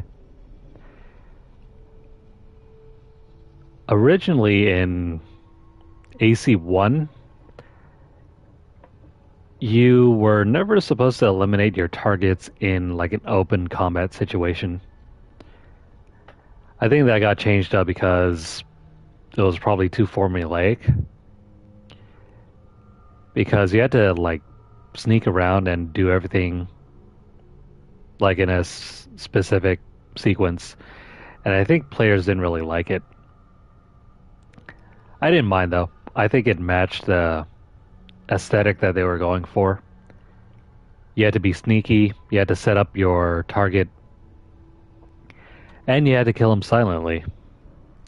Whereas in this one, you can chase them all over the place, it doesn't really matter. You can use your throwing knives, you can use whatever tools you have. Hell, you can use your sword and your dagger to kill your targets. In the first game, you couldn't do any of that. The only thing that you could kill your targets with was the assassination blade. It made for some really restrictive scenarios, but I think it served the narrative a lot better. But I can understand, like, you know, in order to open up things and let players do whatever they want, this is the better option, even if it's not the one that I agree with. But what do I know? I'm just some rando. Share this video out wherever you guys can, and also subscribe to the channel. If you missed out on our intro to Assassin's Creed 2, make sure to hit up our playlist. Or if you want to see some other videos from us, make sure to check out our channel. If you're over on Twitter, follow us at twitter.com/LunarlightGames. Over there you'll find deals, discounts, as well as news stories about the gaming world, as well as the odd giveaway we run from time to time. Check out the pinned posts for more information, or hit up our hashtag LunarlightVault. You can also sponsor our giveaways by dropping a donation over at paypal.me/LunarlightGames. The link will be posted down below later. But if you don't have a tip or a tip jar, don't worry about it. You can still support our channel by just watching our videos, like, and subscribe. Follow us over at twitch.tv/LunarlightGames, and also hit the notification bell across all of our platforms to get updates as soon as they're made available, or to catch whenever we go live. But yeah, it's been a long session. Been a while since we've done a 4-hour session, and that was pretty fun. We have much more left to go in Assassin's Creed 2, and we'll be back for more not too long from now. There is, however, the matter of 4th of July. I don't know if I'm doing anything really big or special that day, so we might be back sometime on Thursday as well. Definitely we'll be back later today on Wednesday. Probably more Stardew Valley, and then I'll decide on which game we'll play after that. For now, take care, and I hope to see you guys again in the next session. Have a good night.